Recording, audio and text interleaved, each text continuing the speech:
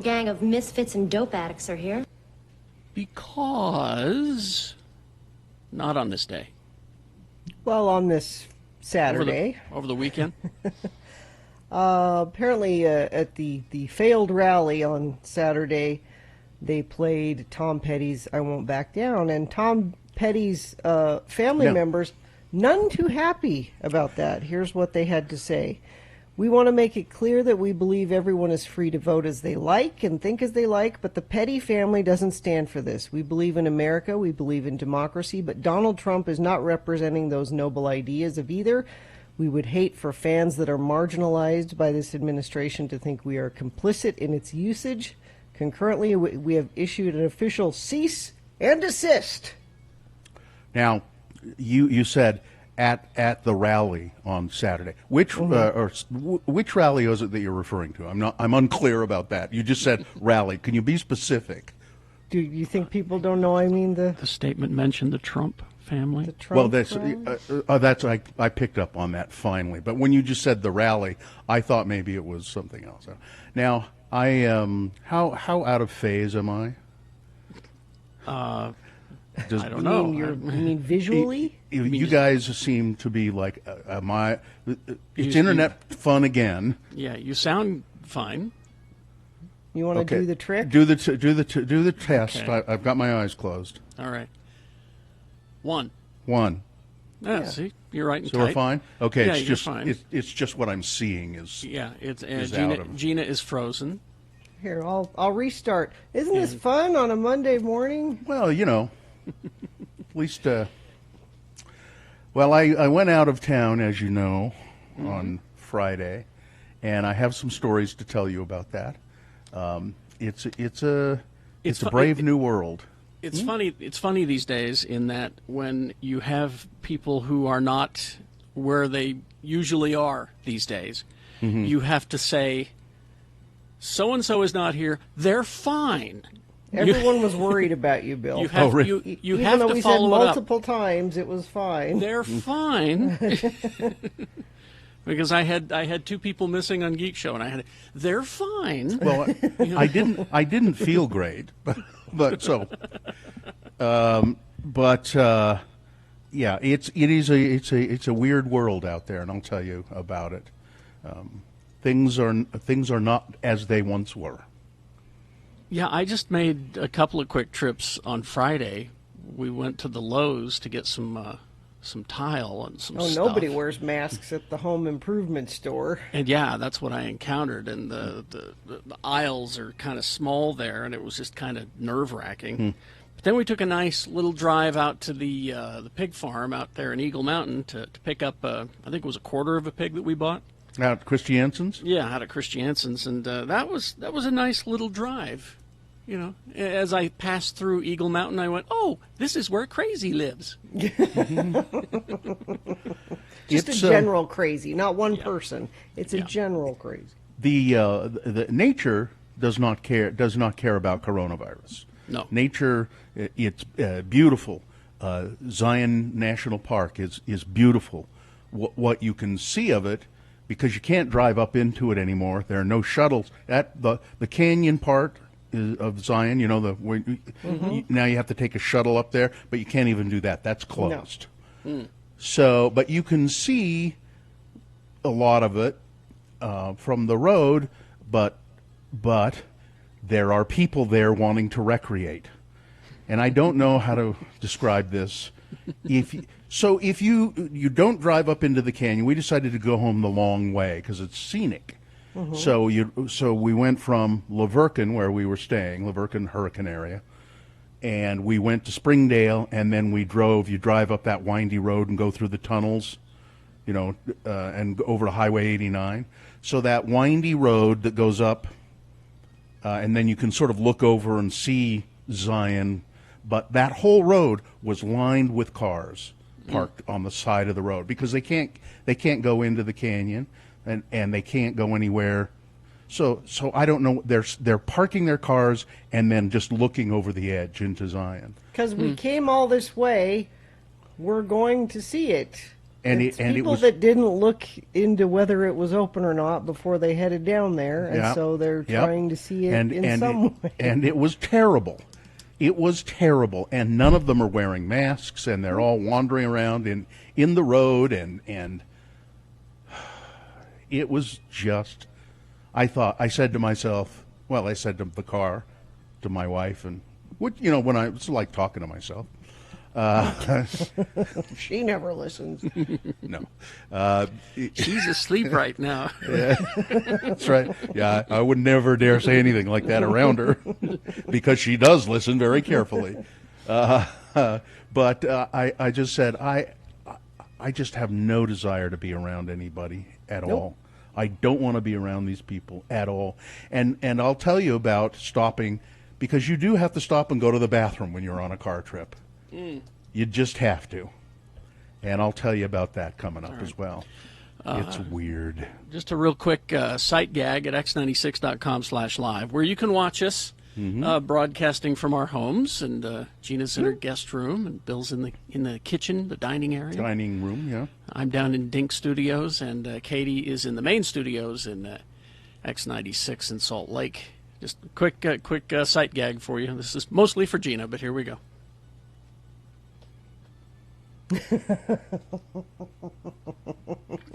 Who are you, Henry Winkler? Oh, God. Henry Winkler, is that who you are? Amazing. Just for you. Did you see Henry Winkler do that No. No, on Twitter? did he? Yeah, he and he looks like. Just look on Twitter. He was trending on Twitter, and it's because he did that. He drank a glass of water with one One hand, because Yeah. that's how we measure our men now. Yeah, but he's got this big white beard and long white hair. He looks Henry Winkler, the Fonz. He looks like a hermit, like a homeless hermit. It's just bizarre. Look him up on Twitter. Doing that. That's the new quarantine look. We all look like hermits. I just didn't want to get water on my tie. That was Jesus. Because of the tie, the entire explanation. It's clear. I had that leather soles on my shoes. It's clear that things like that really do bug him. When you tease him about not being able to drink water, when you tease him about not being able to walk down a ramp, that really bugs him. And we're talking about Trump here, not Henry Winkler. No, Okay. no. What Just rally just to be are clear. you talking about? Yeah, exactly. Got to make sure. Yeah. Yeah, Should we we start got- the show? I guess we should probably do that. We got Robert Gerke on the show today. Bob Pickle. Bob Pickle. He wrote a fantastic column about Sean Reyes, and I thought we would discuss that. Good. Oh, We would good. discuss that, so that'll be coming up. All right. All that and more on the way. I guess we could do check-ins. I Yeah. suppose. Oh, yeah. I forgot. 877-602-9696. That's the number to call and check in with the Radio from Hell show. Have you been out and about? Have you been out of the city? Have you gone anywhere? Traveled anywhere? What was it like? Or what are you doing today? I feel like people who go to work every day, they're like Katie is really a hero. Because she leaves her house every day and she goes to the studio and works and she has to get out in public and do that. Now we've made it as safe as possible for her in the studio, but it's still, she's taking a chance. A bigger chance than we're taking sitting on our asses in our homes here. So 877-602-9696. Call, check in, let us know what you're doing, how you're feeling, what's up with you. We'd love to hear from you. It's check-ins, that's what it is. All right. We got that and more on the way today, X96. The young man.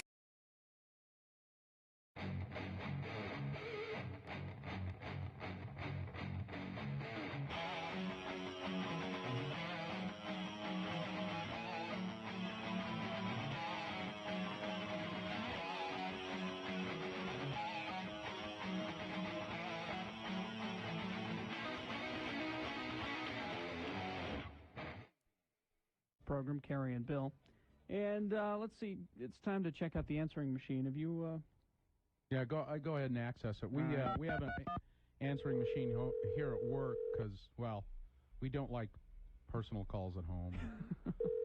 I use my phone at home for outgoing calls only. Hi there, you've reached the offices of Carrie and me, Bill, the radio from hell guys. And if you have anything to say to us, we're not picking up, so wait for the beep. Usually these calls come in after hours. I mean, after we're not here, that is. After like 1 or 2. It's rewinding. Yeah. Hi, Mr. Allred. This is Dr. Arnold's office calling. Oh. I have what I hope is good news for both you and Samantha. Samantha's definitely pregnant. Hey. She's a very healthy bitch, so we anticipate no problems. What? She's about a month along. Good. So she should deliver in about 2 months. No. Our office will be open until 5 p.m., so please try to pick her up before then. We'll have her well-groomed and ready to go. Well groomed. I didn't tell you guys I got a Thank Chihuahua, you. did I? Oh, it's a It's a little. I got a new little dog. Oh, they're so cute. I know you They got are. little beady eyes. Yeah, they are. Gonna have Hi, pups. Carrie. This is Libby Weaver from Fox News. Oh. Hey, would you stop leaving your underwear in my mailbox? Again? If you don't stop, I'm going to have to call the police, Carrie. Bye. Yeah. Yes, this is the in vitro fertilization clinic at the University of Utah calling for Ralph Allred. Mr. Allred, we have the sperm sample you left with us yesterday, and, well, I'm not sure what to say here. The sample you left with us, it's not human. Please Bill, return our call. Bill, you're supposed to Oh, I didn't understand. leave yours. Oh. Not. Never mind.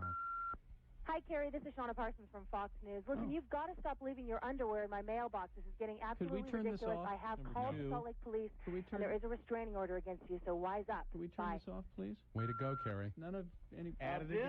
again. It's Chunga. What? I got my big toe caught in the no. water spout of the tub again, and I can't get it out. Again? I've been here for about 2 hours, and I'm lonely, and the water's too cold. Bill, I ran out of beer, and I'm down to my last cigar. This happens to Now, you. I know you said that last time this happened, you wouldn't help me again, but everybody else has said that too. That's right.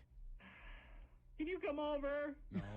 Please? No. Well, I see. Make sure you bring some soap, Well, okay? I see you got out okay. Well, I mean, finally, Again, you did this. Mike Summers came and got me out. well, how nice of him to and he do. brought some soap and How nice. Your little sponge bag. yeah. All right. Carrie, Al Bain from K-Bear calling. Oh, okay. Look, do me a favor. Quit leaving your underwear in my mailbox.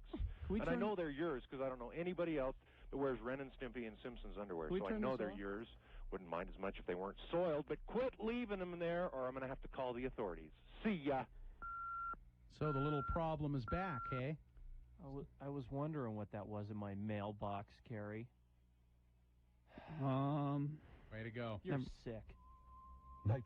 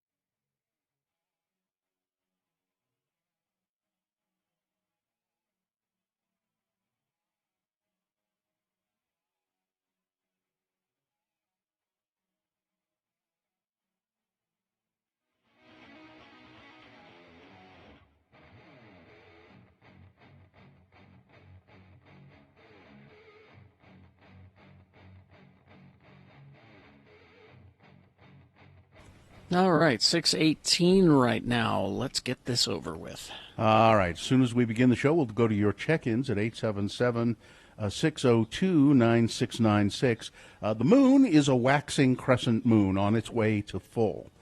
Right now it's only 1.8% of full.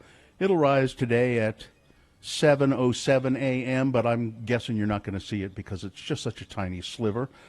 Today being Monday, it's the... what is it? The 22nd day of June in the year of our Lord Jesus Christ, 2020. And this is National Chocolate Eclair Day. Ooh. National Onion Ring Day. National World Rainforest Day. You just go so fast over National Onion Ring Day. That deserved a pause. Okay. But this is the Radio from Hell show starring the Lords of Morning Radio, Carrie Jackson, Bill Allred, and Gina Barberi. Katie is the producer of the show back in the studio in Salt Lake, and Cynthia and Miriam are helping out as well. So, Gina, National Chocolate Eclair Day, National Onion Ring Day. Onion rings, yeah. And National World Rainforest Day. So why don't you just have a bunch of chocolate eclairs and some onion rings and then go out and save the rainforest? Let's do that. I'll say this about onion rings, and this is a controversial take. Onion rings are superior to French fries. They're different. If they are good onion rings, I would agree with you. They're a nicer treat. Do you like the puffy beer battered ones, or do you like the crunchy? I like more them both. Crunchy? Both of them. Can't pick a favorite. As long as the onions are sweet. Check-ins at 877-602-9696. All right, let's begin with the check-ins. Let's start with Garbage Gus. Hi, Gus. Hey, Gus. Good morning, you guys. How are y'all doing? Well, you're cheerful. We're doing fine. I'm always cheerful. I mean, I'm a garbage man. I have to be.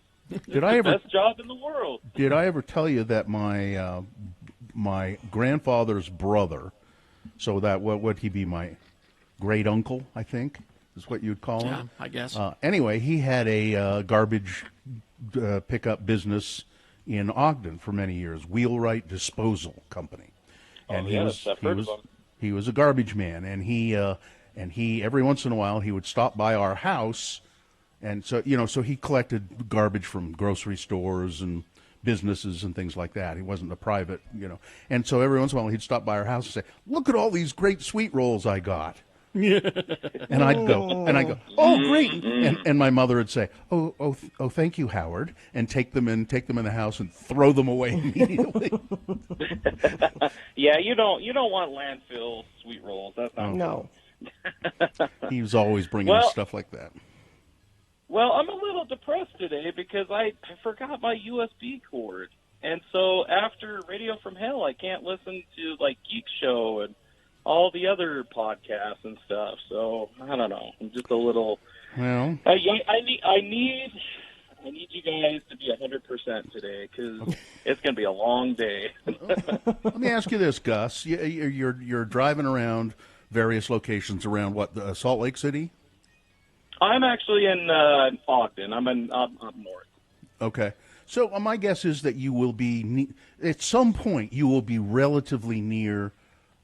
Like a grocery store or the Walmart or something like that, where you could just pop in and buy another USB cord. You can't leave your trash truck.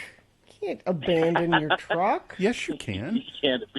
Yeah, somebody might steal it, Bill. You can run amok.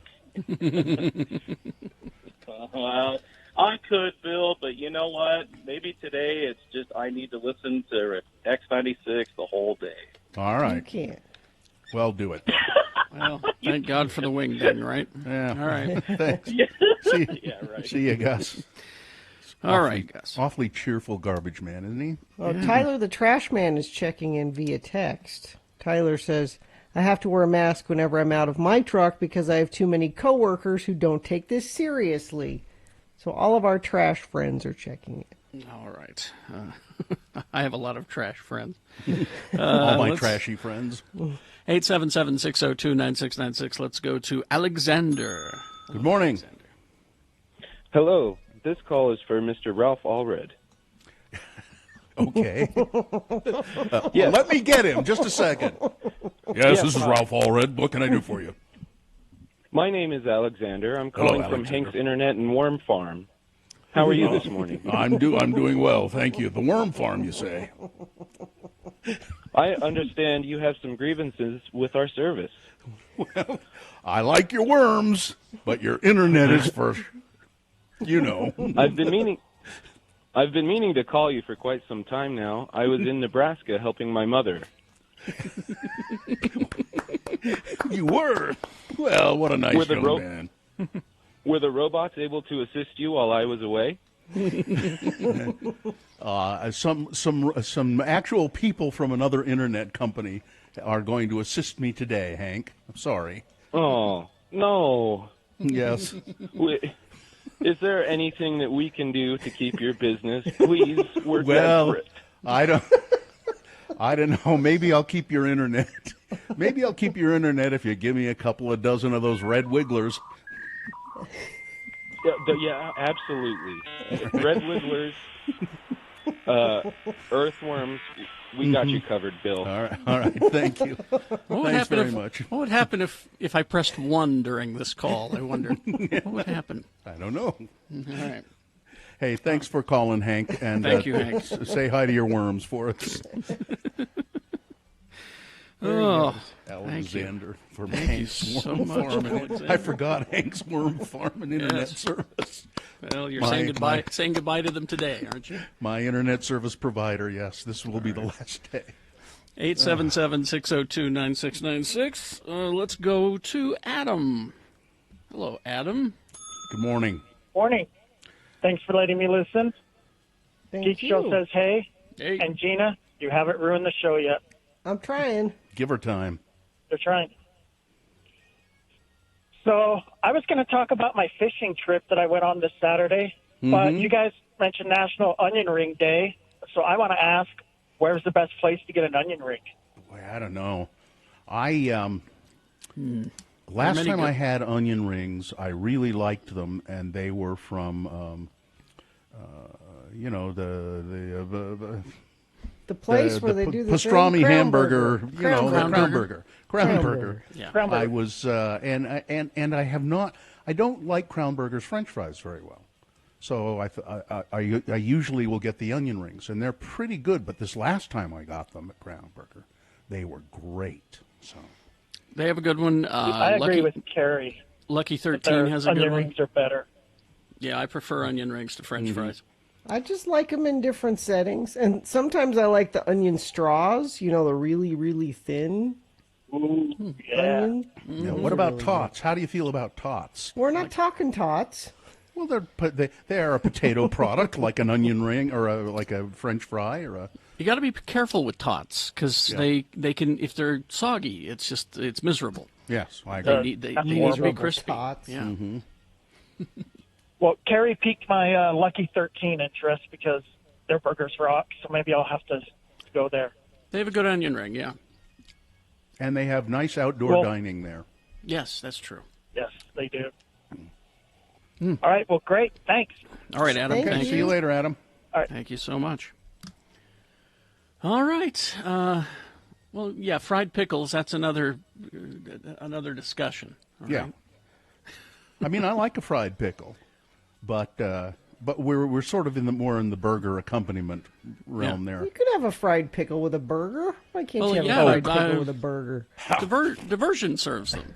Well, I wouldn't have it with a burger though. You do the fried pickles as the appetizer, and then you have the burger and either onion rings or burger and fries. Oh, you can do both Now, of them. if you want my favorite Yes, Katie. fried pickle, go to Piper Down. They also serve it with a Guinness mustard, and it's phenomenal. That sounds good. Yeah. Nice. All right. Traffic, Gina. Let's see. We've got not much going on so far this morning. I've got green cameras all up and down the Wasatch Front. And the only accident I have is a crash eastbound SR 201 at 9600 West. This is out in Magna on the left shoulder. And that's the only accident. If you see something, you can text it to us 33986, and I will pass it along to friends of the program.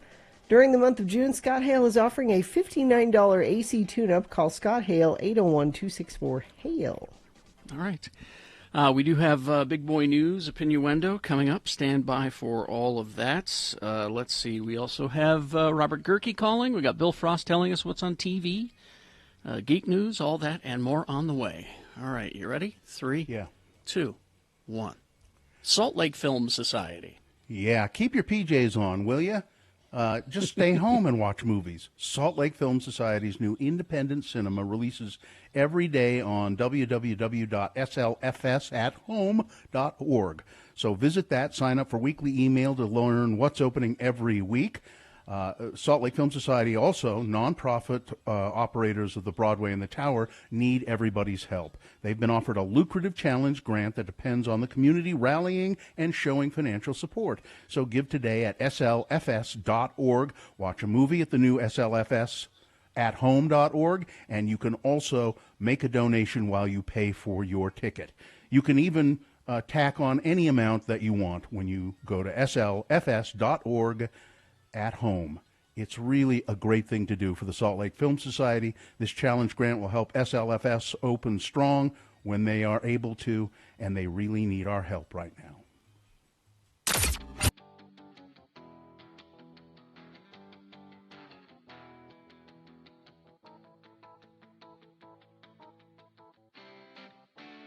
Radio from Hell on X96. So anyway, we're up there, getting bags of food and turkeys. But when we first got there, this is before we went on the air. Now I didn't say this to her on the air, did I? No, this was before we went on. She introduced herself, and I forget her name. Hi, I'm so and so with the food bank, and we said hi, and she handed us a fact sheet, and it's just a few things there, and she said. And then she said, I don't even think we asked her to be on the radio. Didn't. She said, I don't want to go on the radio.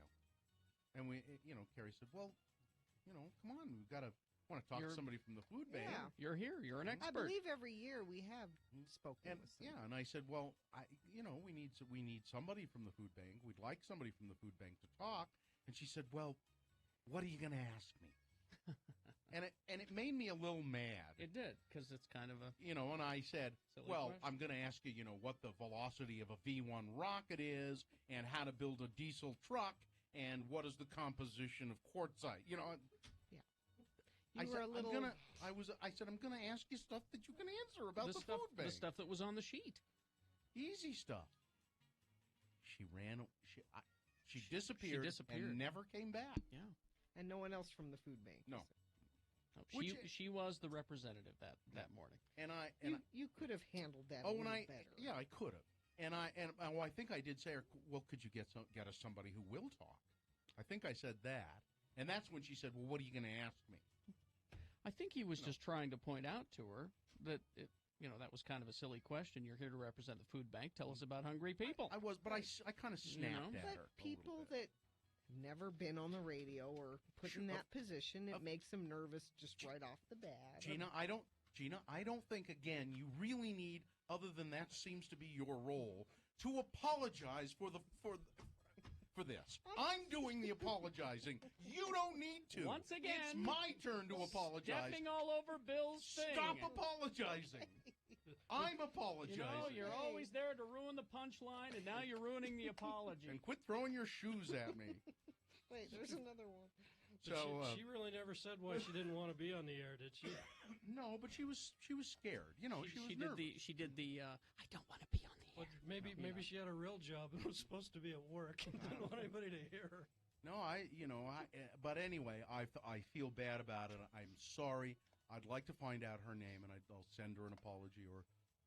Yeah, I wouldn't call her. You'll scare her. Yeah, I didn't mean to scare you, and I'm sorry. I was a little short, but it's first thing in the morning, and we're just getting it together, and you know how I am. Yeah. But she doesn't. Again, you can't treat everybody like you treat me. Oh, shut up. I can too. You call right now, and I'll tell you to shut up. I don't care who you are. Gary, Bill, and Gina on X96 Radio from Hell.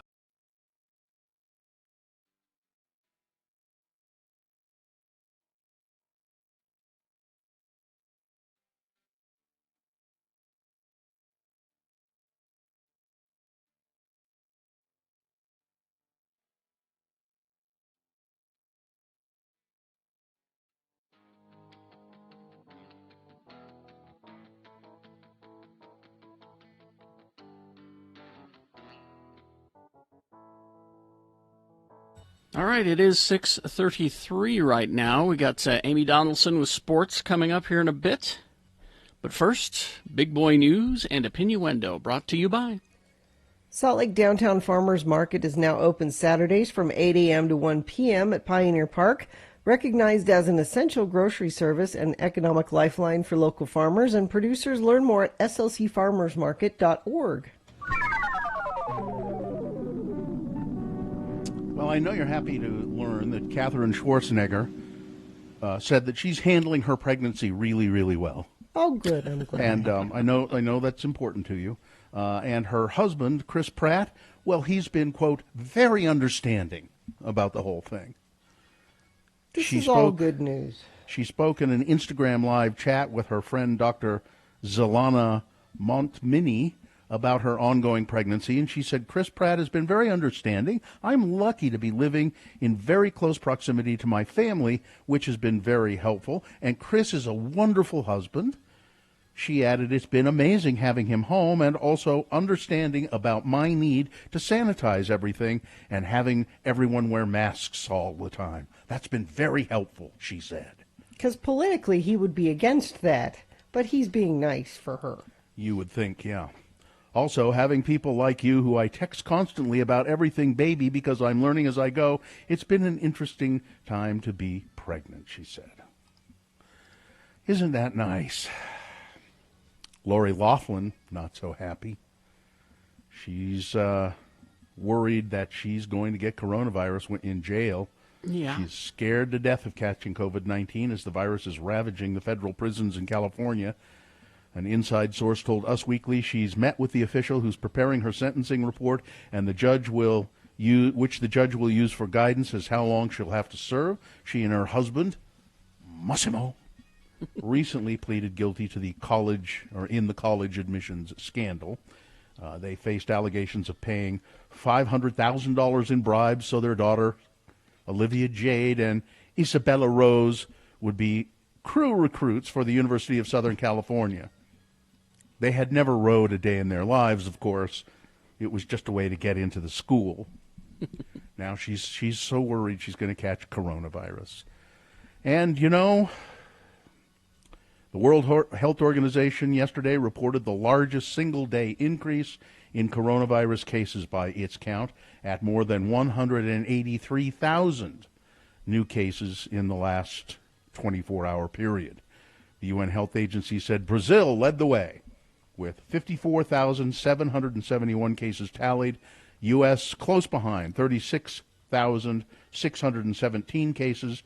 Over 15,400 cases came in from India.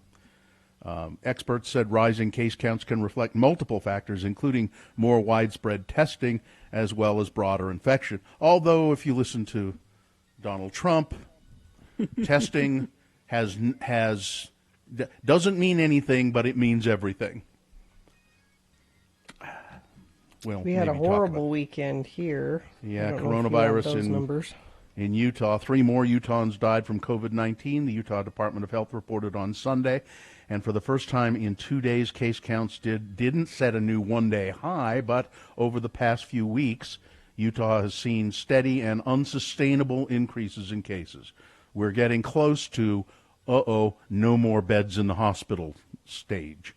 Officials say that 22% increase in case counts from last week to this one, growing from 14,313 last Sunday to 17,462 counted 1 week later. The average weekly number of case counts was 450, a record high. The deaths reported on Sunday from 3 counties, Salt Lake, Utah, and Washington County, where I was over the weekend.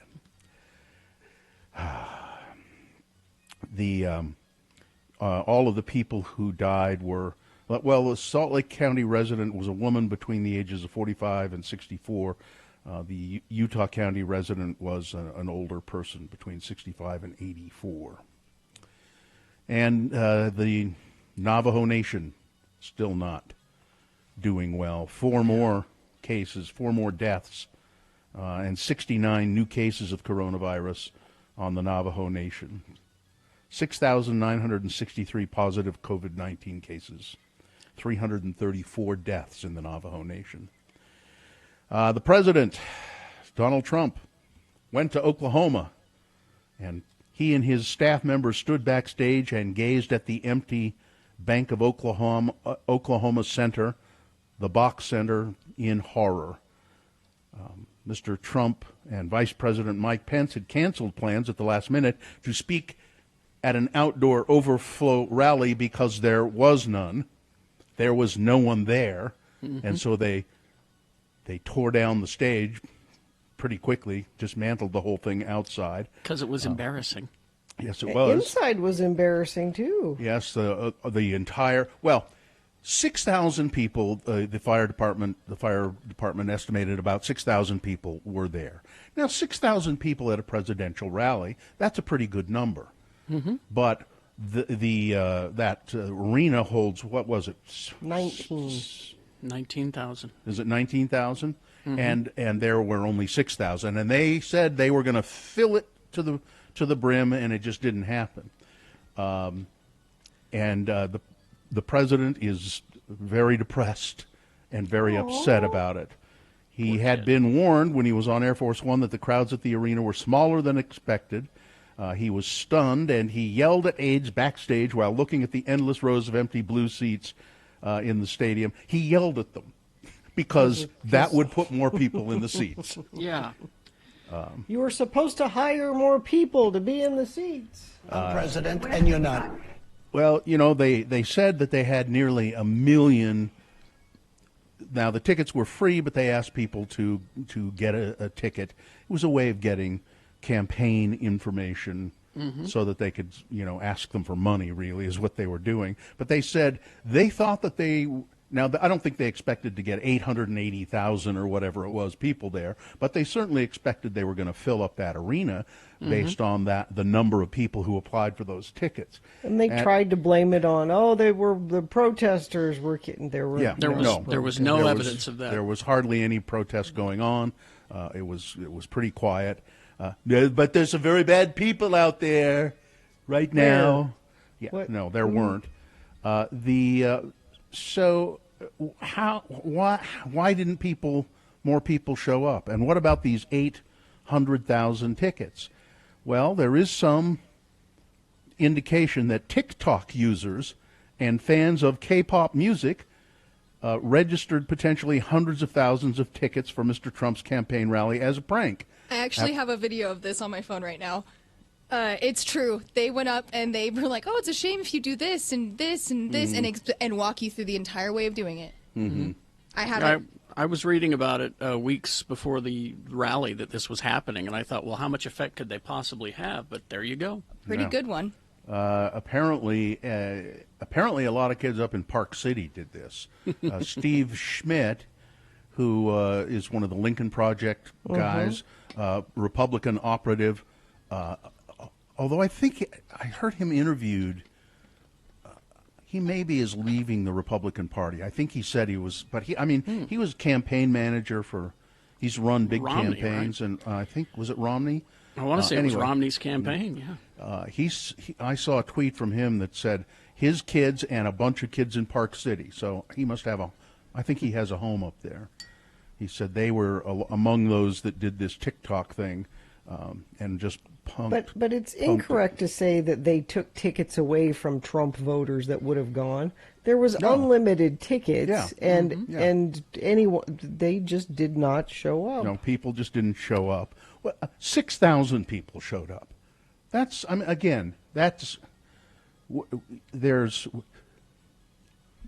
lot of people to show up for a campaign rally. No, it's not. Yes, it is. 2,000 people show up at that stupid thing in Cedar City that didn't have Guy Fieri at it. 6,000. 6,000 is for a president. Yeah, it's now a pretty when good you size. factor in how many points that Trump won Oklahoma by in the election, I want to say it was like by 10 points.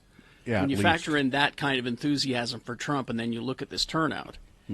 It's not great. I mean, I'm glad because that's less COVID being spread around. That's John Bolton's book. Bolton is really a creep, you know. He is. He's a turd. He is. Hey, but he says President Trump poses a danger for the republic and would be an even greater threat if he wins a second term this fall because he would be unconstrained by future electoral considerations. If he is a danger for the republic, Mr. Bolton, why didn't you do something about it rather than just wait and write a book? In one of the most scathing public assessments of a sitting president by such a high-ranking former aide in modern times, Bolton depicted Trump as erratic and impulsive. He cares only about his own needs and doesn't fully understand democracy or the Constitution, and he is played like a fiddle by Russia and is not fit for office. The concern I have, speaking as a conservative Republican, is that once the election is over, if the president wins, the political constraint is gone, he told Martha Raddatz of ABC News. He said, and because he has no philosophical grounding, there is no telling what will happen in a second term. Exactly. I don't care for John Bolton, but nope. He is correct when he says Donald Trump is a danger to the nation. He is a danger to this country. He's a danger to democracy. And if you take a look at what he's doing to Voice of America, what he just did over the weekend. Yeah, I heard about that. There's a Steve Bannon acolyte now in charge of it, and he just went in and fired everybody. Yeah. And the Voice of America is a big deal across the globe. It's a very big deal. And so now you've got a Steve Bannon acolyte in charge of messaging. This is not good. And he will do bad propaganda instead of the good propaganda that we used to do with Voice of America. A lot of people do depend on it for information. People who don't have access to a free press. Exactly. They depend on Voice of America. So a restaurant in Michigan has come up with a good idea to enforce social distancing. A lot of restaurants across the country are starting to reopen. Down in Laverkin, where I spent some time over the weekend, there's this, like, I think it's called Red Cliffs Roasting Company or something. We drove by there on our way home, and there was a line of people waiting to get in the door on a Saturday morning. A line of people all standing together, not wearing masks. Yep. And just chomping at the bit to get into this restaurant, this brewery and roasting company or whatever it is. I have more stories of that I'll tell you around 7 o'clock. Some pretty interesting things I saw over the weekend. But this restaurant in Michigan, the way they're enforcing social distancing, it's called the Trattoria de Luigi in Royal Oak, Michigan. So to make sure that customers don't sit down in a dining room full of empty seats, they put ghosts at tables. That's creepy. What do you mean ghosts? Like what you would think, like a sheet? Yeah, and with faces drawn on them. How does that make you feel better about eating? If you see the picture, have we got the picture? Maybe. No.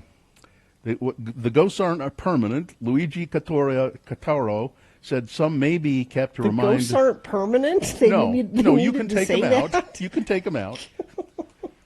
It's easy. You just call Ghostbusters. They get rid of them. It's not a problem at all.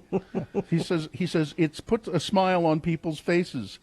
So they go in there, and instead of just taking the table out, they just put a family of ghosts at the table. Wait a minute. This guy's name Luigi, you say? It is.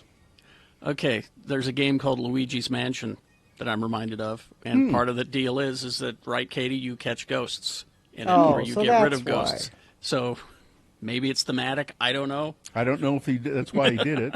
Maybe it's a joke story. I don't know. He just says it. Yeah, people seem to think it's amusing. It looks kind of creepy, though.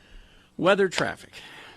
Beautiful day today, sunny, and a high of 85. Tomorrow, 89, and we're just having a sunny, beautiful start to our summer. Summer started over the weekend, and it would appear to be summer weather for you. 2 lanes on US 89 between I-84 and SR 193 will be closed today through Thursday for road repair. You can expect delays during the hours of 8 a.m. to 4 p.m. every day. Crash eastbound SR 201 at 9600 West in Magna. The left shoulder affected there. And if you see something, text it to us and I'll pass it along, 33986. All right. Let's go to sports now. Is this brought to us by anyone? Stockton 12 Honda, the Honda Giant. Giant selection, giant choice. That's what makes them the Honda Giant. Come browse or visit Stockton12Honda.com. Amy Donaldson Sports. Break. And here she is, Amy Donaldson. She is a sports writer, reporter, jack of all trades, writer for the Deseret News. You can read her stuff at DeseretNews.com. And or follow Amy on Twitter, AD on Sports. Always good stuff there. Amy, good morning.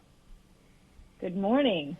I really enjoyed the picture of your husband, Edward Yes. K. Brass, giving pony rides to for somebody's birthday. I don't know. I've been to an Ed Brass pony party before. I have been to one of That's these. right. Really? I think it was Rachel's, right?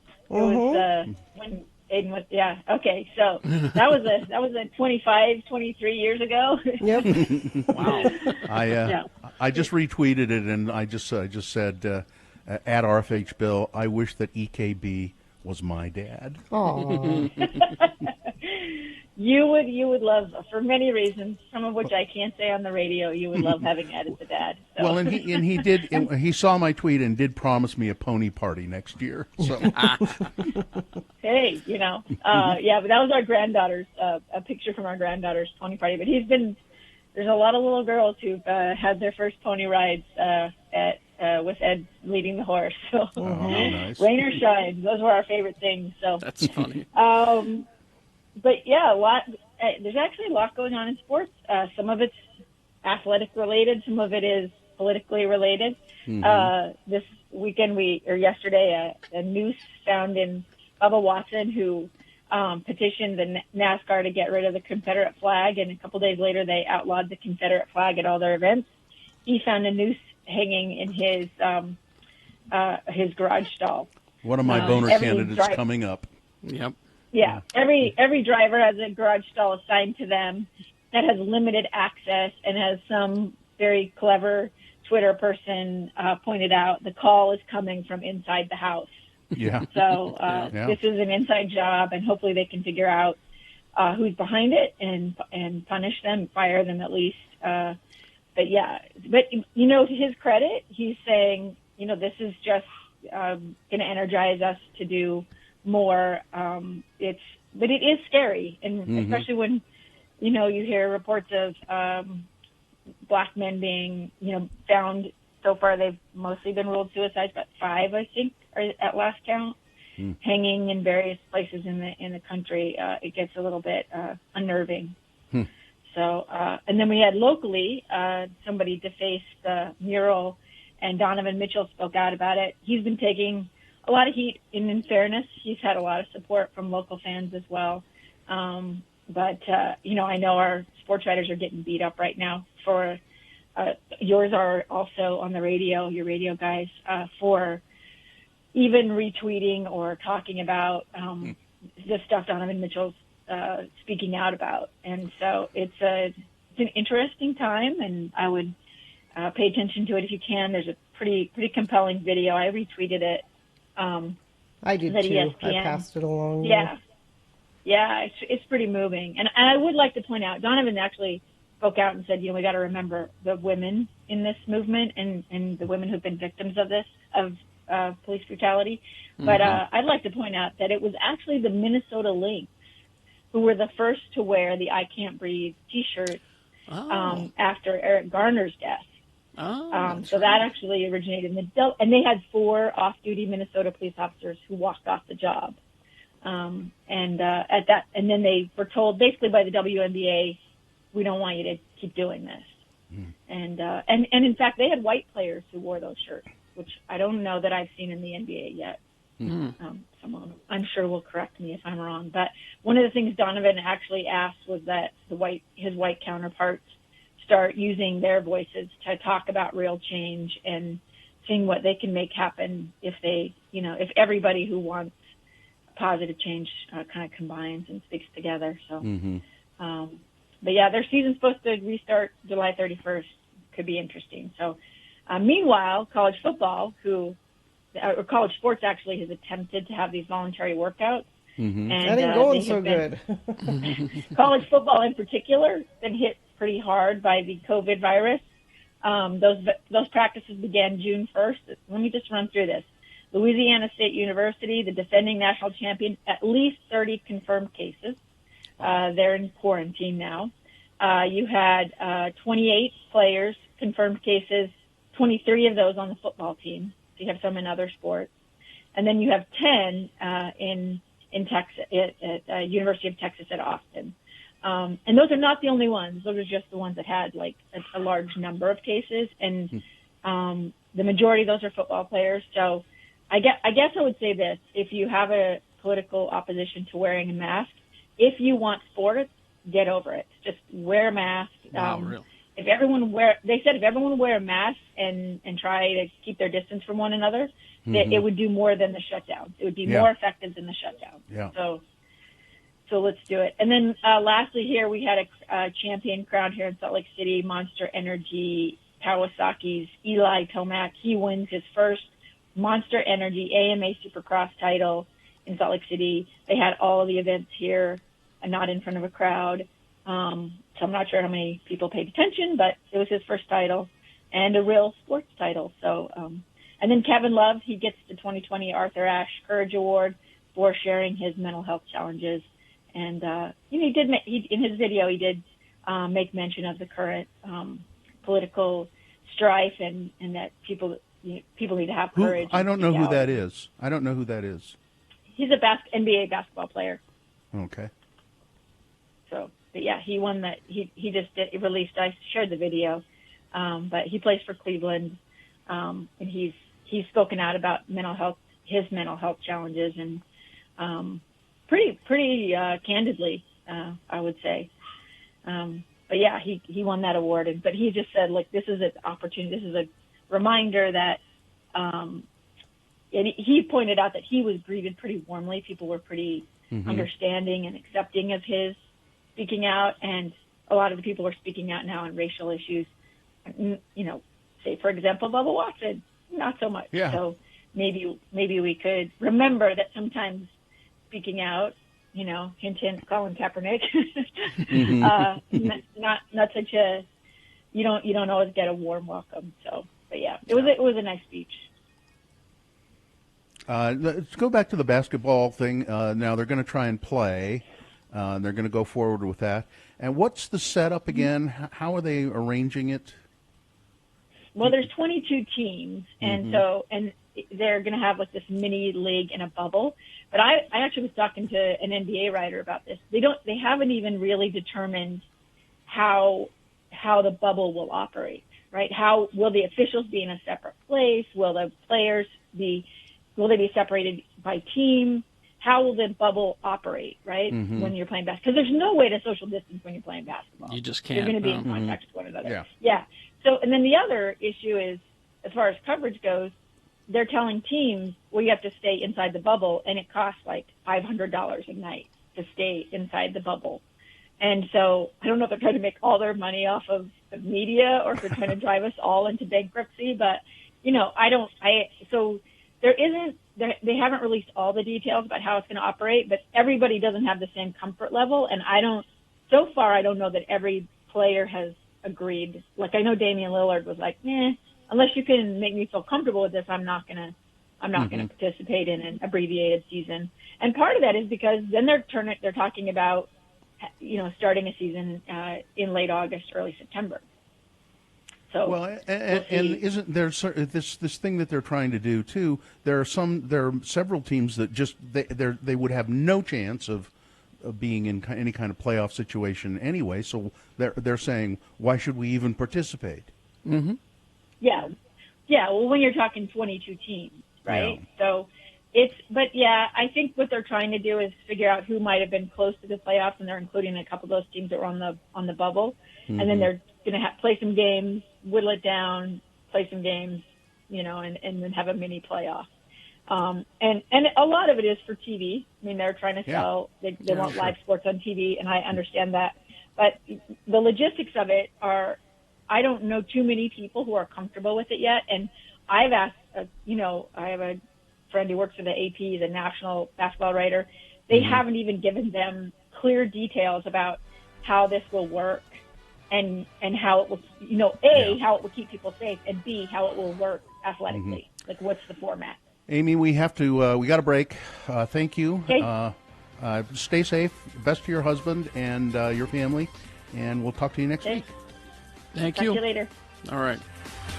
Traffic, Gina. 2 lanes on US 89 between I-84 and SR 193 closed today through Thursday for road repair. Expect delays during the hours of 8 a.m. to 4 p.m. each day. That's all I have. If you have something, text it to us, 33986.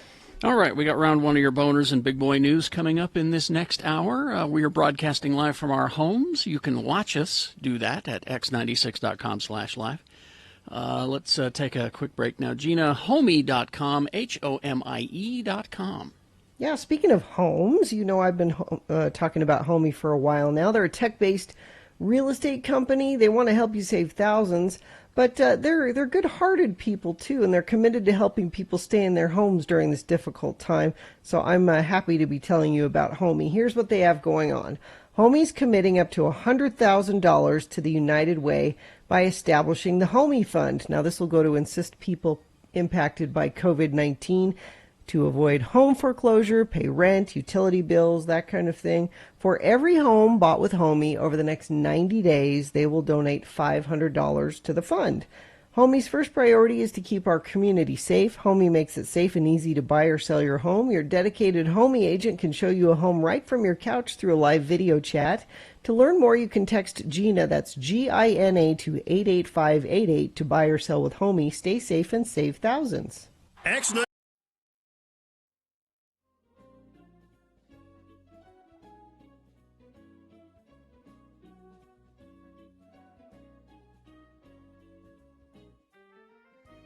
It's not a big deal, but I guarantee you, Gina, if today were the day you were going to court at 8:15, you would not have come to work. It's true. You wouldn't have come to work. That's true. I would too. I don't think you would have. You would have said, I got court. And we'd say, when? And you'd go, I don't know. And that'd be it, I'm not sure. You wouldn't come in. Court sometime. I got court sometime. I don't know. On another topic, a totally different topic. Yesterday, we went to lunch at the Lone Star Steakhouse in Sugar House with the staff, and Gina was there with her baby, and I was the little Jonesy, who's almost a year old and just as cute as anything, and I was the only person at the table who made the baby cry. Well, she's my daughter. She knows you make me cry Everybody else is going doobie playing with the baby and being cute Gina, with the baby. that doesn't work because I didn't make her cry. That's true. And I've made you cry. That's true. On the radio. I went and sat down by the baby to just kind of bonding. Hi, it's your Uncle Bill. Cried. Even Artie Fufkin didn't make her cry. No, I thought for sure Artie was going to make her cry. Hello, baby. Hello, baby. Hello, baby. Hello, baby. He did that for like 10 minutes. And kept waving his hand. He said, don't eat trans fats or you'll end up looking like me. Even Artie didn't make the baby cry. Artie could have picked the baby up and placed the baby in his mouth, and the baby wouldn't have cried. The whole head, and the baby wouldn't have cried. I think it's your facial hair. Might make you look scary. I'm just guessing. Was I the only one there with facial hair? Mm-hmm. Well, Heather. Just kidding, Heather. She hasn't experienced a lot of facial hair. Maybe. I don't know. And then I brought her over to you later. Like, it's safe with mommy holding you kind of thing. And I gave Bill a hug. See, he's nice. She didn't cry then, but she was barely holding it. She had the face. Barely holding it together. She had the you could see face. she was just like any second she was just going to. It was the face. We were there for 2 hours, and she was good the whole time we were there. I didn't have to get up and walk around with her once. Are you surprised? No, but... Are you bragging? Yes. Okay. So she's like that all the time. You're just bragging. Yes. Yeah. And she didn't do that once, does she usually? Well, no. Well, wow. She ate all kinds of things for lunch I didn't eat. She had tomatoes. She ate the tomatoes off my salad and my onions. Did not. And then, yeah, she ate all my ate- onions, and then I picked onions. She really ate oh, onions? yeah. Loves onions. And I said, Carrie, you gonna eat that onion? Here. But she doesn't have teeth. She was 4. That onion even had blue cheese dressing on it, Yeah. Gina, which is something That's else what that you I'm wouldn't saying. eat. Well, now that says a lot to me, and because when I sat down by the baby, and maybe this is why she cried, I went, "Hi, honey. God, your breath stinks." That's why she cried. That's why she cried.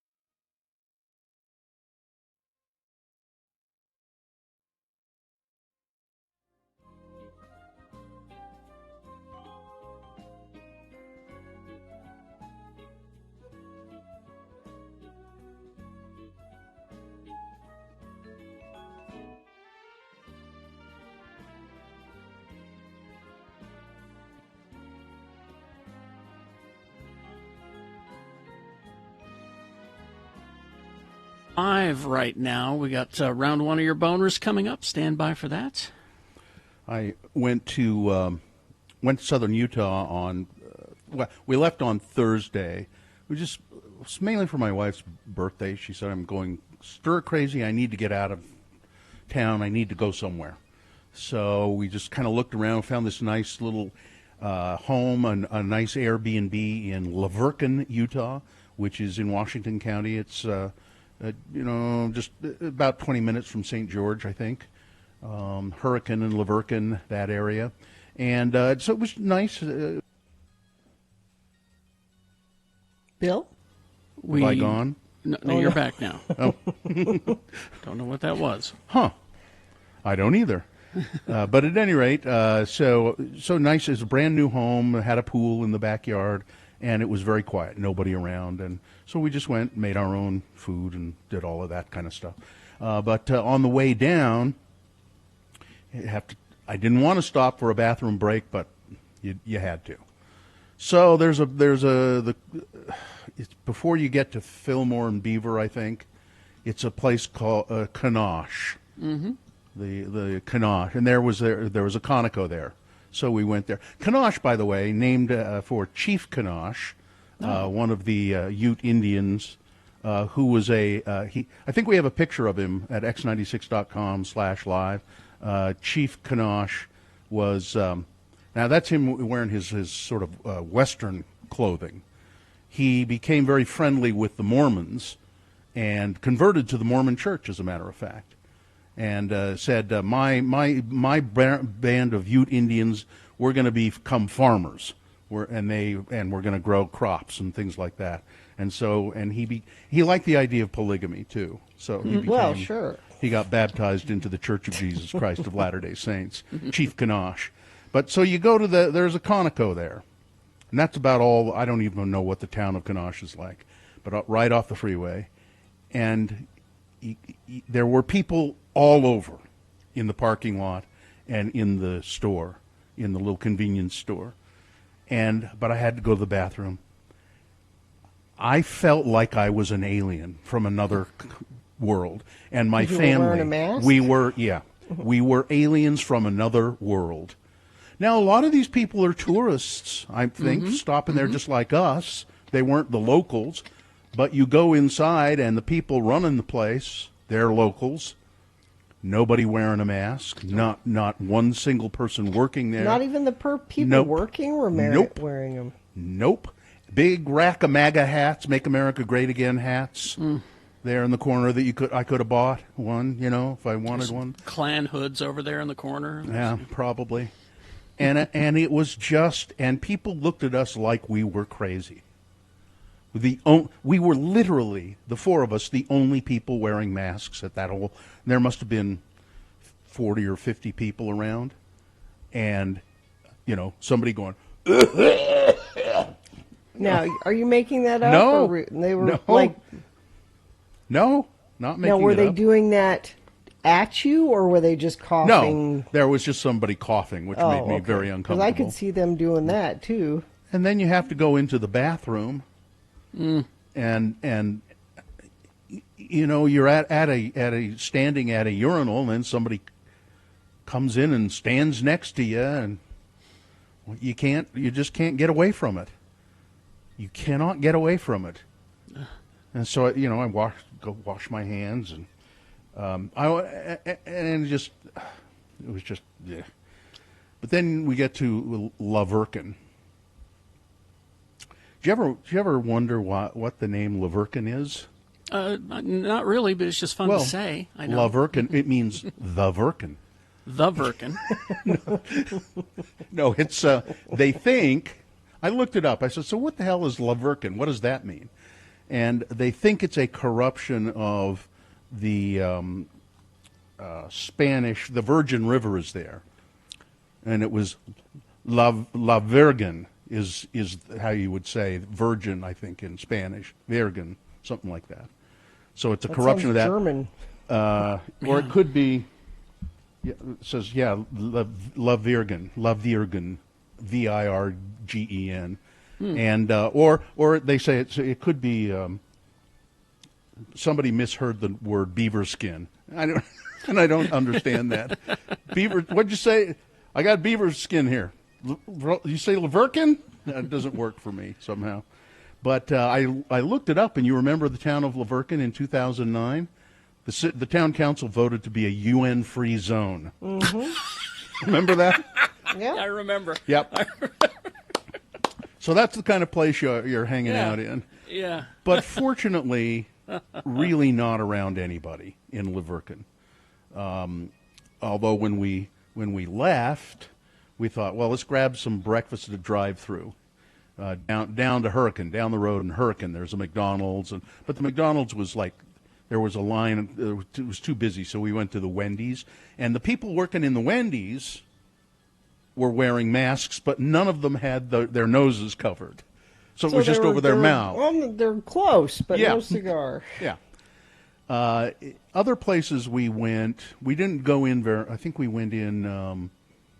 We went in one other convenience store on the way back, kind of gas station convenience store, and the people there were wearing masks. We went to the grocery store in Laverkin. Now, I didn't go in. My wife went in and did. She said everybody working in the grocery store had masks on, but about half the people did not have masks on. And it's just infuriating. Mm-hmm. And then you see people at Zion. It was just stunning. Well, I mean, their leaders are not telling them to do it. I mean, certainly from the top down, right to Spencer Cox. He's saying you should, but he's not enforcing it. It's like a suggestion. Strongly urging. Yeah, it's a suggestion, and we're like, no. If you don't want to close down again, then they should embrace the mandatory wearing of masks when you're in public. If y'all are tired of this, then let's all wear masks and get it over with quicker, please. So we went to this little recreation area outside of Laverkin, the Red Cliffs Recreation Area. It's a place where you can camp and picnic. And as we were driving into that area, a car coming out had two gigantic Trump 2020 flags on it, on the car, flying in the breeze, And I just thought, should we even go in there? Maybe we shouldn't even go there. That's what they're hoping, to intimidate you with those flags. But we didn't really see anybody else. I mean, there were people there, but we were able to maintain our distance from them. And then I threw away money. I just threw it in the trash. It was terrible. What are you talking about? Well, so we stopped at a park in Panguitch to eat some sandwiches that my wife had made, delicious tuna sandwiches, as a matter of fact, before we left. So we stopped at this park. Let's eat our sandwiches here at the park. Okay, so we did. And then I had one of my trash bags in the car was full. So I took it over to the can and emptied it in there, and my wife went over to put something in the trash can. She said, "What? You just threw away a $20 bill. There's a $20 bill here." I said, "What? Really?" So, and sure enough, there's a $20 bill. What apparently I had done, and I bet I've done this more than once, is when you go to the grocery store and you get change back. You say, "I need some cash." Now I don't do that anymore because I don't want the cash. But they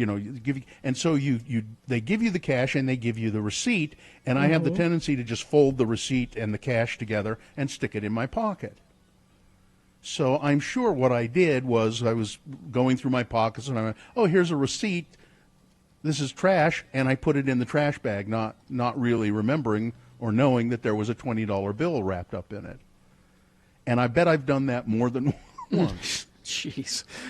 So follow Bill around after he's been at the grocery store. You basically. might find a surprise in the garbage can. And it's probably been in that trash bag for weeks because I haven't emptied it forever. So yeah. All right. Well, we'll take a break and we will be back. Traffic, Gina. Do you have some? Yeah, a crash on 31st Street in Ogden has one right lane blocked going west at the on-ramp to I-15 northbound. The ramp's also blocked and traffic can only get by on the right shoulder heading north. Also a crash reported. Thanks, friend of the program that sent this in. 45th South, 5th East in Murray. Use caution through that area. If you see something, send it to us, 33986. All right. We got boners round one coming up. Oh, I looked up the population of Lavercan. It's 93.81% white. Just so boner candidate number one coming up. It will not break me. I will not break down. Boner candidate number two. Your name is an offensive sound in my language. And number three. Racism is alive and well in Salt Lake City. All right, we will have your boners round one. Big boy news also coming up. Stand by for all of that. Gina, this needs to be a 60. Sure. You ready? 3, 2, 1. Volkswagen Southtown has given my son Festus and I a 2020 Volkswagen Jetta to drive. It's a fun car to drive. It's a 1.4-liter, 16-valve, turbocharged, 4-cylinder engine with fuel injection. It just sounds fast saying it. And it's really good looking, too. We're enjoying driving it. And you could be enjoying driving it, too, with these great deals. Now, this is only through the month of June. Buy a new car now at Volkswagen Southtown, and you don't have to worry about your car payment or any driving expenses, like car insurance, maintenance, even gas for the rest of the year. Plus, get as low as 0% APR for 6 years. Volkswagen Southtown will get you started into a better future. They're the #1 Volkswagen dealer in Utah, by the way. 0 down for 6 years, 0 payments till 2021, and 0 driving expenses for the rest of the year. They even have 0% APR on used cars. Amazing deals, only through the month of June, though, so go check all of them out at VWSouthtown.com. One thing we're pretty good at is playing music. And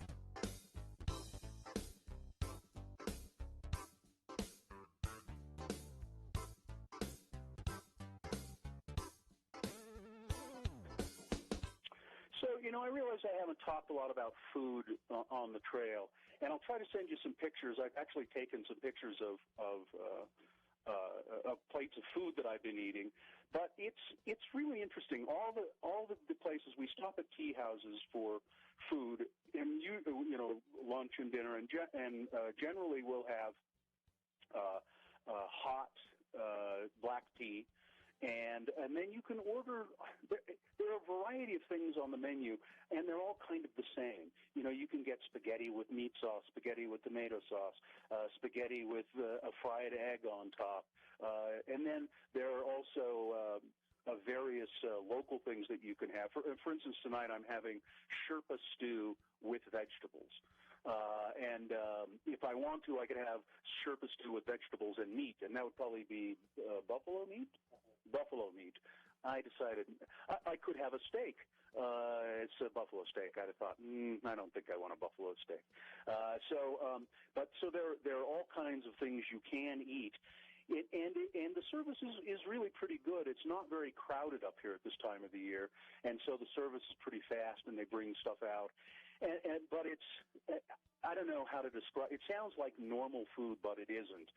It has a really all of it has a very odd kind of twist to it. It's good. It's filling. But it all has this kind of, like I had a tuna sandwich today. I said, let me try a tuna sandwich and a bowl of soup. Well, the tuna sandwich was just a canned tuna on bread that had been heated up. And I don't think there was anything else on the bread. Just tuna and bread, and then it had been heated up. It was a little odd, but believe me, I ate it. And then one of my favorite things, though, is potato time with the Sherpa guys who are carrying our stuff.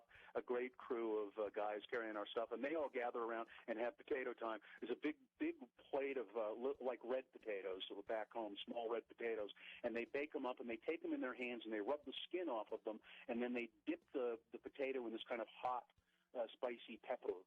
Chili pepper stuff. Really good. A hot potato, nothing like it at the end of 2 hours I walked up and up and up today. We'll tell you more about it coming up.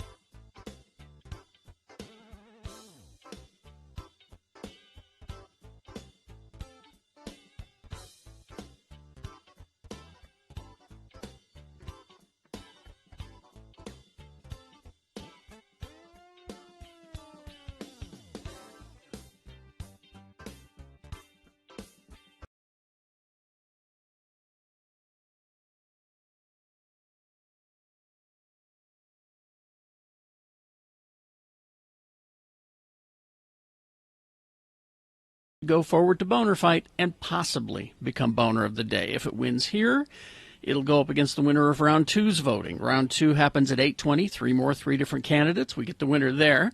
And we send both of our winners to Boner Fight. At 9:20 this morning is when you decide Boner of the Day. So right now, pick your champion for Round 1. Who are you going to send forward? 2 candidates now, a third after the news. Once you've heard all 3, then you will vote, and one of you lucky random Boner voters will receive someday. You can't buy it, you've got to win it, and yes, someday, Katie's showing you right now in the X96 studio, it's the Radio from Hell Boner t-shirt. Thanks, Katie. Here's Boner candidate number 1, and all of these candidates today, I think in both rounds, no, but most of them have to do with racism, unfortunately. I think I'm going to have to just say the same thing I did with the Trump. I could do 6 Trump ones a day. I could do 6 racism ones a day. Maybe we just don't do that for the Boner candidates. But number 1 is It Will Not Break Me. I Will Not Break Down. It's the story Amy Donaldson was talking about. Bubba Wallace, the black driver in NASCAR, who called for Confederate flags to be banned from NASCAR races, and the organization immediately said, he's right. Bubba is right. No more Confederate flags allowed on our cars, or fans bringing them to the races if they ever do start having races in front of people again. Wallace, the only black driver in the sport's top level, called for the flag to be taken away, and they did it. And then yesterday, day before, Bubba Wallace goes to his locker, opens it up, and somebody's put a noose in his locker. He said, "I'm not going to let this deter me. I am grateful to NASCAR for making a commitment to change and champion a community that is accepting and welcoming of everyone. This will not break me," he said. "I will not back down or break down. I will continue proudly to stand for what I believe in." Boner candidate number 1, Bubba Wallace is having a noose. Somebody put a noose in his locker. Number 2, your name is an offensive sound in my language. A community college professor in Oakland, California, is on administrative leave, and I believe probably on his way to being fired, after asking a Vietnamese American student to, quote, anglicize her name because he felt it sounded offensive in English.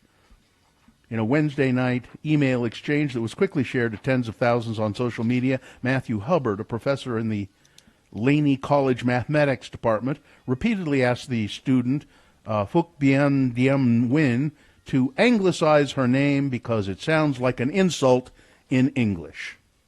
Well, Matt is an insult. In response, Ms. Nguyen told the professor that his request feels discriminatory and she would file a complaint with the school's Title IX office if he did not call her by her given name. "I understand you are offended, but you need to understand your name is an offensive sound in my language," Professor Hubbard replied.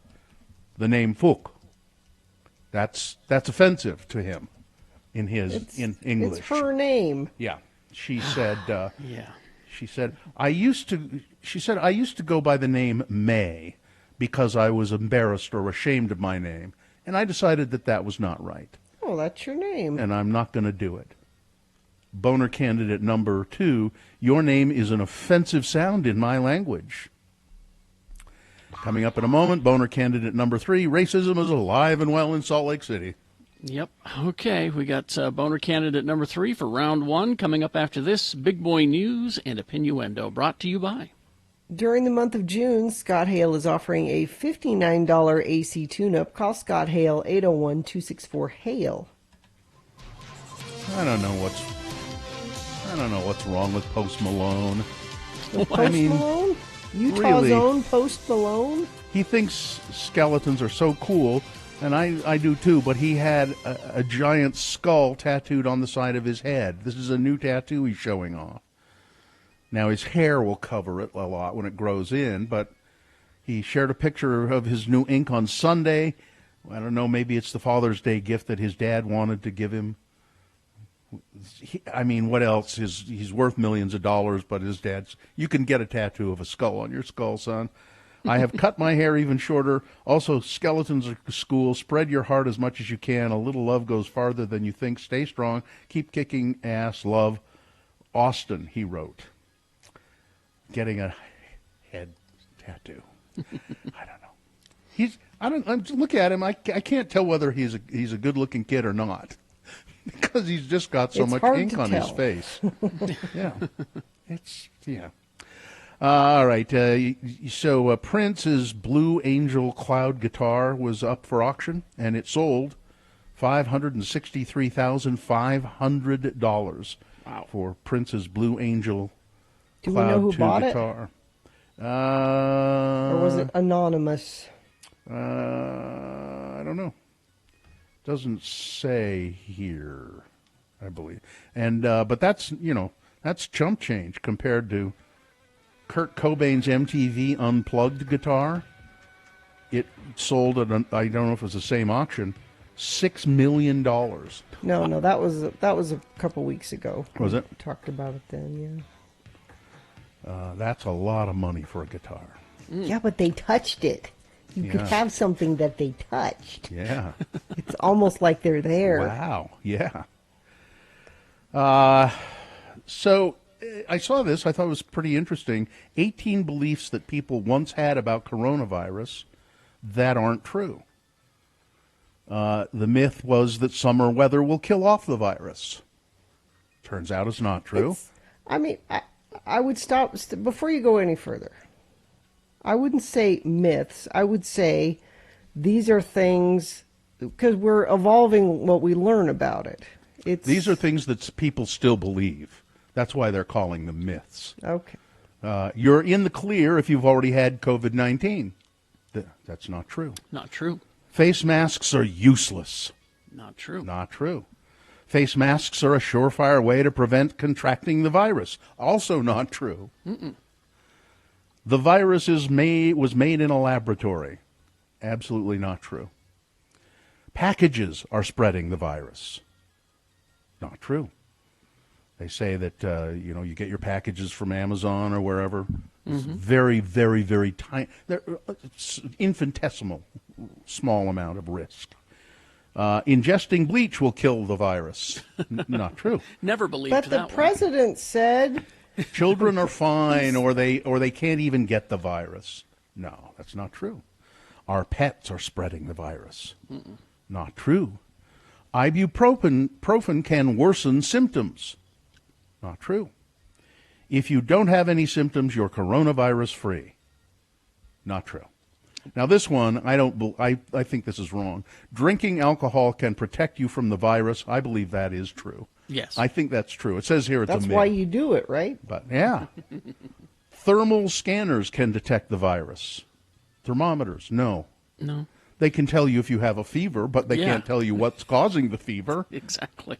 Antibiotics can prevent or kill the virus. No. Nope. 5G networks spread the virus. No. No. If you can hold your breath for a prolonged period of time, you are virus-free. No. Taking a hot bath can kill the virus. No. Hand dryers can kill the virus. People believe some of these things. Oh, yeah. It's just amazing. Oh, by the way, I'm starting to hear some noise. My neighbor, for the next 4 days, is going to have people putting a new roof on her house. So we can't hear that. Yeah, I haven't heard it yet. So yeah, you will. I'll bet you will. There's just been a little bit.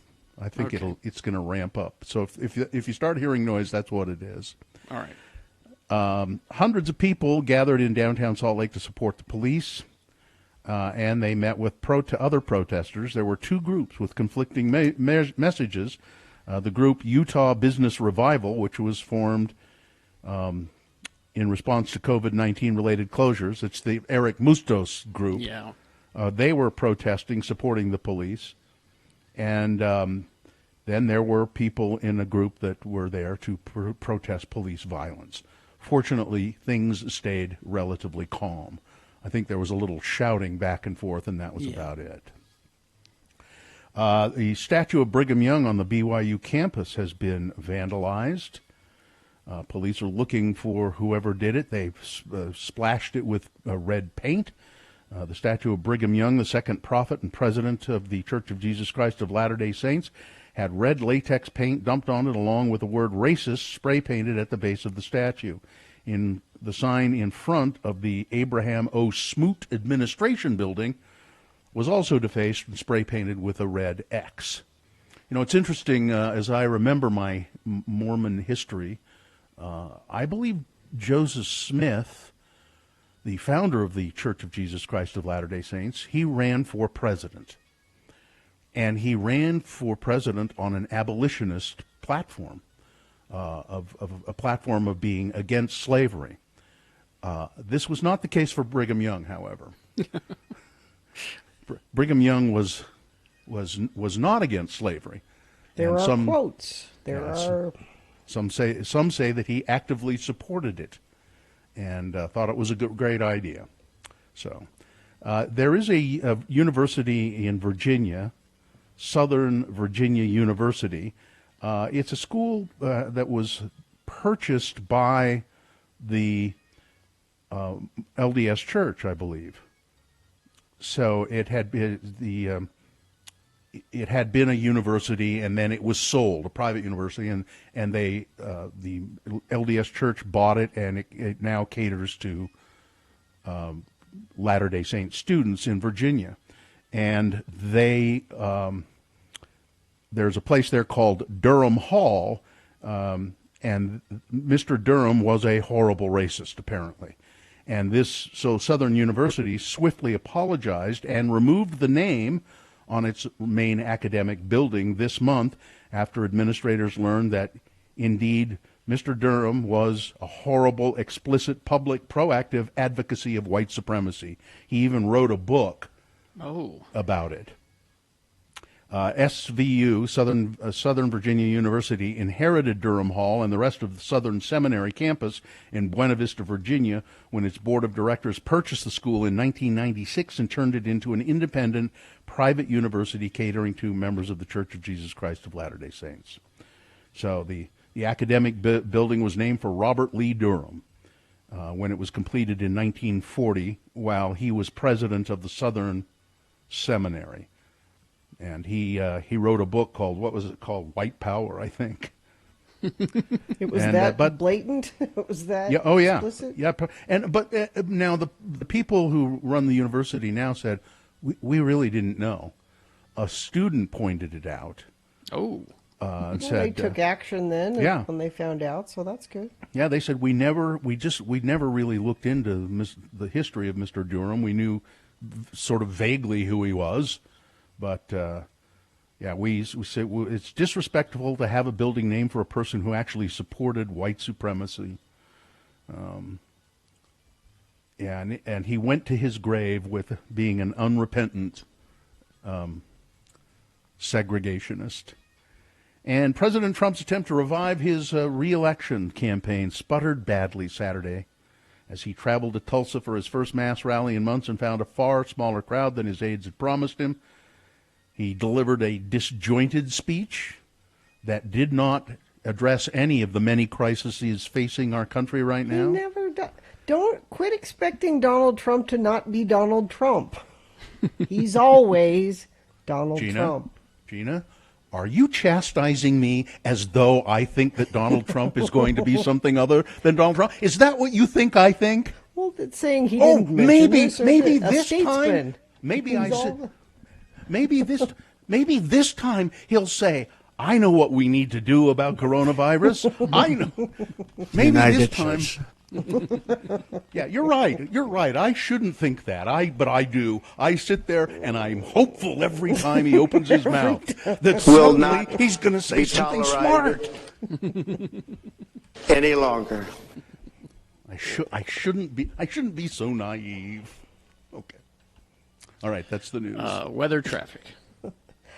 The good news is we've got good weather. It's just beautiful. Today, tomorrow, Wednesday, all going to be warm and sunny and summery, and that's the good news. Traffic, we've got crash 31st Street in Ogden. One right lane blocked going west on the on-ramp to go northbound I-15.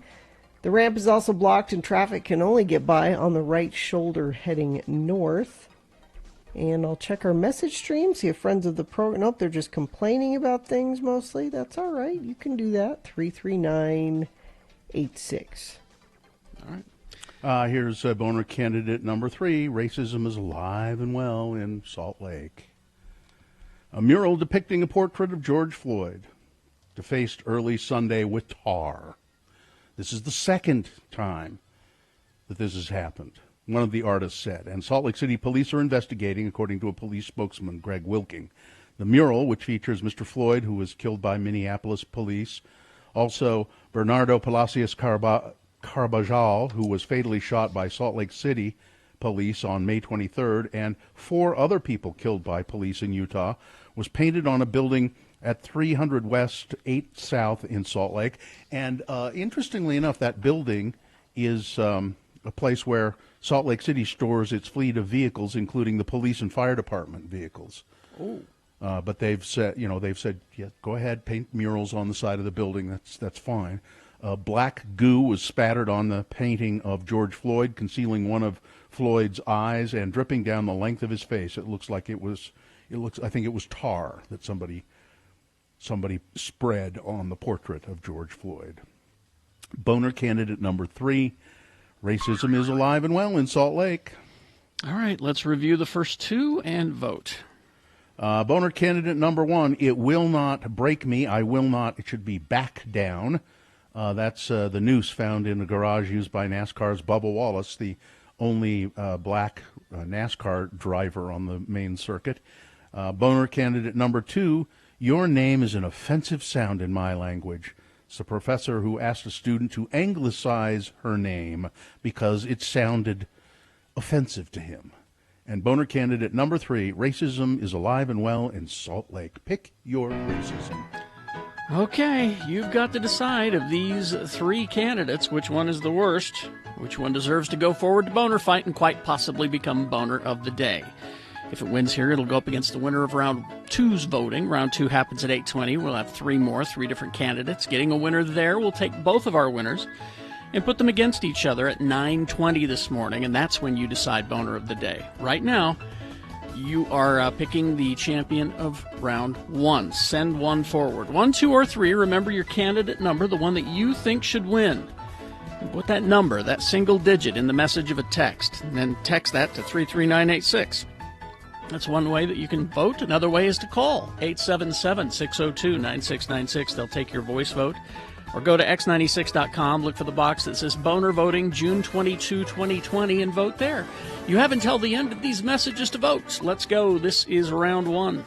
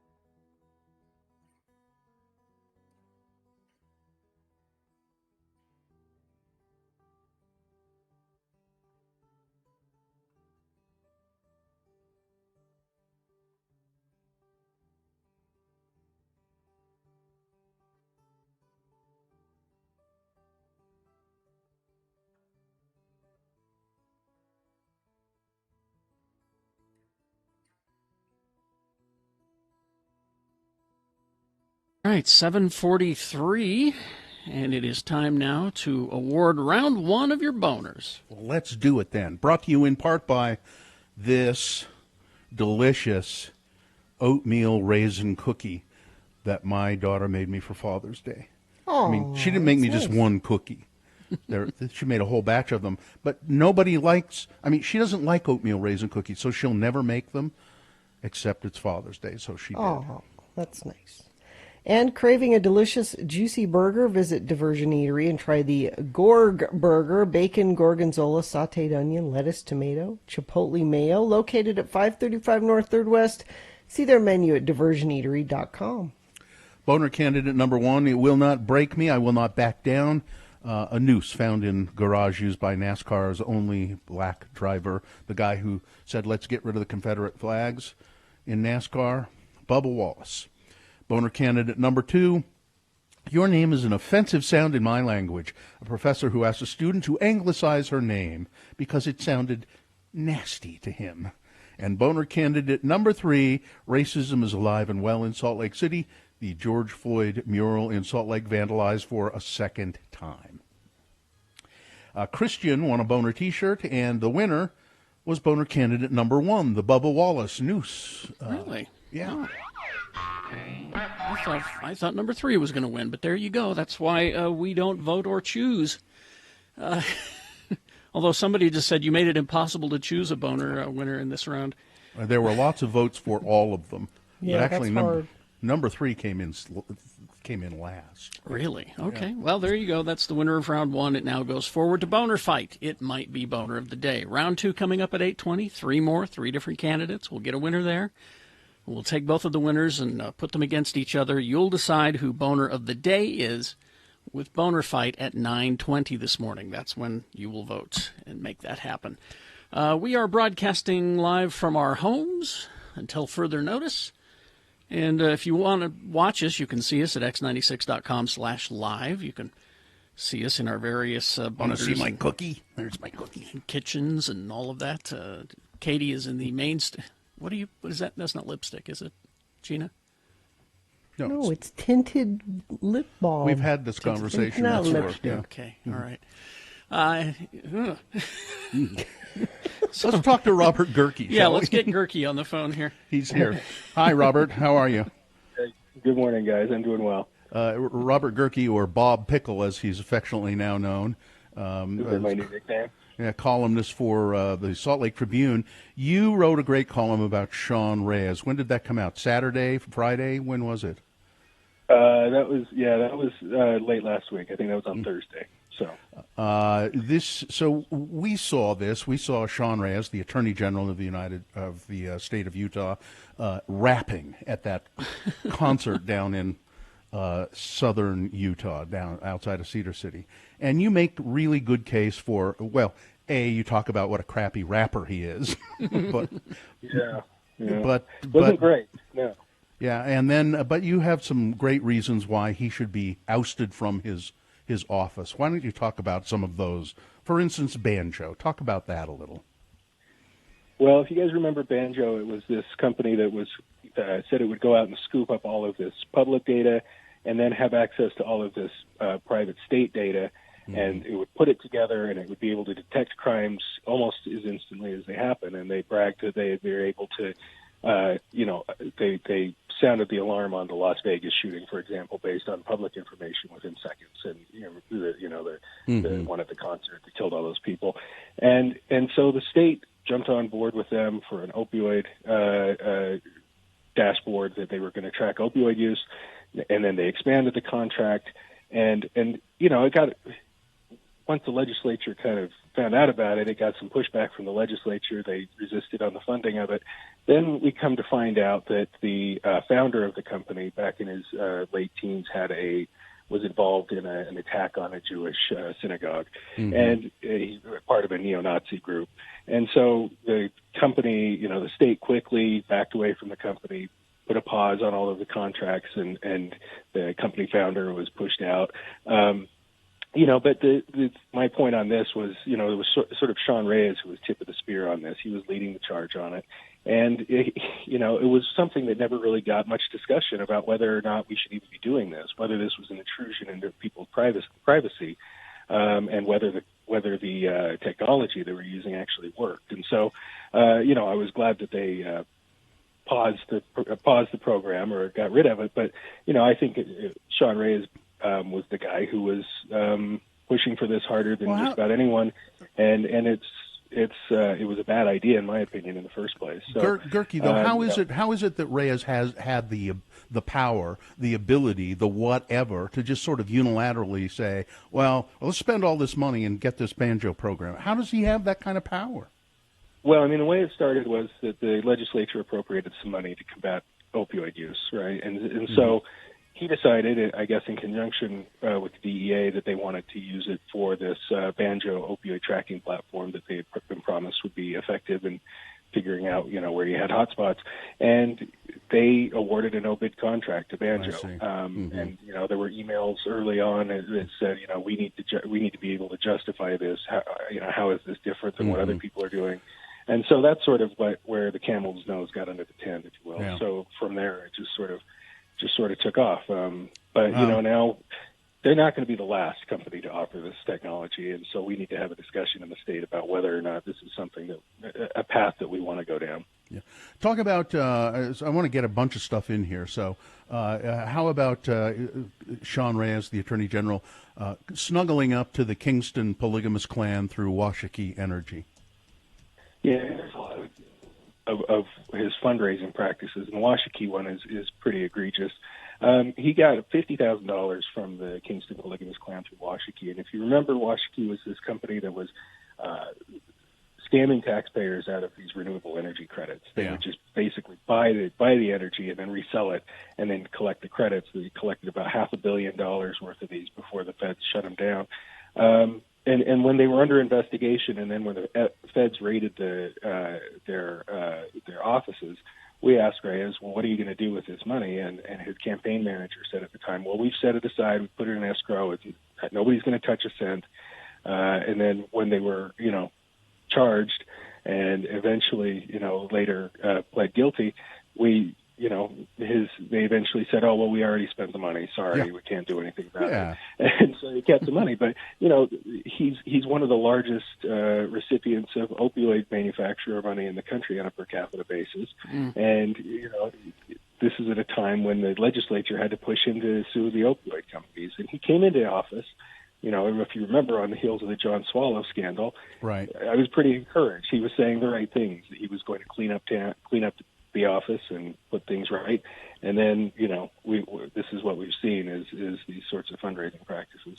It's just kind of unseemly, too, isn't it, to have the Attorney General wearing a stupid black cowboy hat that looked like it was made out of plastic, standing on stage rapping to a bunch of Trumpkins. He's definitely cozied up to the Trump administration, and there was rumors for a while that he was being considered for a position in the Trump administration, and I think he said even recently that he had turned down job offers from the Trump administration. So he's very tight with. That's a lie. He wouldn't turn it down. We're unclear on whether that offer was made or not, but that's what he's been saying. His opponent in the race for the Attorney General, the Republican primary, is David Leavitt. David Leavitt, he's Mike Leavitt's brother. He sort of was the Juab County attorney. Now he's the Utah County attorney. And he's running on this platform of, we need criminal justice reform, which is a sort of a hot topic now on both Democrats and Republicans are pushing for that. Challenging an incumbent Republican's always tough, but it's our polling has showed it's a pretty close race, relatively close. And a lot of undecided voters, and so it will be an interesting one to watch. So on the other side, there's the Democrat, Greg Skordas. Was Mr. Skordas? I know he's a defense attorney. Would he have a better chance against Reyes or Leavitt or? It's kind of hard to say because we haven't seen Levitt run statewide, so we don't know what his support base is going to be. I mean, there would probably be a lot more money coming into Reyes than to Levitt for that race, but it's a heavily Republican state. It's always an uphill battle for any Democrat to win. So I don't know that you can strategize that way when you cast your ballots. I think I think Skordas is probably the best candidate the Democrats put up in several years. And if you remember, the AG's office is the last one that the Democrat actually held. So Jan Graham. It's not. Yep, Jan Graham. Back when we were younger people. So yeah. It's an interesting one. It's a fun one to watch. It hasn't got a whole lot of attention because obviously the governor's race has sucked out so much of the oxygen from the room. Yeah. So. Yeah, I have no idea why anybody, any Republican or Democrat, would vote for Sean Reyes. I just, given all of this stuff, it's just astonishing that he would win re-election. So exactly. Well, I mean, he's championed some of the conservative causes, the religious freedom. He's trying to get rid of. He joined a lawsuit with other attorneys general to try to get rid of Obamacare.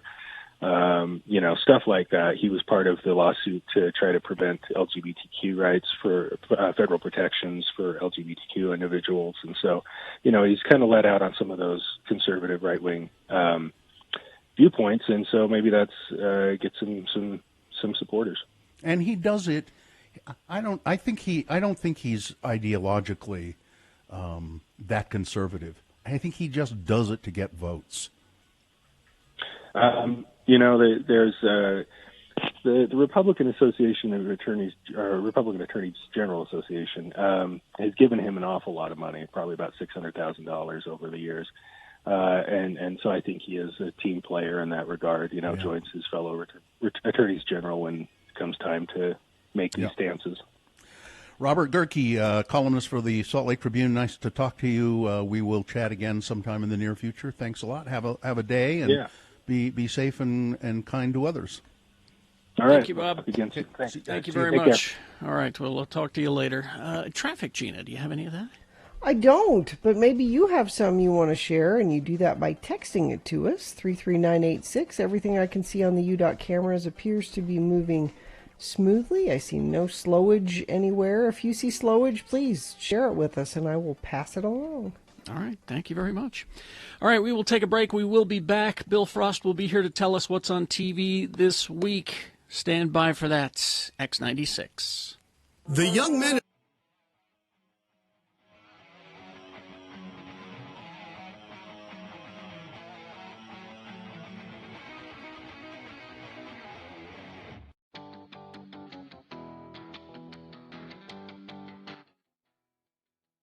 Here's what Bill Allred is thinking when he's not on the air. Gotta think up some new features for Radio from Hell. Spice the show up. Maybe we could do a top 10 list. Now, every morning show has ripped that idea off from Letterman. What about bringing back that character I used to do? PBA bowling champ Wayne Zahn. God, no. That was stupid then, and it'd be stupid now. What about a character who can read minds or predict the future? No. That's too much like Karnak. Double time checks might make things sound snappier. It's 7:27, 27 minutes after 7. Geez, that's stupid. God, I just know I'm going to be thinking about this all day. Here's what Kerry Jackson is thinking when he's not on the air. Oh, we gotta start working on this new Space Elders bit for this fall. And maybe we should call it Elders in Space. No, that's too much like Pigs in Space. Space Elders, that's it. Man, it's going to take a lot of production, music, and sound effects. Good acting jobs by Bill and Chunga, which is next to impossible. Maybe I'll ask the janitor to do a role, even he'd be better than those guys. Man, this Space Elders is going to take a lot of work, but it's really going to spice up the show when we get it going. Man, I'm going to be thinking about this all day. Here's what Jimmy Chunga is thinking when he's not on the air. Pudding, chocolate pudding, vanilla pudding, butterscotch pudding, rice pudding, tapioca. Oh man, I love pudding. Jello pudding pops, chocolate and vanilla pudding swirled together. Oh, pudding. P-U-D-D-I-D.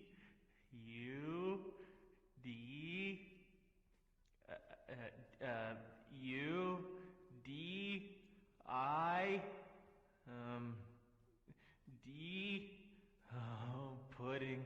I'd kill everyone in this room for one spoonful of sweet, sweet pudding.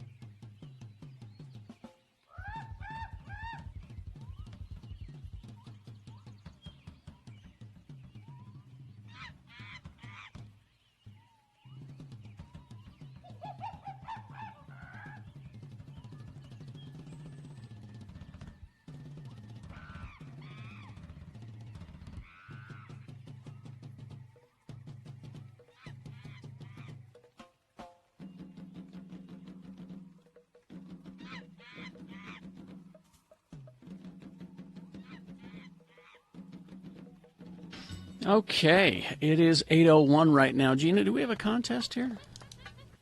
No? Father's Day's over. It was just a Father's Day. Oh, that's right. contest. It was Father's Day. Okay. Yeah. But we do have a sponsor for Bill Frost, if you're asking that. Okay. CableTV.com is the place for expert reviews, recommendations, and resources for discovering the best cable, satellite, streaming, and internet services near you. Check out CableTV.com today. Thank you. Well, here he is. William Frost, a writer of some renown. He only writes some renown. He writes a well, column. I am following Robert Gerke, so. There you go. Yeah, there you go. Bill writes a column for Slug Magazine, and he has a podcast called TV Tan, and he is in a band, several bands, principally Magda Vega, but also, what was the other one you sent me? Dead Zephyrs. The Dead Zephyrs, that's right. I really like that. So you can find all of that stuff where, Bill Frost? At billfrost.tv. Okay. So talk about the TV. Oh, yeah. New stuff coming this week. Okay. Tonight. Still, yeah. Season 7 of Penn and Teller's Fool Us. I had no idea the show had been on for 7 seasons. Me either. And Tuesday, Eric Andre has a stand-up special where he's not destroying his set. It's called Legalize Everything. And if you'll see the trailer at x96.com, he's got a theory on why the now defunct show Cops, why their theme song makes no sense. Okay. All right. And where's that going to be? Is that on Netflix or that where is on that is on Netflix? Yes. Okay. All right. And on OWN on Tuesday, I know a lot of people ask me about this show quite frequently, and I haven't barely checked it out. It's called Greenleaf. We're now into season 5 on Oprah Winfrey's network. It's about the drama and scandal behind the scenes of a Memphis megachurch. So I think the Righteous Gemstones just, not as wacky. Okay. And very excited about this. HBO Max, Thursday, Doom Patrol, Season 2, moving from DC Universe. Yeah, interesting. Now, is it going to also be on DC Universe or just on HBO Max? As far as I can tell, it's just going to be on HBO Max. I could be wrong on that, though. It would make sense to put them on both. It would. It would. This is one of the weirdest superhero shows you'll see. It just gives it just gives no Fs, and it's always been a kind of an underground fan favorite comic book, Doom Patrol. And when they said they were going to do a series, a lot of us went, "Really? Are you sure?" But they're doing it. Yeah. And it's not for kids. Now, is this animated? No, it's not Paw Patrol. Not Paw Patrol. No, it's Doom different. And it's live action. It's not animated. So who are some of the members of the Doom Patrol? You would ask me. Brendan Fraser is Robot Man. Yeah. It's Brendan Fraser's brain inside of a robot. Cool. Okay. There's Matt Bomer, I believe, is Negative Man. Mm-hmm. And Timothy Dalton is in here also as as kind of the Professor X of the group. Bringing them all together. I'll have to look at this. Yeah, it's really strange. Okay. And funny, though. Yeah. Oh, so it's humor and it's meant to be satirical? Mm-hmm. Yeah. Okay. It's kind of self-referential every once in a while. Okay. As in, we're a comic book. Also landing on HBO Max after 2 seasons on TBS is Search Party with Alia Shawkat, maybe, from Arrested Development. Yeah. Mm-hmm. Sort of a hipster murder mystery, and now her character Dory is on trial for a murder she may or may not have committed. It's pretty dark humored series. Okay. And also on Thursday, season 2 of The Twilight Zone, CBS All Access. Jordan Peele is back as the host and producer, and a stellar cast including Thomas Lennon, Morena Baccarin, Gillian Jacobs, Joel McHale, Jimmy Simpson, a whole lot of people in here in this season. But you guys didn't love it, right? I didn't. I watched a couple of them and I didn't care for it, so I stopped watching it. I didn't think they were very I'm good. going to try it again, just to make sure. Yeah. Just to make sure, Sure. Coming up on Friday, a special that it's running on both FX and Freeform. It's a Pose-a-thon for Pride, hosted by Billy Porter and MJ Rodriguez, and the rest of the cast in Pose. It's a virtual event benefiting several the Transgender Legal Defense and Education Fund among others. And it's going to be stories, songs, and support for LGBTQ in education. Okay. And also season 3 of Dark on Netflix premieres Friday, the German series. I don't. What is it again? Yeah, not familiar with that. Dark. It's sort of an underground hit. A missing child. 4 families on the hunt for this missing child, and a mystery that spans like several generations kind of unfolds as they're searching for this child. Okay. But it is in German. All Subtitles. You're going to have to read. 9. Oh, gee. Jawohl. On Sunday, for the first time ever, the BET Awards will be simulcast on broadcast TV on CBS. Oh. Okay. Megan Thee Stallion, Jennifer Hudson, John Legend, host Amanda Seales from Insecure, and of course Wayne Brady's in there because he's everywhere, and John Legend, who's also everywhere. Also everywhere, yes. Yeah. Okay. Also on Sunday, Black Monday, starring Don Cheadle and Paul Scheer, about the '87 stock market crash, resumes its second season, finally. Okay. And this is the big one of the week. New docuseries, I'll Be Gone in the Dark, on HBO Sunday. Oh. This is based Gina's. on Michelle McNamara's chronicling of the Golden State Killer. And there were new developments just this week on that, by the way. Oh, yeah? Looks like he's pleading guilty to 11 million murders and rapes and things. He's just Might as well. Yeah, I did all that. Yeah, sure. Might as well.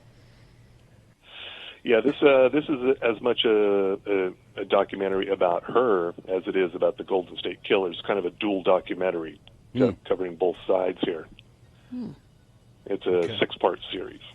If people don't know the story, it's Michelle McNamara, Patton Oswalt's first wife, she spent years connecting the dots from these seemingly unrelated crimes, covering California, different counties, different years, and no one had ever put together that this could possibly all be the same person.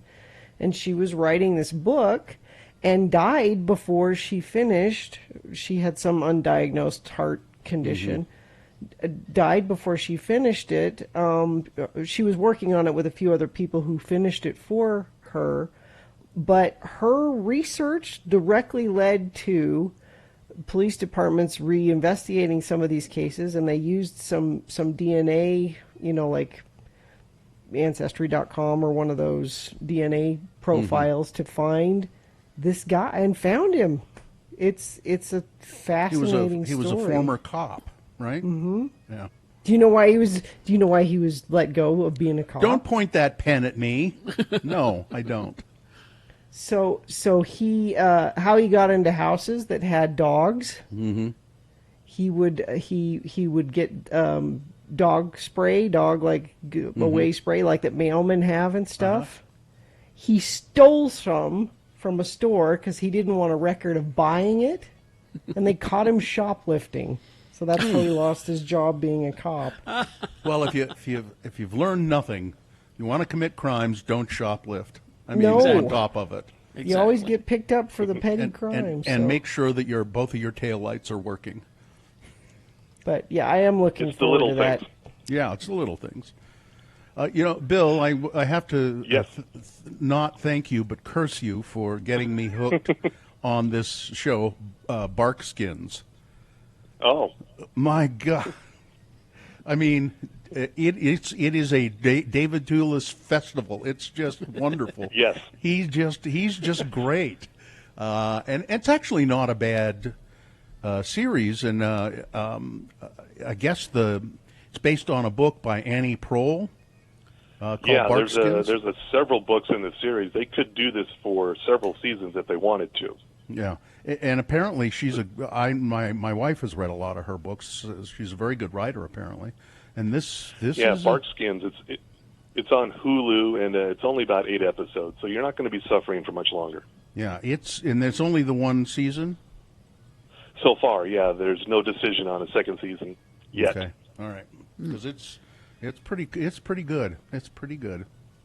I spent my weekend deep diving again on HBO's Watchmen series. I rewatched it. Oh yeah, and it was interesting knowing the twists and turns that were coming up, seeing how they built up to it. Mm-hmm. That was an amazingly, immaculately written show. Yep. Just so damn good. I just encourage you to go and watch that if you haven't. Yeah, and only 9 episodes, and no second season coming. Nope. All right. What is that everything, sir? That is for this week. Yes. All right. What's your column in Slug right now? Right now, it's 9 series you might have missed during the beginning of the lockdown of 2020. You can find that at slugmag.com and billfrost.tv. The next one, I'm going to be doing a dive into HBO Max as to some of the things you may have missed in the first time around on HBO, or maybe you've forgotten about and should revisit. Okay, good. Such as Watchmen. Such as. All right, thank you, Bill. Thank you very much, Bill Frost. All right. Gina, do you have some traffic for us? Well, I'm searching for some. I don't want to find any, but I'm looking pretty hard and I don't see any. Maybe you see some. You're like, Gina, what about this right here? I'm looking at it. Well, you need to tell me about it. Text it to us, 33986. If you're injured in an accident, everyone deserves an advocate. Call 801-355-5550 or go to utahodvocates.com. All right. Here we go with Boners Round 2. Here are the candidates. Now, there was... I didn't finish one of the titles, and they put the title in its incomplete form on our website at x96.com. It doesn't make any sense the way it is on the website, but here it is. You make too much money to be discriminated against. All it says on the website, I think, is you make too much M. Okay. So I didn't finish it. I wish they'd caught that, and I could have told them. Boner candidate number 2, hey, thanks for the bricks, Mr. Soros. And number 3, we never look at the content of those darned things. All right, we got round 2 of your boners, big boy news, all coming up after these. Stand by. ShamrockPlumbing.net. Every truck sanitized from Shamrock Plumbing. Every truck has a washing station for hand washing before and after every job that Shamrock does, and they will leave your home immaculate, too, when they're done plumbing there. Plumbing jobs of all kinds. Shamrock Plumbing has been around doing plumbing jobs on the Wasatch Front for 30 years. They have certified licensed technicians, which isn't the case with some of the other plumbers out there. Shamrock Plumbing doesn't employ salespeople that work off commissions. Their technicians are trained to take care of the problem at hand, and no job is too big or too small for Shamrock Plumbing. They came to my house a couple of months ago, did a great job on some outside plumbing that I needed to have done. So if you're looking for a great plumber, one you can trust, call Shamrock Plumbing right away. Their phone number is 801-295-1690, or you can go to shamrockplumbing.net. X96.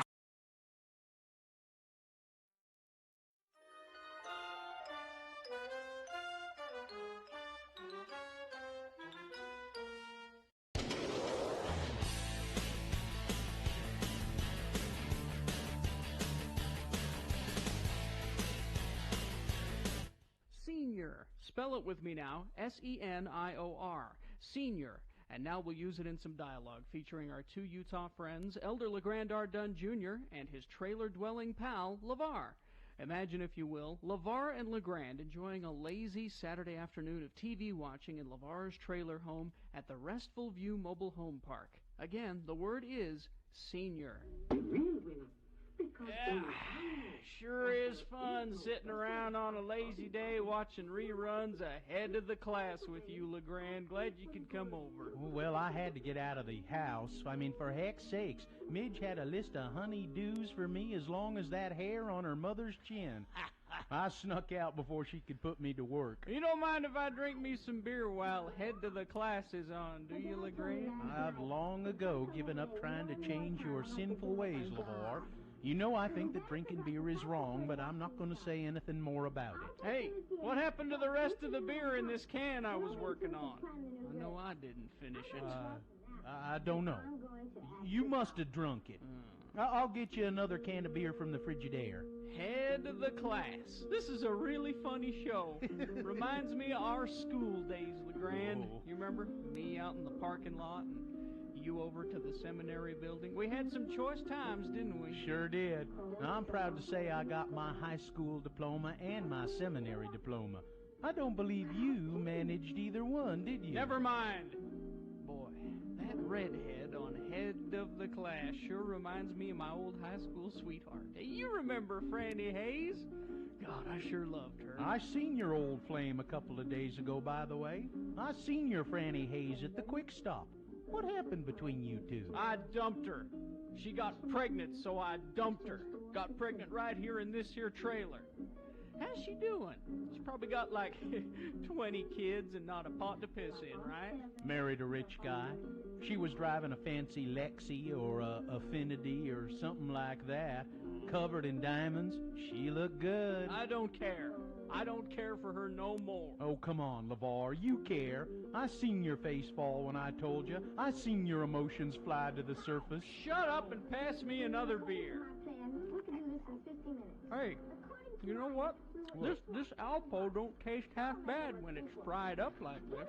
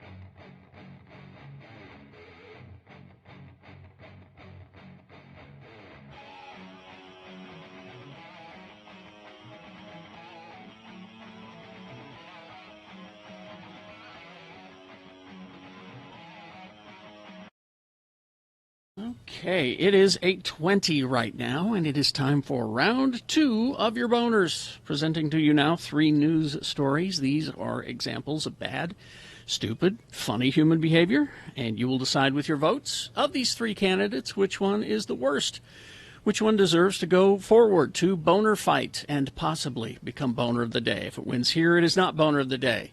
It'll go up against the winner of round 1's voting. We did that an hour ago. We'll take both of these champions and put them against each other at 9:20 this morning. That's when you decide Boner of the Day. Right now, you have to pick your champion for round 2. Who are you going to send forward? Here we go. 2 candidates now, a third after the news. Once you've heard all 3, then you will vote. One of you lucky random Boner voters will receive someday.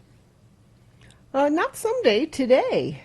What? It's an electronic gift card to go have some wonderful food at our friend's Diversion Eatery. They'll email you the card. And then, Kerry, you don't have to wait. You can use it right away. That's great. Yeah. Here's Boner candidate number 1. You make too much money to be discriminated against. On Friday afternoon, thousands of people gathered in Salt Lake to celebrate Juneteenth, the date commemorating the emancipation of slaves, while continuing to protest racial injustice. It was a scene that played out in cities across the U.S. In solidarity of celebrating Juneteenth, black culture, and continuing a conversation about racial equality, Utah Jazz guard Donovan Mitchell posted to Instagram a photo that showed a black background and the words "free-ish" in white on the front. Since 1865, bookended by chain links.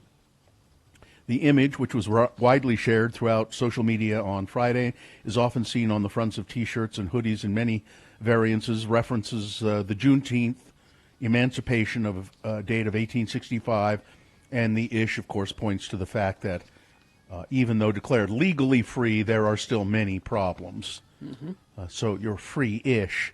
And most of the fans who saw Donovan Mitchell posting that were complimentary and supportive, but he got a lot of crap, too.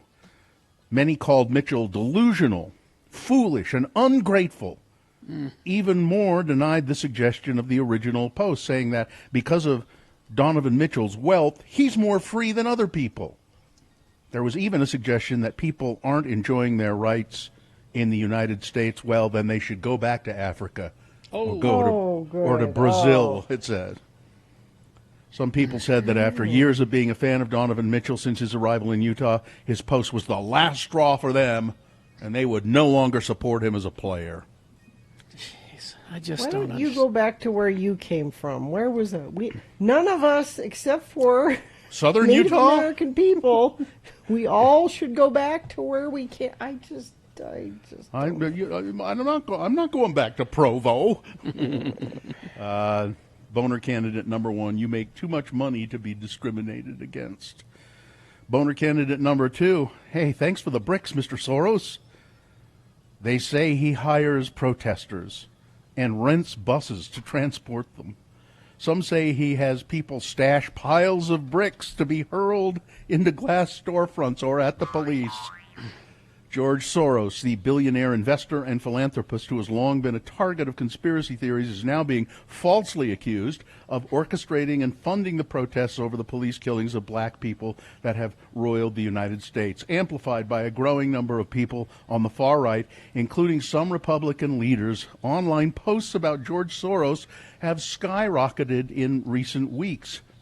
They've been accompanied by online ads purchased by conservative groups that call on authorities to investigate George Soros for funding domestic terrorism. I haven't got my check this month. Do you guys have your check? Well, no, but I did get Mr. Soros left a whole pile of bricks on my front lawn that I can use to throw through people's windows. And I'm not sitting on a chair. I'm sitting on a pile of Soros bucks. Soros has donated all of this money to liberal and anti-authoritarian causes around the world. And he, because he believes in freedom and he believes in free speech and a kinder and gentler way of living, but no, he's behind all of these protests. He buys bricks and leaves them Okay. Thanks for the bricks, Mr. Soros. Boner candidate number 2. Coming up in a moment, boner candidate number 3. Oh, we never look at the content of those darned things. Oh, I think I know the one you're talking about. Candidate number 3 coming up right after this Big Boy News and Opinioendo, brought to you by... Now is the time at Larry Miller Used Car Supermarkets to buy. Cut your payments in half and no payments for 120 days. Larry Miller Used Car Supermarkets, driven by you. Rebel Wilson said in a new interview that she remained heavy for years because she was paid a lot of money to be bigger. Wilson recently told the UK tabloid The Sun that she was paid money in the past to be a bigger actress. She said, such an idea can mess with your head a bit. It's not like I want to lose weight and get down to a certain number. It's more than that. It's about dealing mentally with why I was overeating, and I had a job where I was paid a lot of money to be bigger. And at times, which kind of can mess with your head. She says, I'm trying to work on the mental side of weight loss, nutrition, and exercise. Now, I haven't seen a picture of her lately. Has she lost a lot of weight? That's the word. I haven't seen pictures of her yet, but I hear that she is... She says she's been working out all year, claiming that 2020 is her year of health. But she said it's funny that I got paid a lot of money because I was heavy. They wanted that. That was my character, and so she made looks it difficult. better. So she's losing some weight. That's Yeah. good. So Gina. Yes, this I don't look better. I've gained weight. Article in the Deseret News, and I know you're planning a camping trip. Yep. Is it safe to go camping during the coronavirus? I hope you're going to say yes, because we're going. Well, tell me what it says. The West is opening back up, and talks about this guy planning a small backpacking trip to the Sierra Nevadas in the coming weeks. But with international travel out, 1 in 3 Americans are planning on taking a road trip this summer.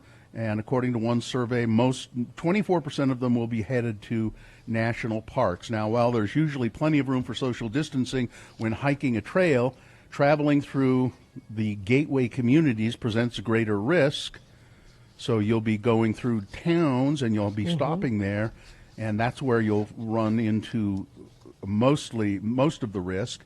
If That's you're kind out of what hiking, you had this weekend, Yeah. because you were down by Zion. Yeah, when I had to stop to use a facility or something, or go into a grocery store, it was it was kind of creepy. But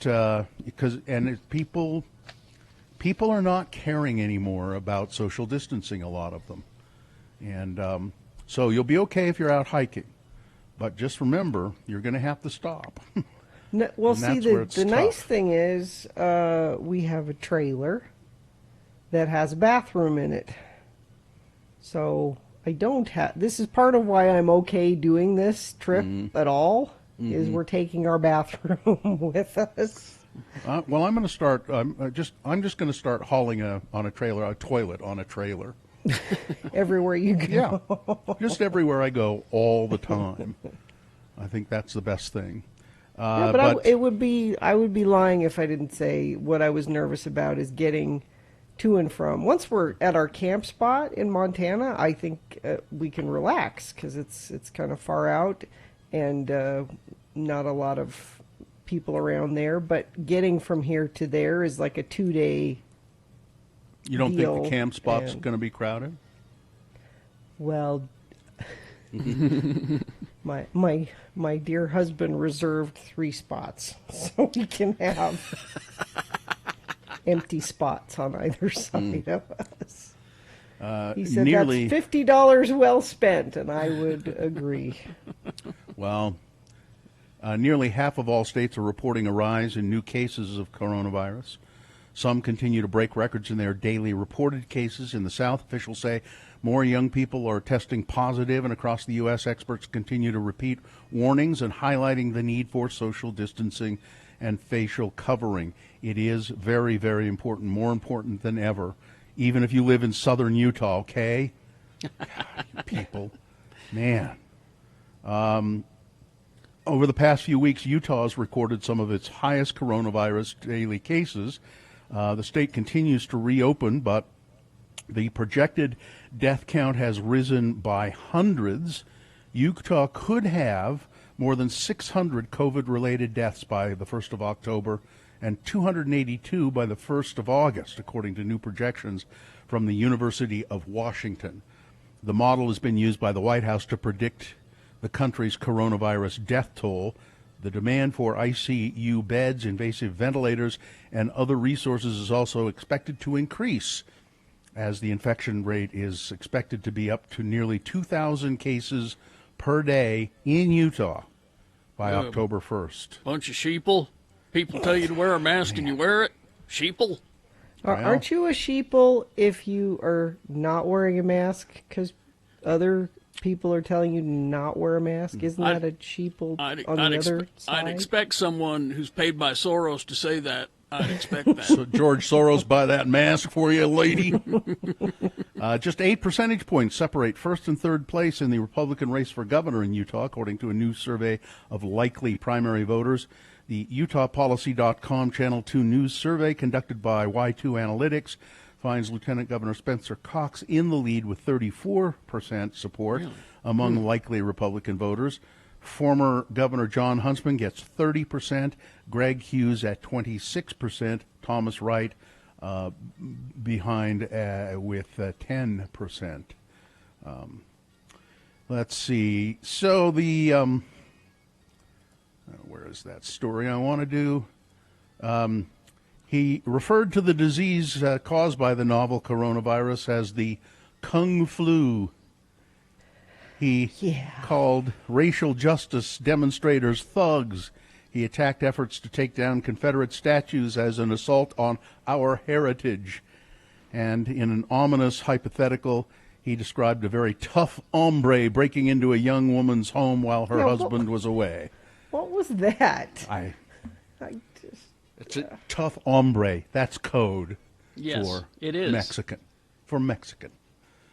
President Trump has long used his raucous rallies to road test potential campaign themes and attack lines, and while much attention on his Saturday night appearance in Tulsa focused on the sparse turnout for his first rally since the pandemic ended mass gatherings, Trump's litany of racially offensive stereotypes sent a clear signal about how he plans to try to revive his flagging re-election effort. So he's going to try and be more Trumpy than ever. More racist? Yep. More? Yep. I think he is going to... That's good, because I think that will alienate more people. So that if that's his plan, then that's fine. No, he thinks he can fire up that 35 to 40% enough that it will just squeak him a win. But he's also planting the seeds of doubt now about the election being rigged, because he thinks he's going to lose. Oh yeah, mail-in ballots. Foreign nations are printing those mail-in. But he's just saying and stuff. which is bold, because each our voting group are the people in charge of it. They have codes and numbers that make it so that this is a real ballot. You can't fake that stuff. It just doesn't. Voting in the mail for years here in Utah, and it works just fine. Yeah, that's why the Republicans always get in, because we... So Donald Trump at the rally said, we had some very bad people outside. We had some very bad people outside. They were doing bad things, but protesters were not to blame for the low turnout at the rally. There was no sizable effort by protesters to keep anybody from going in to the arena. So that had nothing to do with it. China is not exactly happy with me. Billions, they pay us billions and billions of dollars. I took that money and I gave it to the farmers. No, he didn't. That's not true. It's wrong to suggest that tariffs on Chinese goods are being paid by China. Tariff money coming into the Treasury is mainly from U.S. businesses and consumers, not from China. Mm-hmm. Tariffs are almost entirely paid by us. Yes. Trump said Biden accused him of being xenophobic for limiting travel from China when the pandemic began. He apologized a month later. Didn't happen. Didn't happen. It did not happen. says Biden didn't things. apologize. As a matter of fact, he actually supported Trump's travel restrictions. He said, no, that's something that should be done. I agree with that. We passed VA choice. It's never happened before. False. Obama passed it False. before you were in office. Yeah, it's lines after lines. We got more coronavirus. So you get more coronavirus when you test. People. So I just told them, stop the testing. Stop the testing.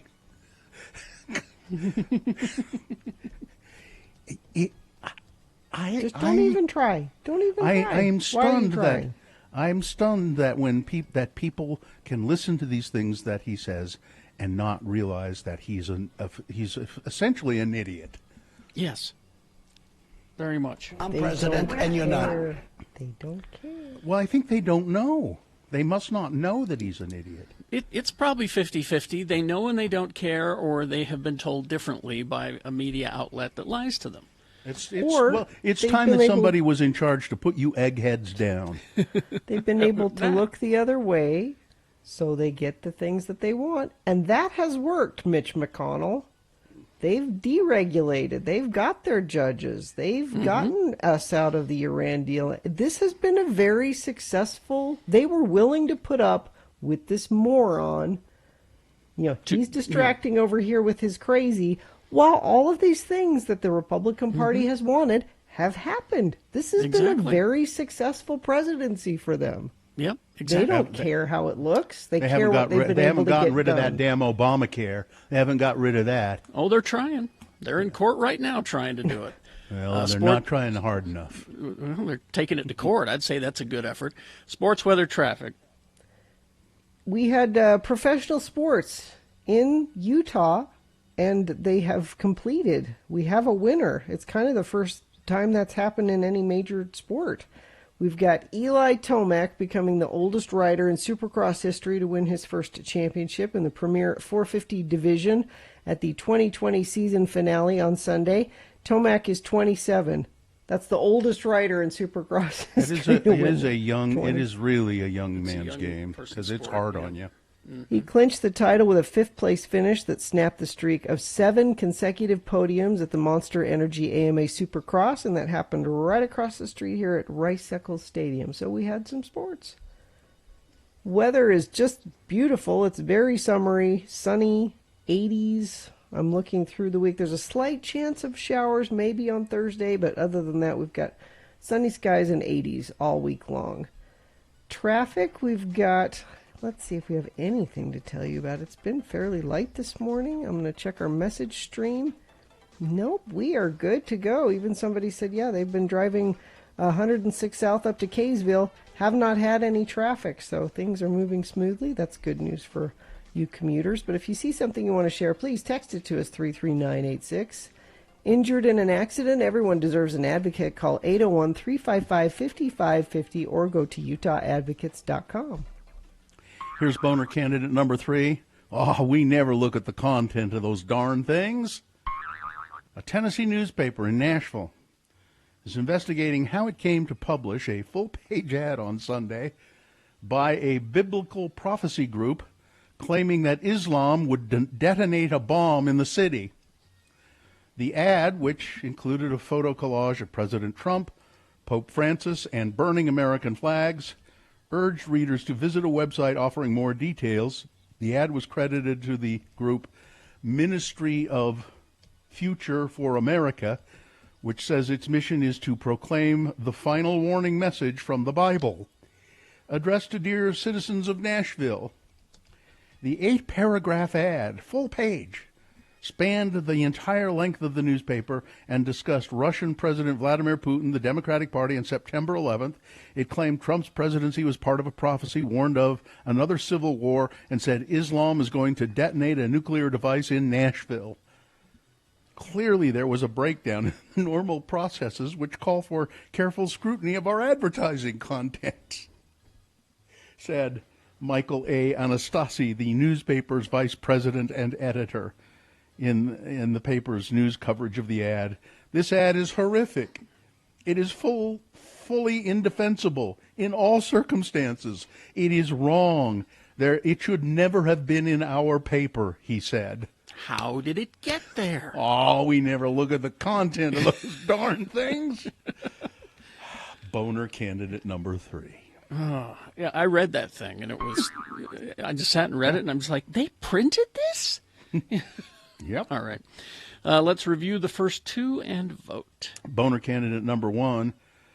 You make too much money to be discriminated against, Donovan Mitchell. Donovan Mitchell's Juneteenth Instagram met with mostly support, but some really nasty anger and hostility. Boner candidate number 2. Hey, thanks for the bricks, Mr. Soros. George Soros conspiracy theories surge as protests break out around the country, and these conspiracy theorists are saying, who's behind all of this? It's that George Soros. He even leaves piles of bricks so that they can throw them through the store windows. He is the ultimate boogeyman for the right. They can blame everything on him. And Boner candidate number 3, we never look at the content of those darn things. Let's vote. Here we go. It's time to vote for round 2 of your boners. It's time for you to pick which one of these 3 candidates should go forward and possibly become boner of the day. If it wins here, it's the winner of round 2. It'll go up against the winner of round 1's voting. We did that an hour ago. But we'll take both of these winners and put them against each other at 9:30 this morning. That's when Boner Fight happens. That's when you decide boner of the day. Right now, you got to pick your champion for round 2. Who you sending forward? 1, 2, or 3. Remember your candidate. Put that number, that single digit is all we need, in the message of a text. That's how the computer counts it. Text it to 33986. Or you can call 877-602-9696. Use your voice to vote. Or go online, x96.com. Look for the box that says Boner Voting June 22, 2020, and vote there. You have only until the end of these messages to do so. It's round 2. Vote. The music starts at 11 a.m. with a 1-hour nonstop music wing ding with Corey O'Brien on X96.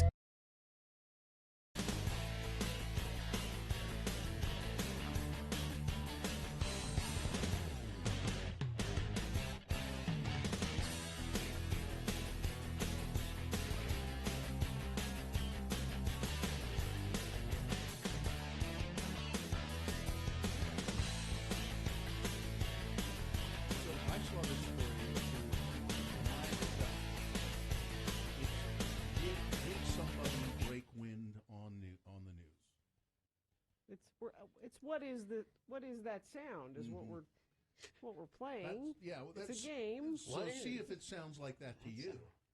This is during an interview with Democratic Representative. How do you say his name? Swalwell. Swalwell. He's on being interviewed by Chris Matthews on MSNBC. Mm-hmm. And you've got the audio. I've got the audio. So we'll start off with Chris, and then he'll talk, and then you'll hear the fart during Eric Swalwell's response. Who were on the phone listening to the president talk about this swap of dirt for U.S. military aid. Chris, so far, the evidence is uncontradicted that the president used taxpayer dollars to ask the Ukrainians to help him cheat an election. And the complaint that I've heard... Okay, one more time. There we go. Evidence is uncontradicted that the president used taxpayer dollars to ask the Ukrainians to help him cheat an election. And the complaint that I've heard... Who were on the... Now, so the internet, the Twitter, and all of that went crazy. Yeah. So who farted on the? Now, they say. Chris Matthews tweeted out saying that it was a coffee mug scooting across a table. Which it probably is. It could be, but it also sounds to me like a wooden stool leg. Yeah. Scraping across a floor. Mm-hmm. I think it's more likely one of those things than a fart. I thought it was somebody just farting around. Somebody just put that in there. That's what it seemed like to me. Added it to it? Yeah. No. Well, no, they said that it happened during the broadcast because if you look at Swalwell's face, he kind of grimaces a little. I didn't notice that. What was that? Well, then it was him. It was Swalwell. And that he was says, a Democratic fart. He said, no, it wasn't me. I don't know where it came from, but it was funny at the time, and that's why I smiled. Well, let's see. They say the smeller's the feller. Well, what does it mean to the listener? The listener's the what? I don't know. That's what I'm trying to... The hearer's Is the bearer? I don't know. I thought he who smelt it dealt it. Well, it doesn't indicate that he smelled it. It indicates that he heard it. Yeah, so we don't know if he dealt it. Fox smells his own hole first. That's what they say. Taxpayer dollars to ask the Ukrainians to help him cheat an election. And now he pauses a little bit there. Yeah, just kind of because Well, he's that's why sneaking it. He thought he could sneak it out. He kind of goes, "Whoa, what was that?" Huh? Although wouldn't he'd sort of have to have a microphone near his. Well, we don't know if it was whether ventilator. it's his or Chris's because they leave Chris's mic on as well. Oh. So Well, what Chris is claiming is that it was his coffee mug going across the top of the table. Okay, then it's Matthews, and you can look at him. He's a farter. He's a farter. Yeah, he gets too excited about stuff, and the president used taxpayer dollars to ask the Ukrainians to help him cheat an election. And yeah, that Cheat, pause. pause. That and pause elect- that tells me he knows it's coming. The pause is unfortunate. That tells me he knows something's happening. What, you mean like he leaned up? So Like he tried to one-cheek sneak? A one-cheek sneak while he's standing up? Because, you can't fart in those hearing rooms. They're so condensed and all those people. People would go, God, who did that? Yeah. Well, actually, that's the better place to go because there's so many possible... Wasn't me. Wasn't me. Where was I yesterday? I was in a car with some people, and I won't say who, but I kept thinking, somebody is stinking this car up. And you don't want to say anything because you'll embarrass somebody. Yeah. Mm-hmm. to help him cheat an election. Yeah, that was Chris Matthews. Think it was Matthews? Yeah. Ask the Ukrainians to help him cheat an election. Yeah, that's an old man fart. That's an old man fart. It's kind How of raggedy. Can you tell? It's kind of raggedy. It's not. Yeah, it's not strong, full-throated. It's kind of raggedy and almost wet sounding. Oh, and here are the rhymes that we were looking for. He who denied it supplied it. Oh. Yeah. The blamer is the claimer. Yeah, there you go. Thank you, people who All right. listen to the show. You're smarter than we Thank you are. very much. Very good.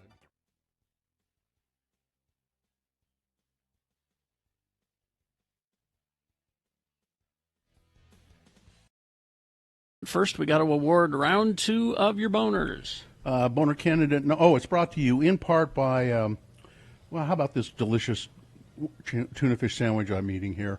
But I also had steak for dinner for Father's Day. So. And craving a delicious, juicy burger, visit Diversion Eatery and try the Gorg Burger with bacon, gorgonzola, sautéed onion, lettuce, tomato, chipotle mayo, located at 535 North 3rd West. See menu at diversioneatery.com. Boner candidate number 1 was you make too much money to be discriminated against. Utah Jazz player Donovan Mitchell, his Juneteenth Instagram was supported by most people, but some people said, "That's it. I'm never gonna support you as a player again. You make too much money to be discriminated against. Go back to Africa." Number 2, thanks for the bricks, Mr. Soros. George Soros conspiracy theories surging as protests sweep across the country. Ridiculous theories. Even they say he even purchases bricks so that people can have them to throw through windows at protest rallies. And boner candidate number 3. Oh, we never look at the content of those darn things. The Tennessee newspaper apologizing for an utterly indefensible anti-Muslim ad, full-page ad, in its newspaper. Barbara won a gift card to Diversion Eatery, and the winner by just 4 votes was boner candidate number 1. You make too much money to be discriminated against. Okay. Well, this is going to be a good boner fight. That is the winner of round 2. It now goes forward. Might be boner of the day. It'll be going up against the winner of round 1's voting. It's also a good candidate. So 9:20 this morning is when you will decide boner of the day with boner fights. Be ready for that. Is this sponsored, Gina? Yes, UCare and X96 want you to show us how you care about Utah's air. Visit x96.com and upload a video of how you're making a difference with a clean air activity, and you could win a Lucky Crew Pro scooter courtesy of UCare. Go to x96.com. All right, brand new episode of GeekShowPodcast.com available now. It is a brand new episode name of the episode is Tai Chi. Got a couple of things for you to look at while you're not working at work today. You're playing on your computer. You know those Kingsman movies? Yeah. If you were to pick a historical figure to be a supervillain, who would you pick? Historical Hitler? figure. Hitler. Well, Hitler's a Other little than obvious. Hitler? Dig a little deeper. Stalin. Mussolini. Dig a little deeper. Rasputin. Rasputin is an excellent guess. Because guess what? That's the supervillain in this next Kingsman movie. Oh, cool. So when the shadowy masterminds threaten to descend the world into chaos, the Kingsman steps in, even if his agency was only just created. It's prequel time. This is the prequel to those Kingsman movies, set in the early 20th century. The King's Man is the newest film in the Kingsman series of raunchy super spy flicks, based on the comic book series by Dave Gibbons and Mark Millar. You cannot keep me locked away as the world burns. Son, the truth is the world is ruled by corruption and greed. We must do something. Certainly. So it's starring Ralph Fiennes, Gemma Arterton, Reese Fons, Dimjon Hansu. Independent intelligence agency. The prequel shows the origins of the spy agency amidst a global war and an evil plot led by Rasputin. Good guess, Bill. Very clever. It looks like it's got a lot of good action and a lot of fun, produced by 20th Century Studios, which means Disney owns it now. Yes, my ship. September 18th, allegedly in studios. All of these days, you never know. So I wouldn't count on it. It looks like a lot of fun. Your reputation precedes you. So that'll be fun. It's been made then. Yeah, the movie is done. They're saying in theaters in September. Okay. All right. Now, the next thing I want you to take a look at is, I've been saying I want a Star Wars game where I can just be in a spaceship and shoot at things, right? That's all I want. I You don't want an objective. You don't want a story. You don't this want... role-playing thing. I don't need any of that. I just want to sit in a spaceship and shoot at things. Well, okay, Red Leader, okay. I'm finally getting what I want. This is Star Wars Squadrons. Earn your wings in a single-player story spanning 2 factions.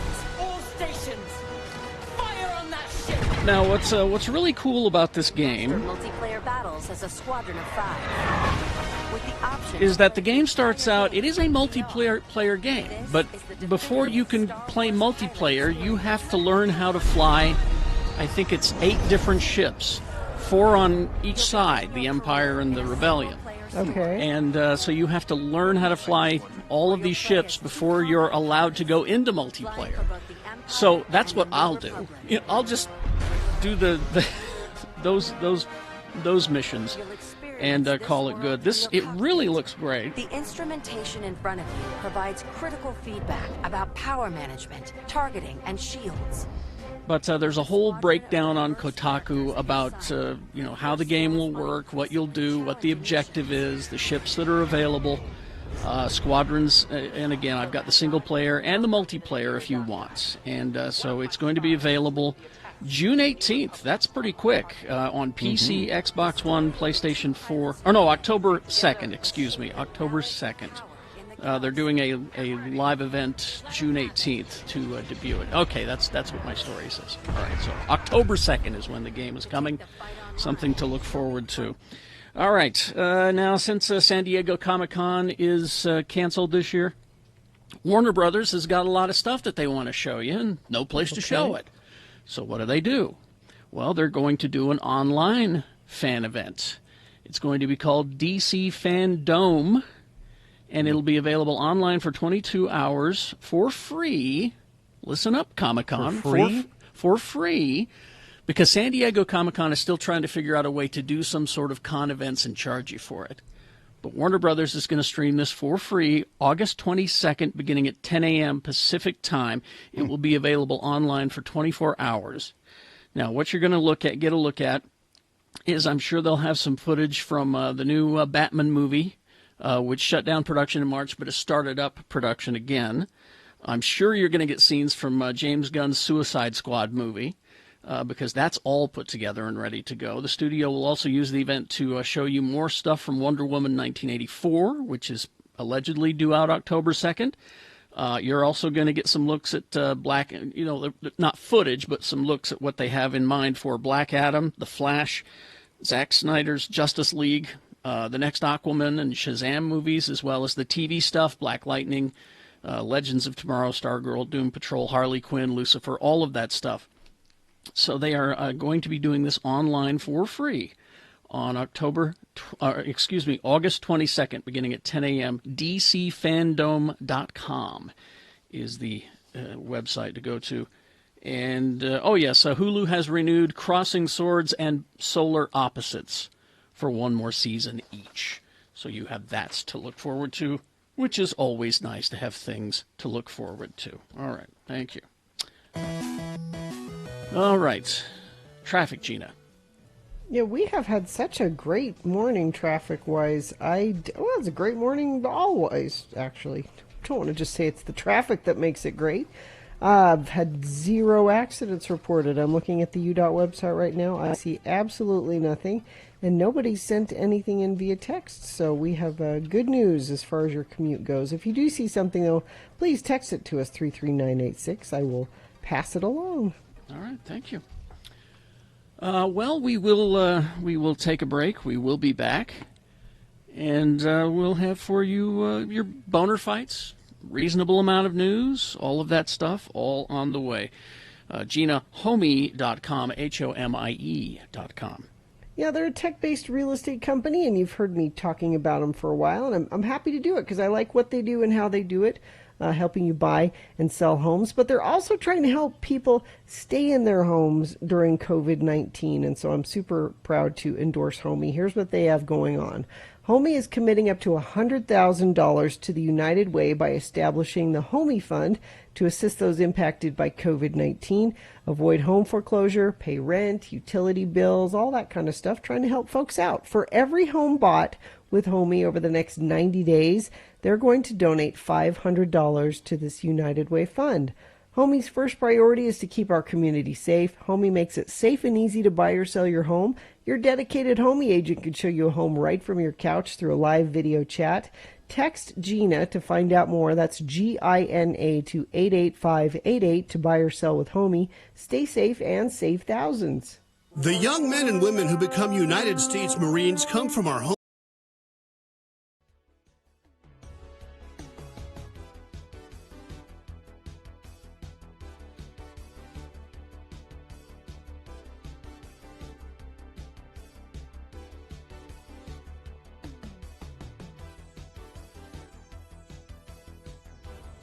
It is the 23rd century. Humans have left the lowly confines of planet Earth and have sought their destiny among the stars. While many things have changed, one constant remains: the need for young men to venture forth and do the work of the Lord. This is the tale of 2 such men who at the age of 19 have answered the call of their general authorities and are embarking on a 2-year mission to spread the gospel throughout the galaxy. This is the story of Space Elders! We join our elders as they pursue leads given them by Zone Leader Hansen. This episode finds elders Christiansen and Jensen trying to catch up to a rather well-known starship. Captain, scanners show 2 small one-man craft closing fast. Captain, they're hailing us. Analysis, Mr. Spock. Readings coming in now, sir. 2 single-occupant warp-capable 10-speed bikes. Spock, enough with the details. Who are they? There is a 99.7% probability they are LDS missionaries. Mr. Sulu, go to red alert. Evasive maneuvers. Arm photon torpedoes. Aye, Captain. No good, Captain. They're still closing in on us. Mr. Sulu, ready phasers. Phasers ready, sir. Damn it, Jim. Don't you think that Starfleet would disapprove of you blasting away at unarmed missionaries? As much as I hate to agree with the so-called doctor, I believe his logic is sound on this matter. Don't bite me, you pointy-eared half-breed. Bones, that's enough. Report, Mr. Sulu. While you and the others were bickering about our strategy, we were boarded by the missionaries. Mr. Sulu, where are they now? Turbo lift number 7 en route to the bridge. Hi, my name is Elder Christiansen, and this is my companion, Elder Jensen. We represent the Church of Jesus Christ of Latter-day Saints. You know, the Mormons. We're here to ask you if you've ever heard of our church, and if so, would you like to know more? Spock, what does the computer have on these Mormons? Fascinating, Captain. Church founded in the 19th century, has grown steadily since, preach a belief system involving an eternal afterlife, and encourage their members to abstain from drugs, including caffeine, gambling, and sex outside of marriage. Elder Christiansen, is this accurate? Yep, the pointy-eared half-breed is fairly accurate. No sex outside of marriage. My God, how barbaric. We wouldn't be able to fill an entire hour of TV time if I didn't stop to have sex with green, large-breasted women with blue hair every week. It would cause some difficulties for the riders, Captain. Spock, see if you can sneak around behind them and use the Vulcan nerve pinch on them. Excuse me, elders, but you seem to have some lint on the shoulders of your dark suits. Let me be of assistance. Quick, put them on their bikes and beam them into deep space. Could this be the end of our elders? Would Starfleet really frown upon firing photon torpedoes at missionaries? Why was Dr. McCoy always hanging out on the bridge when he should have been in sickbay? Find out the answers to these and other questions on the next nerve-pinching episode of Space Elders!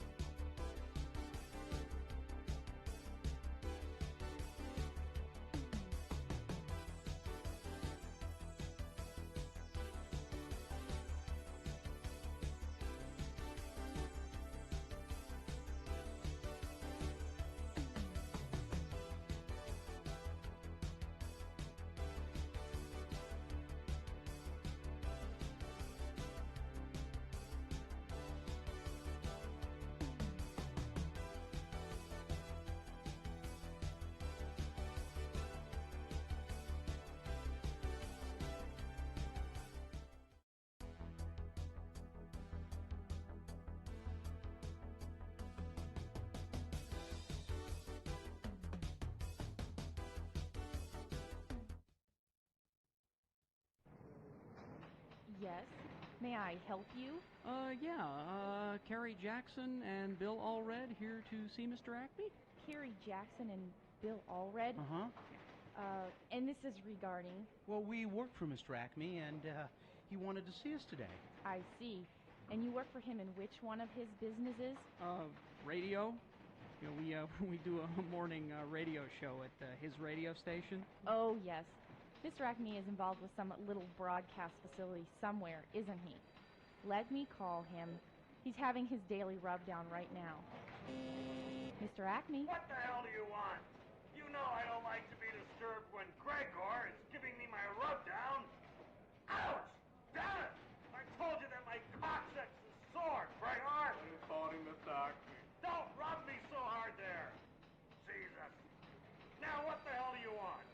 sorry, Mr. Acme, but there are 2 radio people out here to see you. What were your names again? Carrie and Bill. Bill? Is that Allred and Jackson out there? God, I forgot. It's salary time again. Okay, tell them to have a seat. We're just about finished here. Damn it, Gregor! Don't push so hard on that. Very sorry, Mr. Acme. Oh, I'm sore everywhere that my belt rubs. Have a seat, gentlemen. Mr. Acme will be right with you. Oh, great. Acme's got some sore muscles, and we're here to talk about raises. What great timing. Oh, he's always in a bad mood or sore or something anyway.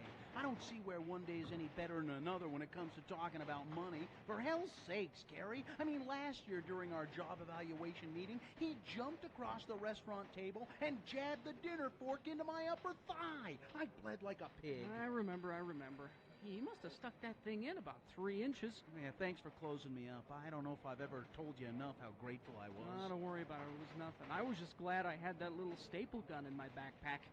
I'm nervous. I mean, I'm just not very good at this asking for a raise thing. Remember, we got to be tough.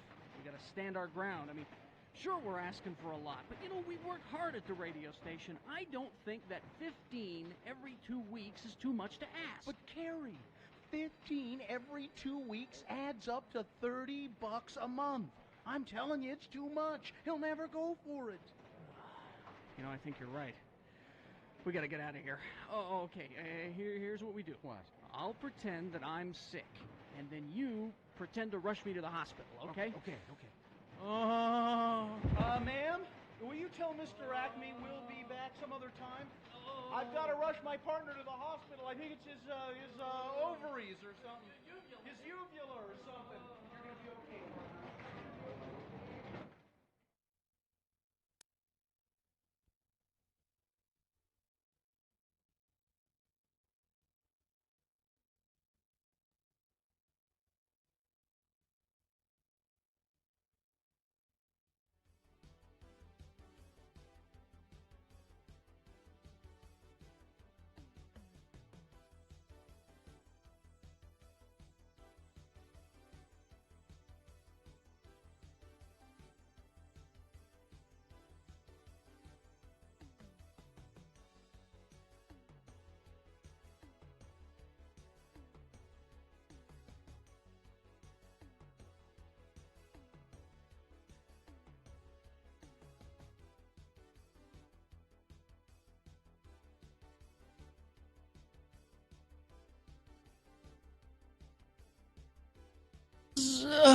On this day, Derek Forbes, the bassist for the Scottish rock band Simple Minds, was born in 1956.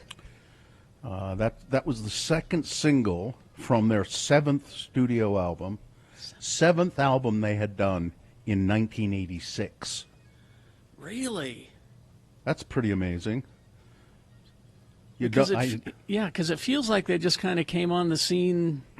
Well, Don't You Forget About Me is the... was Don't the You first Forget time. About Me, 1985. 85, okay. Mm-hmm. They had done several albums before that. Several. Big deal in Ireland or Scotland. Wherever they were from. Scotland. One of the lands. One of the places. Yeah. Do you want to hear about my weekend? Yeah. Sure. So, Festus's wife, my dear son Festus, he has a wife. He got married? He's married. Almost a year exactly. You let him go get married, did you? Well, he was a grown-up. I couldn't stop him. You tried. Come on, be honest. You tried. No, I didn't. So for his birthday, she bought him, with our good friend Jimmy Santangelo, the Wine Academy of Utah, she bought a wine tasting event thing that he was doing at a restaurant. Well, he hasn't been able to do those recently. He's been doing the curbside ones, which are kind of cool, but haven't been able to do the in-restaurant events like he usually does. So she bought him this months ago, and we're like, okay, when are we going to be able to do that? So she actually called Jimmy and said, could we do one in a backyard instead of, and he said, Yeah, we could probably figure that out. So he put something together called the Backyard Wine and Dine. Oh, look at that. And let me just tell you what we had. All and right. and this is food from Provisions, which I know Carrie likes to go to Provisions. Gina was holding up the menu. Yeah, x96.com/live. You can see You can that. see this, yeah. So we started out the evening. So it was just Festus and his wife and me and Joe. I got, for the little and kids, Jimmy. they got a pizza. And Jimmy too, right? And Jimmy. And so we talked to Jimmy before about, okay, so how's this going to work? We'll be outside on just our table that we sit outside the whole time. Jimmy brings the food and the wine and the glassware. He asked if I had plates. We could use our plates and silverware. And he said just... You had plates? Yeah, I Okay. did have plates. Yeah, okay. Just want to make sure. And he said, just preheat your oven so I can put the food in that I'm bringing. Mm-hmm. And so we just sat outside, and he would come out and do a little educational thing. Like he started with the history of the Negroni. I can't stand that cocktail. You would like it the way he did it. It was great. They're bitter. Ugh. And he gave us each the ingredients, and we mixed our own drink. At our own, he gave us little cups with all the different portions out. You get a discount for that? A Because he's not discount? mixing it. You get a discount. I'm You doing do all some the of work here. You got to do some of the work yourself. You get a discount because it's your oven. I mean, you know. So we had a charcuterie plate, and then there's a prosecco pairing with that. We had a smoked ricotta gnocchi, which Jimmy was you very wouldn't eat? sweet and brought me a gnocchi minus the smoked ricotta. He knew. So in other words, he brought you a hunk of dough. Steamed pork and mushroom buns with hoisin scallions and pickled cucumbers. I like those. That's your dim or your sum. Grilled hanger steak with ginger soy jus, crispy potatoes, watercress, and pickled red onions. Okay. And for dessert, we had spiced beignets and chocolate pudding. And he had wine pairings with all of that. And we had a little a tasting where, we would sniff it and swirl it and talk about the flavors in it and talk about the history of the vineyard that it came from. But it was it felt so, we were able to forget for a while everything that was going on, and we had a fine dining experience in our backyard. Nice. And so I know Jimmy's been doing a lot of virtual classes, which are great. You can do his Manhattan class or his wine class or whatever, where it's all online, and he's offering those. And I don't think this is an official thing he's doing yet, but I'm wondering if it went so well for us, if maybe you pay attention to Wine Academy of Utah's website, that maybe he'll start offering these backyard wine and dines. Well, we could we'll talk to him and ask him if he's going to Yeah, do it. it was so nice. We had fabulous food and a wine flight experience with education, and I felt safe because it was all in my backyard. And Jimmy came with a mask on, and he said, I'm washing my hands a lot, and I'm doing all of those things. Yeah, but he still had to go into your house. He came into I told him, I said, you're the first person that I've let into my house. Well, I But bet he your was mother's outside been in. mostly. He would plate up the food or the drink and bring it out. He was mostly outside with us. I had a fine dining experience as well. If you go to x96.com/live, you might be able to see the picture of it. This is the breakfast my son fixed when we were at our Airbnb in Laverkin. This is a typical Little Bill breakfast. This is what he eats every day for breakfast. This kind of thing. I also tweeted a picture of it at RFH Bill. Eggs, bacon, waffles. What else is there? There's something else there. Berries, potatoes. Home you fries have waffles specifically. and potatoes? Yes. I always thought that was kind of an either-or thing. I Yeah. do too, but not in him. No, not for him. Nope. You eat You eat a hearty breakfast that gets you ready to eat your hearty lunch and a giant dinner. Two things back to Gina's thing. Texter, Gina, you mean to tell us that you hung out with Festus and didn't record a podcast? Rude. Oh, I'm sorry. And the second thing comes from Ed Brass. He wanted to know how many of those wines came with a screw top on the bottle. Actually, we talked about that. Several of them did, and that is not a sign of a bad wine. No, actually. Exactly. It is. Perfectly I like acceptable. the screw top because if you don't finish it, which sometimes we do. Yeah, like when is that going to happen? Don't finish it. I like the screw top because I'm in a hurry. All right. No, it was just lovely. Oh, sounds good. All right, we'll take a break. We will be back. Boner Fight is on the way to determine Boner of the Day. It's going to be a good one today. It's going to be hard for you to choose. Luckily, we don't choose. You do. All right, we get that along with a reasonable amount of news coming up next. RanLife.com. Yeah, the rates, are low. It's a good time to refinance. A good time to buy a house, actually. Interest rates are so low, you might want to check your current mortgage and see if it's it might be worth refinancing. You could lower your payment. You could even skip a payment, maybe pay off your debts and drop your mortgage insurance. Rand Life can tell you all about how to do that stuff if you call them at 801-478-4500. They have experienced loan officers ready right now to talk this over with you and see if it is a good fit for you to refinance your mortgage. There's a lot of misinformation about mortgage loan payments right now, but Rand Life, a local mortgage company, can answer them for you. So please give them a call with any of your questions or talk about refinancing. 801-478-4500 or go to their website, ranlife.com. Technology has evolved to the point where the ultimate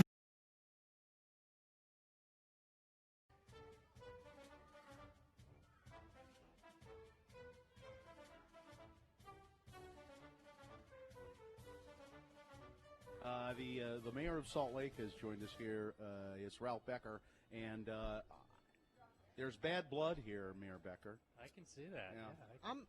Mayor, you know what? You know what it is? I'm hurt.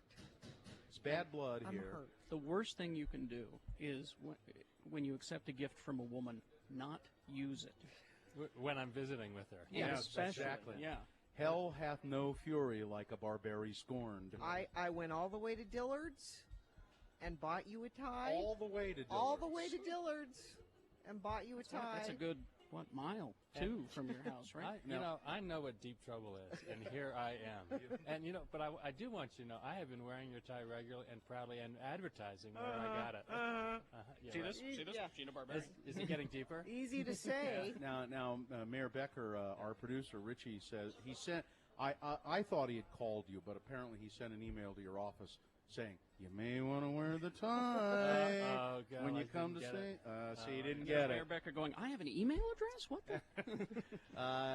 Ralph Becker, now we should say that Gina bought him a tie because you were tired of seeing him wear This tie, the tie he's wearing right now. Because every time I got a mailer from you while you were campaigning, different pictures, but same tie. And I was concerned that people were going to think you only had one tie. I was worried about you. You want to know how to get her, Mayor Becker?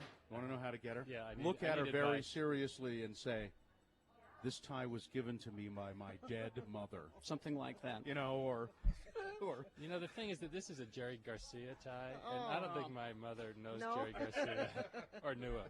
It was that nice Garcia fellow who lived down the street. He used to sell us squash. Yeah. Mayor Becker, great.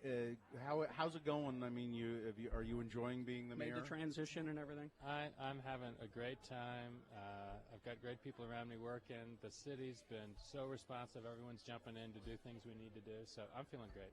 I want to applaud you, by the way, for taking a bold stance and making what I think is one of the most significant moves I've ever seen a mayor make, and that is get rid of that ugly logo that Rocky Anderson had and go back to the traditional city logo. I'm actually serious. Bill really likes that logo. I like the traditional logo, that mountainy kind of. That was a dumb logo for Salt Lake. It's the important issues Bill pays attention to. Well, I realize these are symbols of the city, so there is importance there. It was really just a matter of personal preference, and as I mentioned when someone asked me about it, he said, "Why'd you do it?" And I said, "Well, someone came to us and said you need to pick a logo for the city, and we'll develop one for you." And I said, "Well, I don't want to spend city's money to get a new logo." So we looked back at what was available. Really liked that one of the city-county building. Thought it was very distinguished, and it's kind of formal looking, and I think it represents you. I mean, you're a planner kind of a guy who likes detail, and that logo somehow says to me it's. I don't know how to say what I'm saying here. I got you. It's a very. It looks like it was done by an engineer, or something.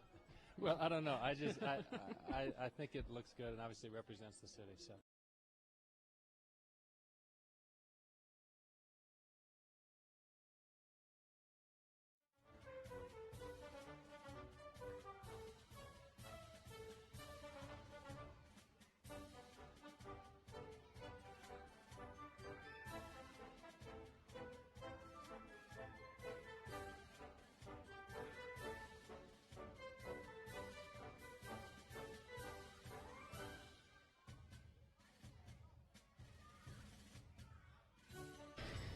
$9:21 right now.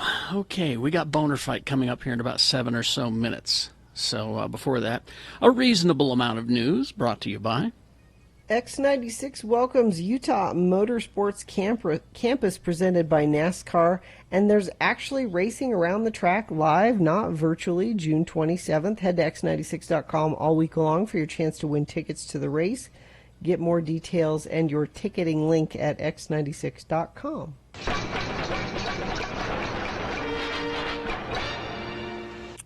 Did you mention, I don't know if this happened while you were still on Friday, that Ian Holm had died? Mm-hmm. We did mention it, yes. I was thinking about Ian Holm. I didn't see this until yesterday in the New York Times obituary. Two things. Ian Holm, known for his movie roles, but he was a great stage actor as well, except for he was playing a leading role in a Harold Pinter play, I believe it was, and he was overcome by stage fright all of a sudden. He wasn't, and it was in 1993, and he left, he dropped out of the play and did not perform on stage again for 15 years. Really? Wow. Really? Yeah. He devoted himself to doing movies and things like that, but he said he was overcome with a serious case of stage fright. He couldn't just face an audience, and somebody said, "Would you ever go back on stage again?" And he said, "Well, maybe if Harold Pinter wrote a play for me, I would do it." Because I had some of my early work, success with his work, and I loved being in his plays. And Harold Pinter, in fact, did write a play called Moonlight. All right, I'll write you a play. And he came back, and of course he was Ash in Alien. Yes. But I remember him really strongly for Garden State with Zach Braff, directed by Zach Braff. That's true. And what's her name was in it? Natalie Portman was in it as well. But I only remember it.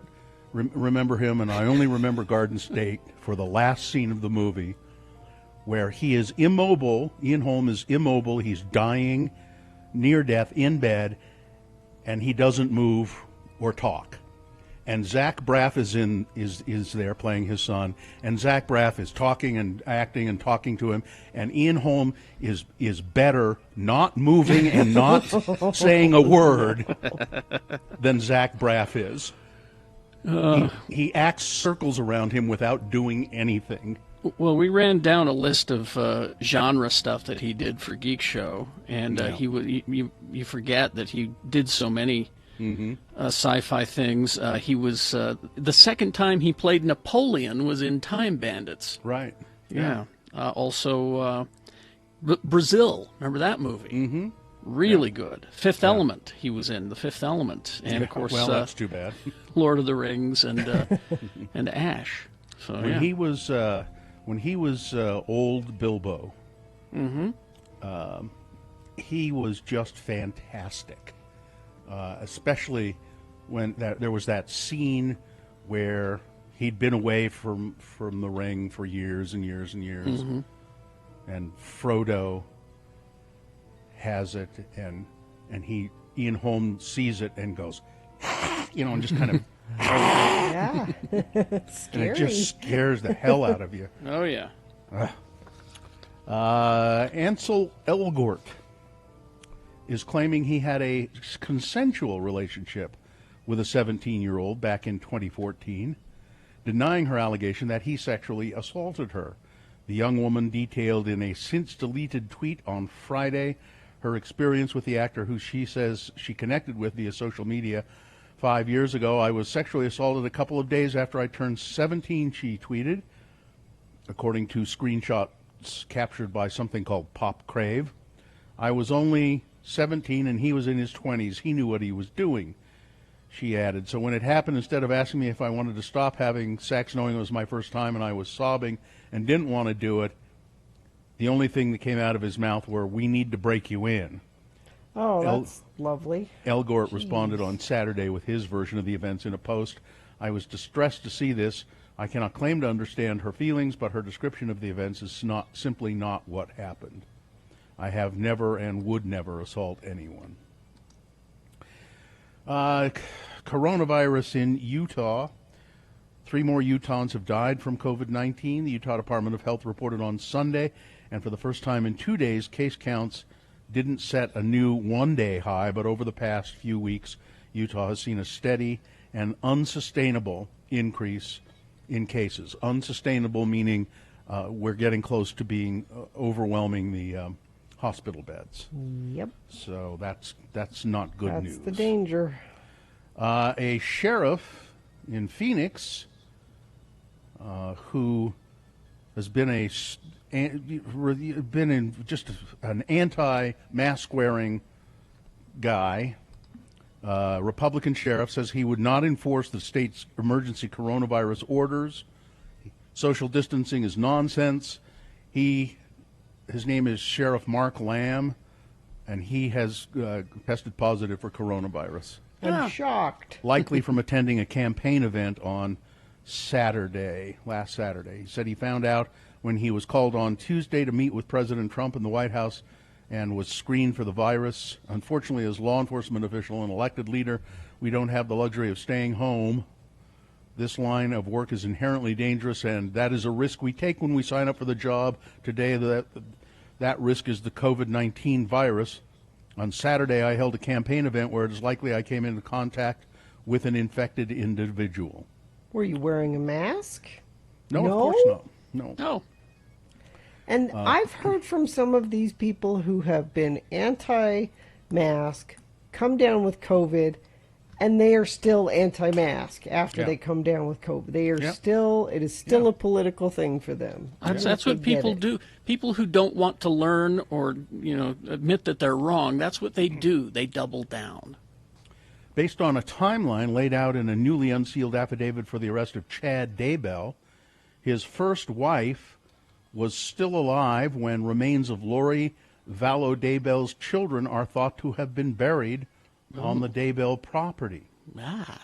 Now, Gina has left the room, and these stories are for her. So, I don't know what to do here. I think she had to go let her dog out. Because she'll either not know about this and be like, what? Or she will correct everywhere this is wrong. Well, so save she's this. back. No, I was she's going to say, back. okay. Sorry, the dog was barking. You couldn't hear her, right? I knew it. No. So based on a timeline laid out in a newly unsealed affidavit for the arrest of Chad Daybell, Gina. Yes. His first wife was still alive when remains of Lori Vallow Daybell's children are thought to have been buried on the Daybell property. Oh, I didn't hear that. Oh, see, there you go. I told you that her reaction would be either, oh, I didn't know that, or, no, this is where you're wrong. No. What is Wow. more, text messages were exchanged between Tammy and Chad Daybell. On the same day, investigators believe Alex Cox, the children's uncle, was tracked where the remains were later to be discovered on June 9th, according to arresting documents. Tammy And Daybell. guess what? You can't question him because now he's dead. Tammy Daybell was believed to be living at the property when the children were buried. The last known sighting of Ty Lee Ryan and J.J. Vallow was September 23rd, 2019. Tammy Daybell died in her sleep at her Salem home October 19th. October 19th, 2019. So investigators have called the death suspicious, and her body was exhumed from the cemetery in Utah, in Springville, in December. Just 2 weeks after her death, Chad Daybell and Lori Vallow were married. So yeah, pretty interesting. Interesting. Huh? It's Boner Fight with Radio from Hell on X96. Okay, here we go. Number one from the 7 o'clock hour. It will not break me. I will not back down. Bubba Wallace, NASCAR driver, black driver, the only black driver in the top tier of NASCAR.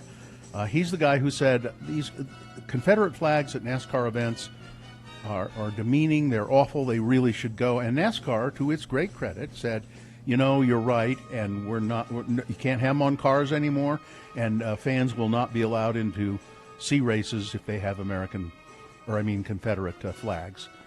And Bubba Wallace is great, and he has a Black Lives Matter car that he races, and somebody put a noose in his equipment locker at one of the facilities. So really nice, huh?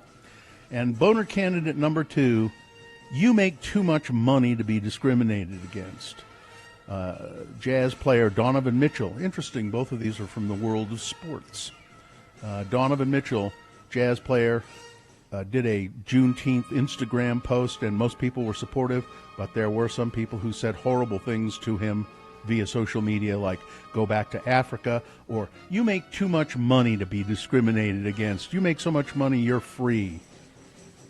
Boner candidate number 2.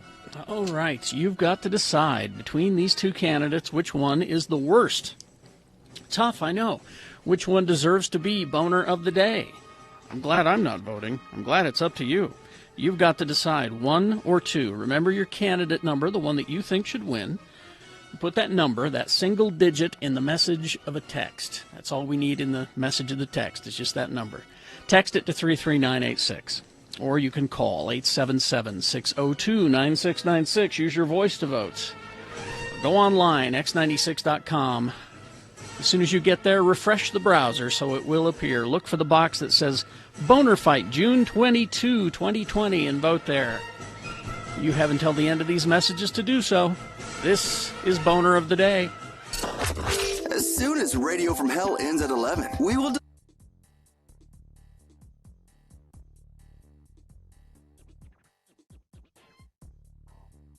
I made a big mistake. Well, I didn't. It had to be done at some point. I haven't gotten on the scale, weighed myself, that is, since. So I had some back surgery to relieve some pressure on, excuse me, on the nerves in my back, and that has made it difficult for me to. Well, it's made it impossible for me to do any exercise. And I exercise a lot, usually. Uh-huh. And then I went on vacation. Well, sure. And you don't ever weigh yourself after vacation. And you always put on a little weight on vacation. Mm-hmm. So a lack of exercise for a month, and then going on vacation for however many days to Hawaii, which involved a lot of pineapple, drinking. A lot of empty calories. Empty calories. Thank you. That. Would you please? Damn it, Gina. Could you start with the euphemisms? Would you not zero right in on the problem? Start with the euphemisms. I say, oh, is Ann Flo here? You know, I don't say what, John Durag, you having a period? You trying to be funny? Start with the euphemisms, please. Before the reality? Yeah, don't let the right. don't let the reality just don't smack me in the face with it, please. So 10 pounds since the last time I weighed myself. So in a month you've gained 10.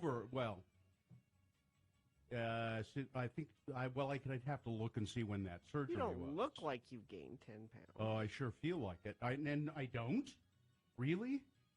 No. You look fine. You always say that though. Because I don't know, why does she always say that? Because I don't think it's true. I'm sorry. I was chasing down things that we have to take care of here. I'm, trying to fix the show. That's all. She always says, you look fine. I think it's you say that either because you don't really look at me or at people. Because I look at you, and I wouldn't say that about you. I didn't ask your opinion on how I look or how much weight I gained on my vacation. I didn't ask yours either. You just offered it. I didn't ask your opinion. Okay, I won't say you look fine. I start out saying something nice when I get in trouble for that. I don't think I look. I think you can tell I've put on 10 pounds. Can't you, Carrie? Gina, watch and learn. Really? Can you tell that I put on 10 pounds? You hide it well. But you can tell, can't you? No. You can't? No. I also don't look at you very closely.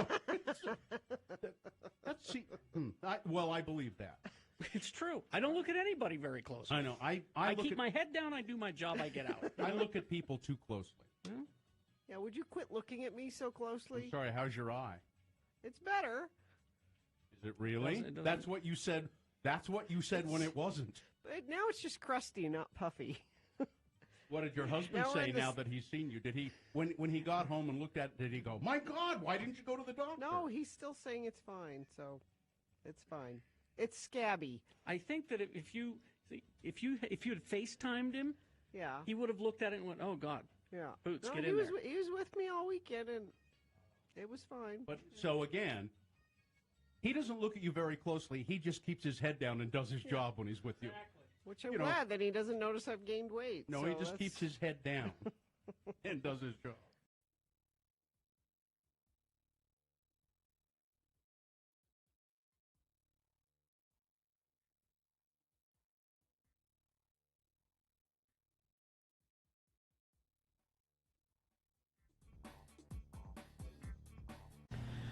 All right, 9:37. Time to award Boner of the Day. And it's brought to you in part by some steak and baked potatoes and a delicious blueberry blue cheese walnut salad. It's great. And during the month of June, Scott Hale's offering a $59 AC tune-up. Call Scott Hale, 801-264-HALE. Boner candidate number one. It's people... racist slurs at Donovan Mitchell, jazz player Donovan Mitchell, because of a Juneteenth thing that he put on Instagram. Free-ish, it said. And it's got chains there. And going up against number two, you make two... No, I'm sorry. I've got them backwards. Number one was Bubba Wallace, the race car driver. That's right, yeah. Number two was Donovan Mitchell. Number one, Bubba Wallace, is the noose in his hanging in his locker at the garage, and that's the winner. That was the winner. Yeah, I thought Donovan Mitchell would win. That's why I'm looking at it and going, well, that got 82 votes, and Donovan Mitchell got 22 votes. That's why I reversed it in my mind, because I thought for sure Donovan Mitchell would win, but it was number one. Wow. Bubba Wallace, and the noose incident. And when you say Donovan Mitchell would win, that sounds like Donovan Mitchell was nominated. Donovan Mitchell, the Donovan Mitchell themed boner candidate. He was not the boner. No, he was not nominated for the boner. There's your Boner of the Day for June 22nd. All right. You want to see what I got for Father's Day? Sure. X96.com/live if you want to see what Bill got for Father's Day. Some wooden spoons. Are you going to spank somebody with those? That's when I see wooden spoon, that's what I think is spanking. When I see wooden spoon, I think cooking and being a chef and that kind of thing. When I see a hairbrush, that's when I think spanking. Oh, really? Hairbrush. Jeez. These are very nice. They're very nice wooden spoons. Excellent. And that's what they got you. I wanted some nice wood. I wanted a nice wooden spoon. I had one for a long time, but it broke. It finally. Because you spanked somebody with it, right? Yeah, no. No, I didn't. This is from Dash or That. Dash or That. I don't know. But they look very nice, don't they? Now you don't put those in the dishwasher. That'll ruin them. Gina, that's probably what happened to my old one. I probably put it in the dishwasher too much, and it ruined it. No, I don't put them in the dishwasher. I love wooden cooking utensils. I have wooden spatulas that are really cool. I like them a lot. What'd you get for Father's Day, Gina? I can tell you what Joe got. Yeah. Horseshoe pit supplies.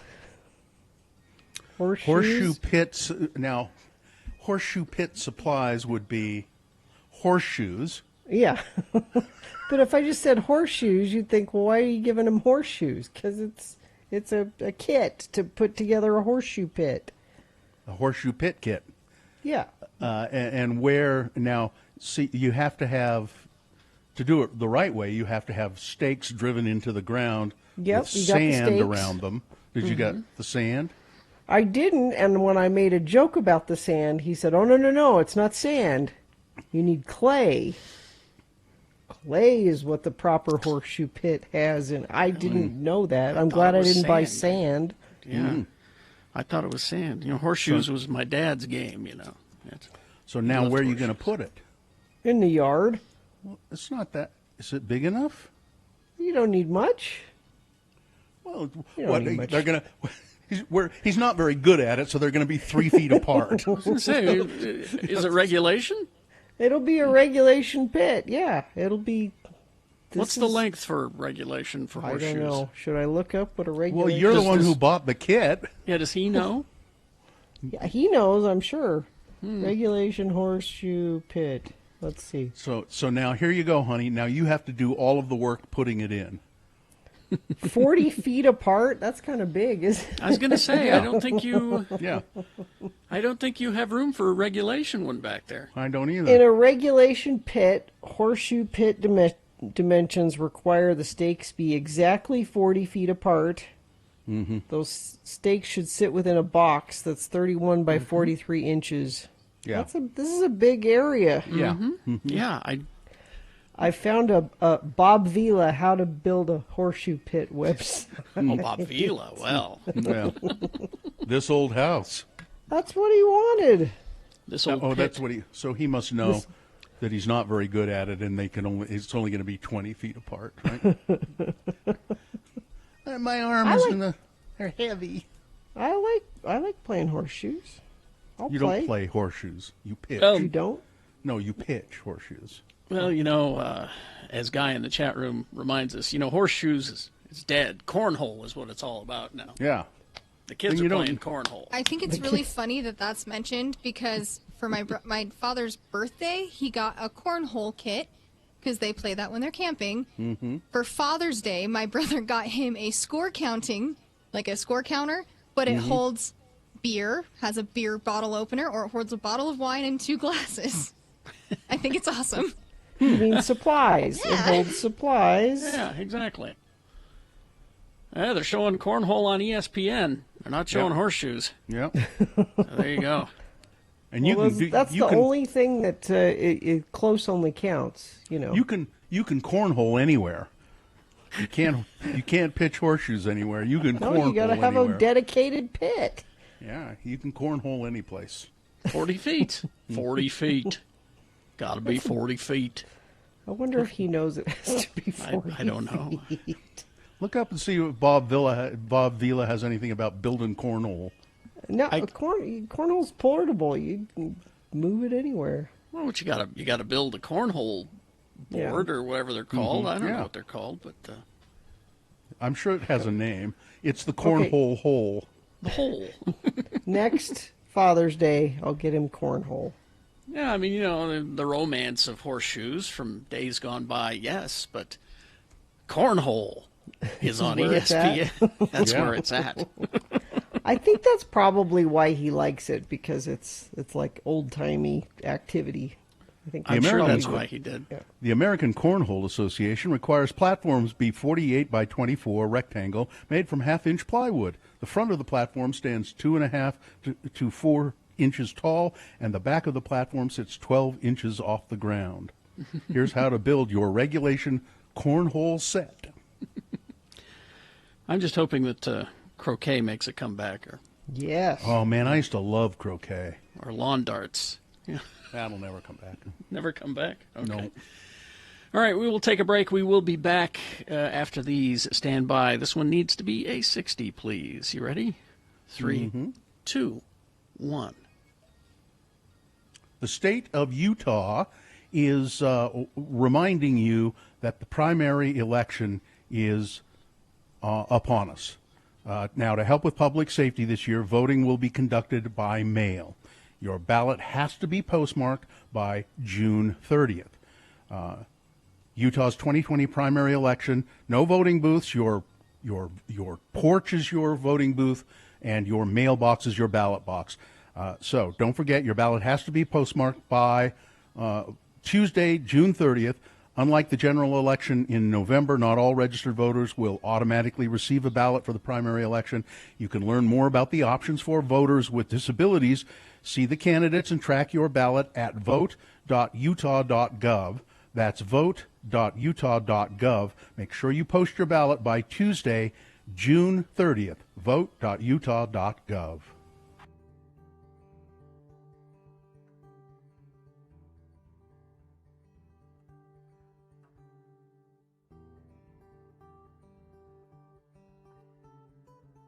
Yeah, I enjoyed that class yesterday. You did you? Yeah. Well, that's nice. Well, you know, you don't have to come to them. Why would you think that I don't want to come? Carrie, I have because I am one of the kings of sarcasm, I note sarcasm in your voice. I don't know what you're talking about. He had a I great thought it was a time. grand waste of time. I'll be quite honest with you. All right? Because in those classes, there's maybe 5 kids who are actually interested in radio, and the rest of them are getting an easy credit. Carrie. So the first thing we do when we get to the class is we say, all right, first of all, who's here for an easy credit? And those people who raise their hand, leave. Go right now. We'll sign a form, whatever it takes. Just get out of here. You would deny a college student an easy credit? What kind of a Grinch are you? I'm not denying them an easy credit. If it were up to me, we would close down the college radio stations, but we don't.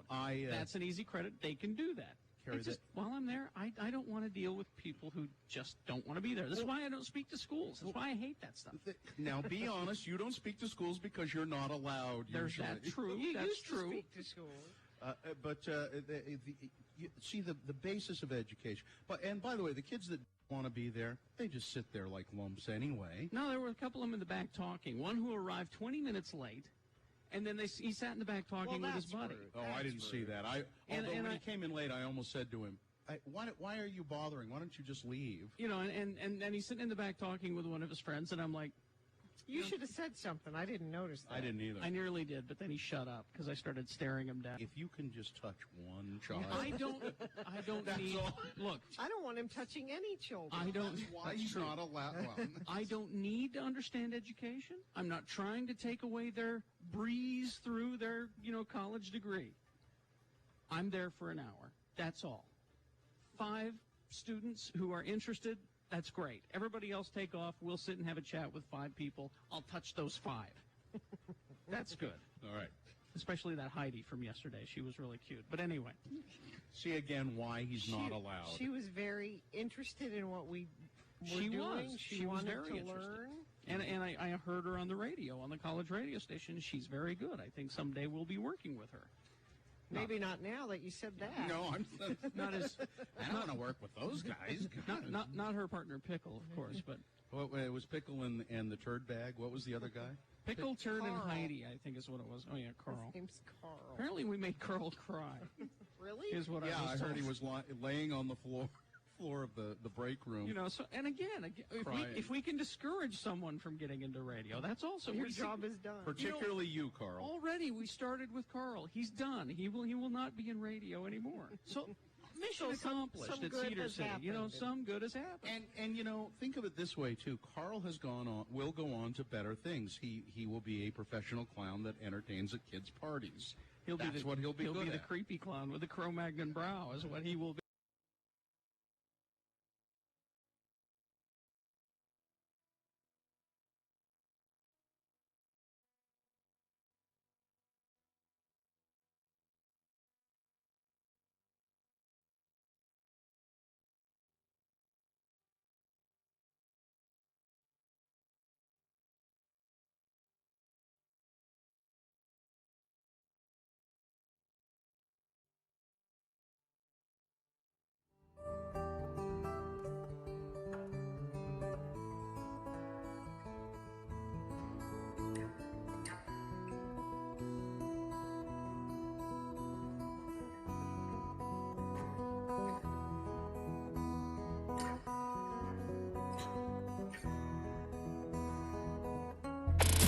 Follow Gina Barberi on Twitter at RFHGina. This is Radio from Hell on X96.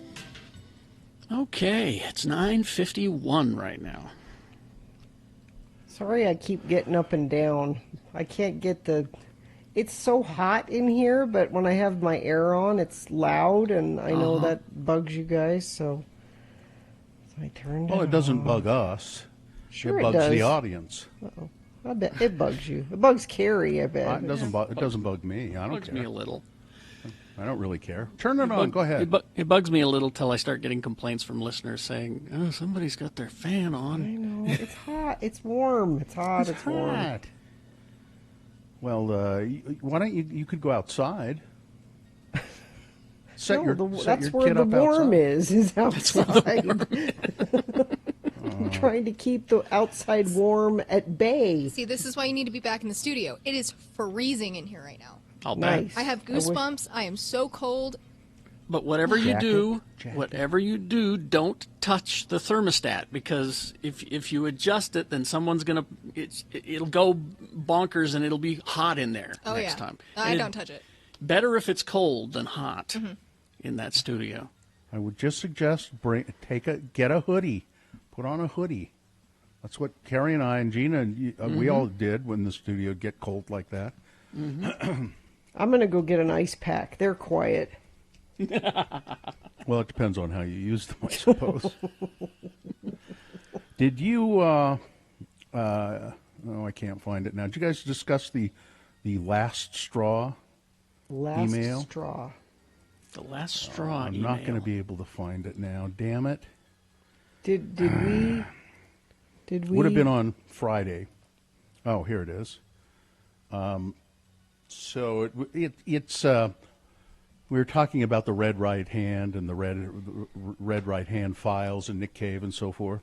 Mm-hmm. So somebody sent this email. It says, "Hello, Radio from Hellions. Gina's question this week is the best. How many last straws are there?" Oh.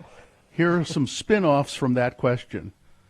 My son, 22, is a courier for a medical testing company. Why do the facility's staff continue to hand him nameless pee or poo samples? Are they that clueless? What do they think he's going to do with it? He's talked with his boss. How many nameless poo samples are too many? Is the last straw. I'm confused by this. How do you deal with clueless or people or coworkers? What's the best way to deal with mean people, especially neighbors? Again, how many last straws are there? What is the last straw where you say, I can't take it anymore? That's what the point of this email is. Oh. Well, this is from our old intern, ShamWow.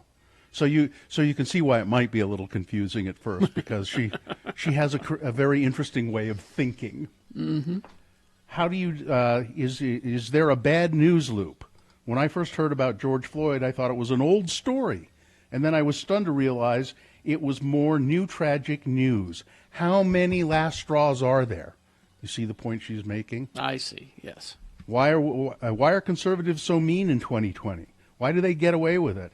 Last week, a Don't Tread on Me landscape dude told my other son, who's 19, to not be sheeple.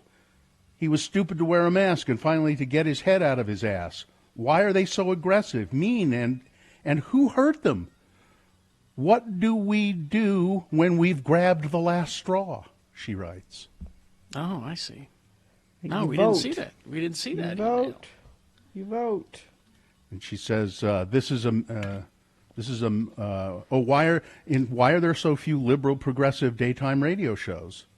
How did Rush Limbaugh and other guys like him get to corner the national daytime radio and podcast market? That's a good question because, there used to be this network called Air America, which was a liberal radio network. And it was mostly terrible. Yeah. Well, Al Franken had a show which was good. Now, see, and I disagree with that. I used to listen to Air America when it was on all the time, and that's where the world discovered Rachel Maddow. Yeah. She got started there. I even enjoyed Janine Garofalo's show. It was quite good. And Al Franken's show was really good. And that's where we got Mark Maron. Mark Maron as well came from there. Okay, so why didn't it work then? Why isn't there a very popular liberal nationwide talk show? That I don't know. There is currently a pretty good one that I quite enjoy. It's the Stephanie Miller Show out of Los Angeles. I'm not sure if she's on the radio. She might be on a few stations. But there's that. And I think Tom Hartman is the only other one that comes to mind. But see, these aren't names you know. These aren't, household names. John Fugelsang has one on Sirius. Mm-hmm. Pete Dominic used to, and they fired him.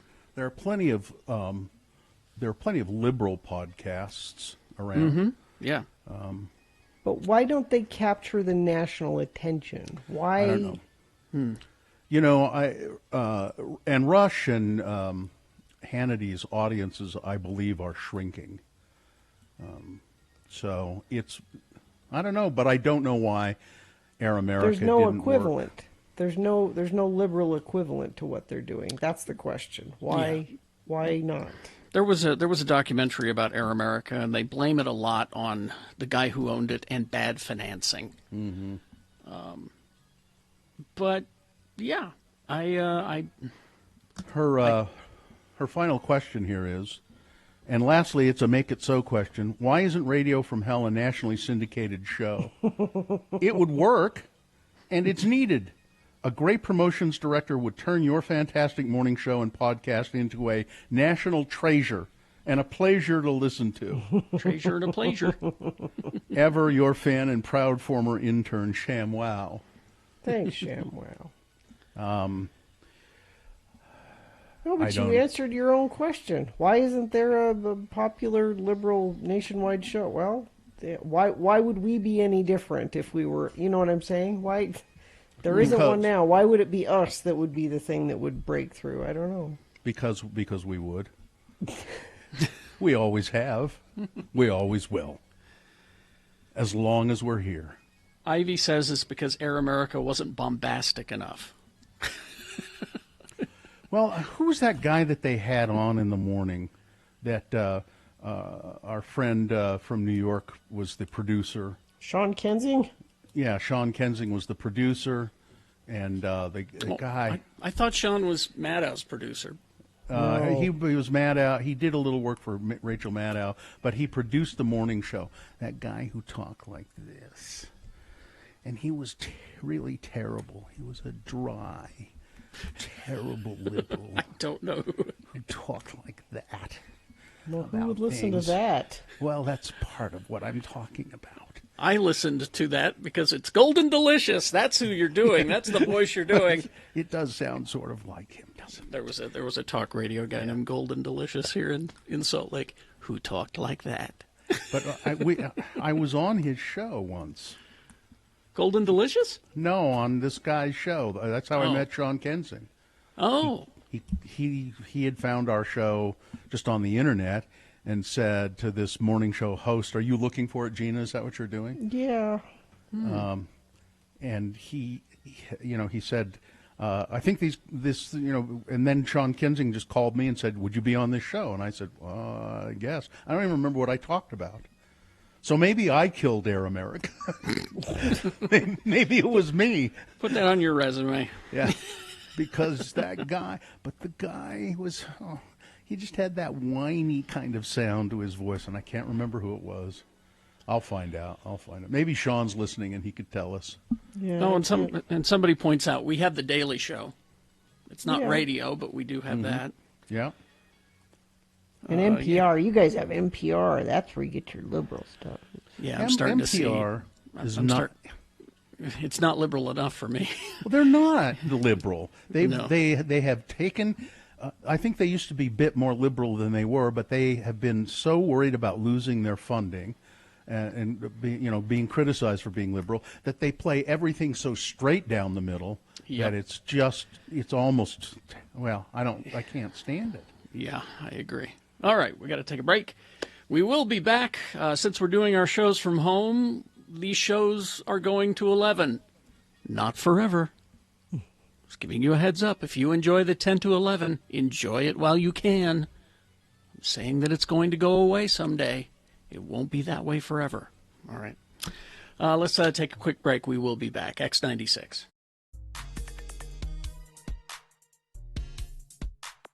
My little daughter, who is 4, she takes amusement in her father's flatulence. Is this a daily occurrence? Oh God, yes. And I use the dumb old dad jokes of it's a farting or it's a barking spider. Barking spider. And she'll always go, "It's not a barking spider, Dad. That's a foding spider." My dad always said it was a buck snort. Or sometimes I'll say, "That bear's been following us around," or "Did somebody step on a duck?" Is the other one. Hear that? Buck snort. Yeah. She likes the duck one too. But she also is occasionally flatulent. And I was lying on her bed with her, reading her a story, as I do fairly often, before she went to bed, and she just ripped. She ripped a good one, huh? Just ripped one. And Daddy's little girl. Yeah. And I So said, like us. I learned said- it from watching you. I said, "Honey, that was." Did you high five her? High five. That was a loud one, and she said, "It sounded like a door closing." She means like the creak of the door. And I said it did kind of, and she said, "A door with rusty hinges." Ouch! I just thought she's creative. I thought that was the best. Our children are learning from you. So now it's just hey, did somebody close a door with rusty hinges? Somebody oil those hinges. I just thought that was the best. A door. Get some with 3-in-1 rusty oil on those hinges. So that was it. It's just one of those kids say the darndest They things. sure do.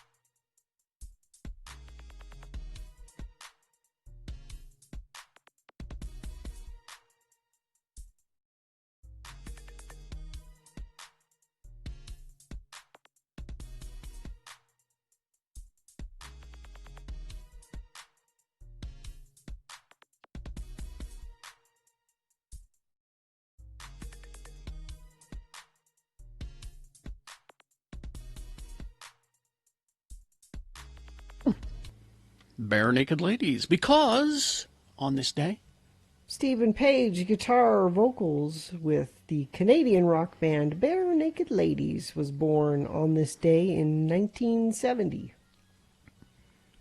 I like that. And band, Bare that Naked on this day is brought to you by. See, I told you I'm going to do this right now. I haven't been doing it right for weeks, but I'm doing it right now. Now Radio from Hell goes to 11. Enjoy a whole extra hour of Discontented DJs, compliments of McCool's Public House. All right. The only thing I'm discontented about is my internet, which is terrible again right now. Oh. I don't know how I sound, but how do you guys sound? I mean, you sound all like you're underwater to me. Really?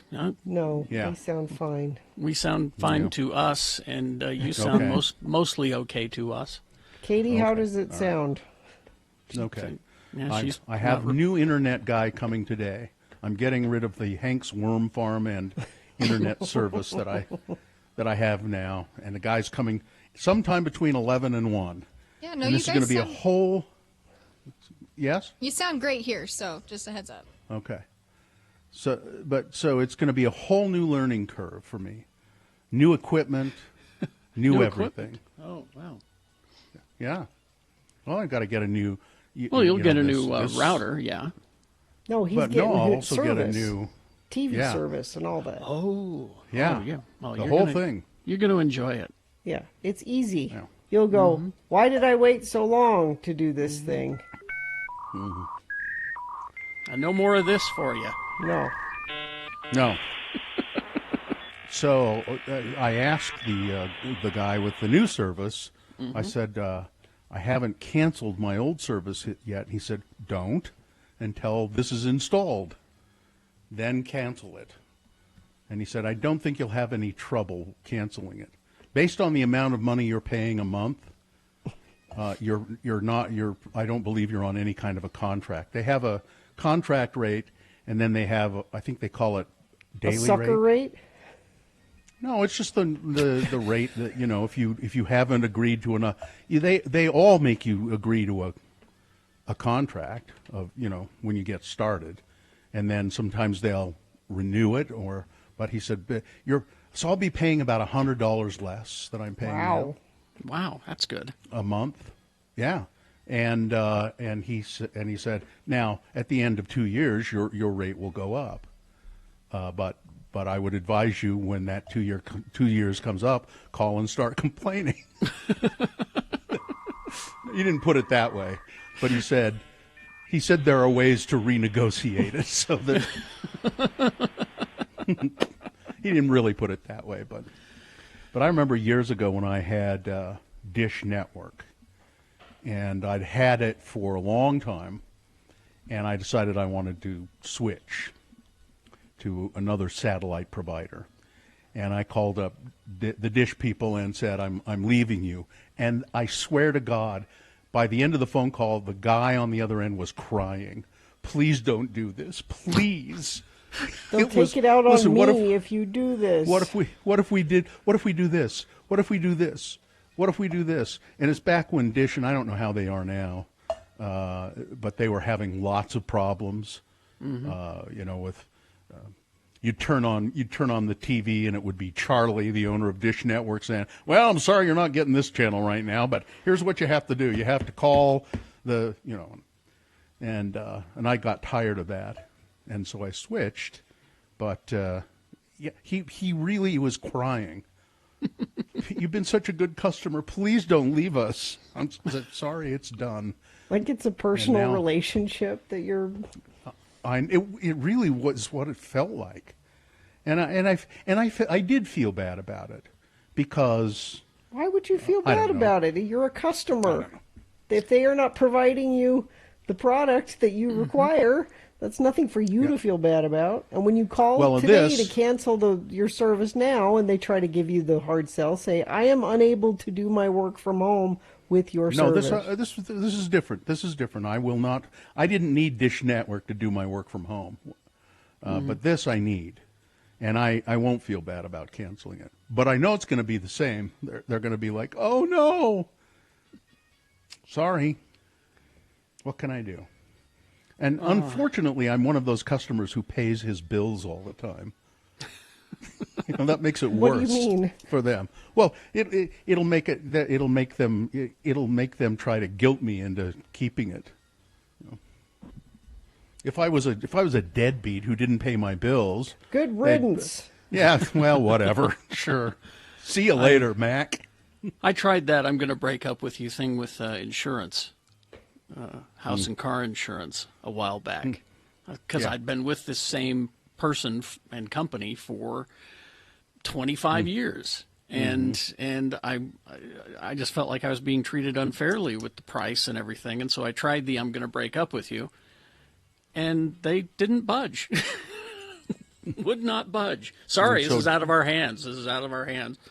And so I went and priced around, and I couldn't get the same coverage for. It was just going to cost me more. But yeah, the breaking up thing works sometimes. Yeah. Hey, listen, you want to call us? 877-602-9696. Check in with the Radio from Hell show. We're not going to be going till 11 forever, you know. Mm-hmm. You can experience Bill's internet troubles for your own self by calling 877-602-9696. You'll see what a pain it is to try and talk on the phone to me. 877-602-9696. Call. Check in with the Radio from Hell show. We'd love to hear from you. How are you doing? What are you doing? Are you going to go on a vacation this year? That'd be something to talk about. If you got any vacation plans, what are they? 877-602-9696 is the number to call and check in with us. All right, so we'll take a break. We will be back with your check-ins and some leftover news. 877-602-9696.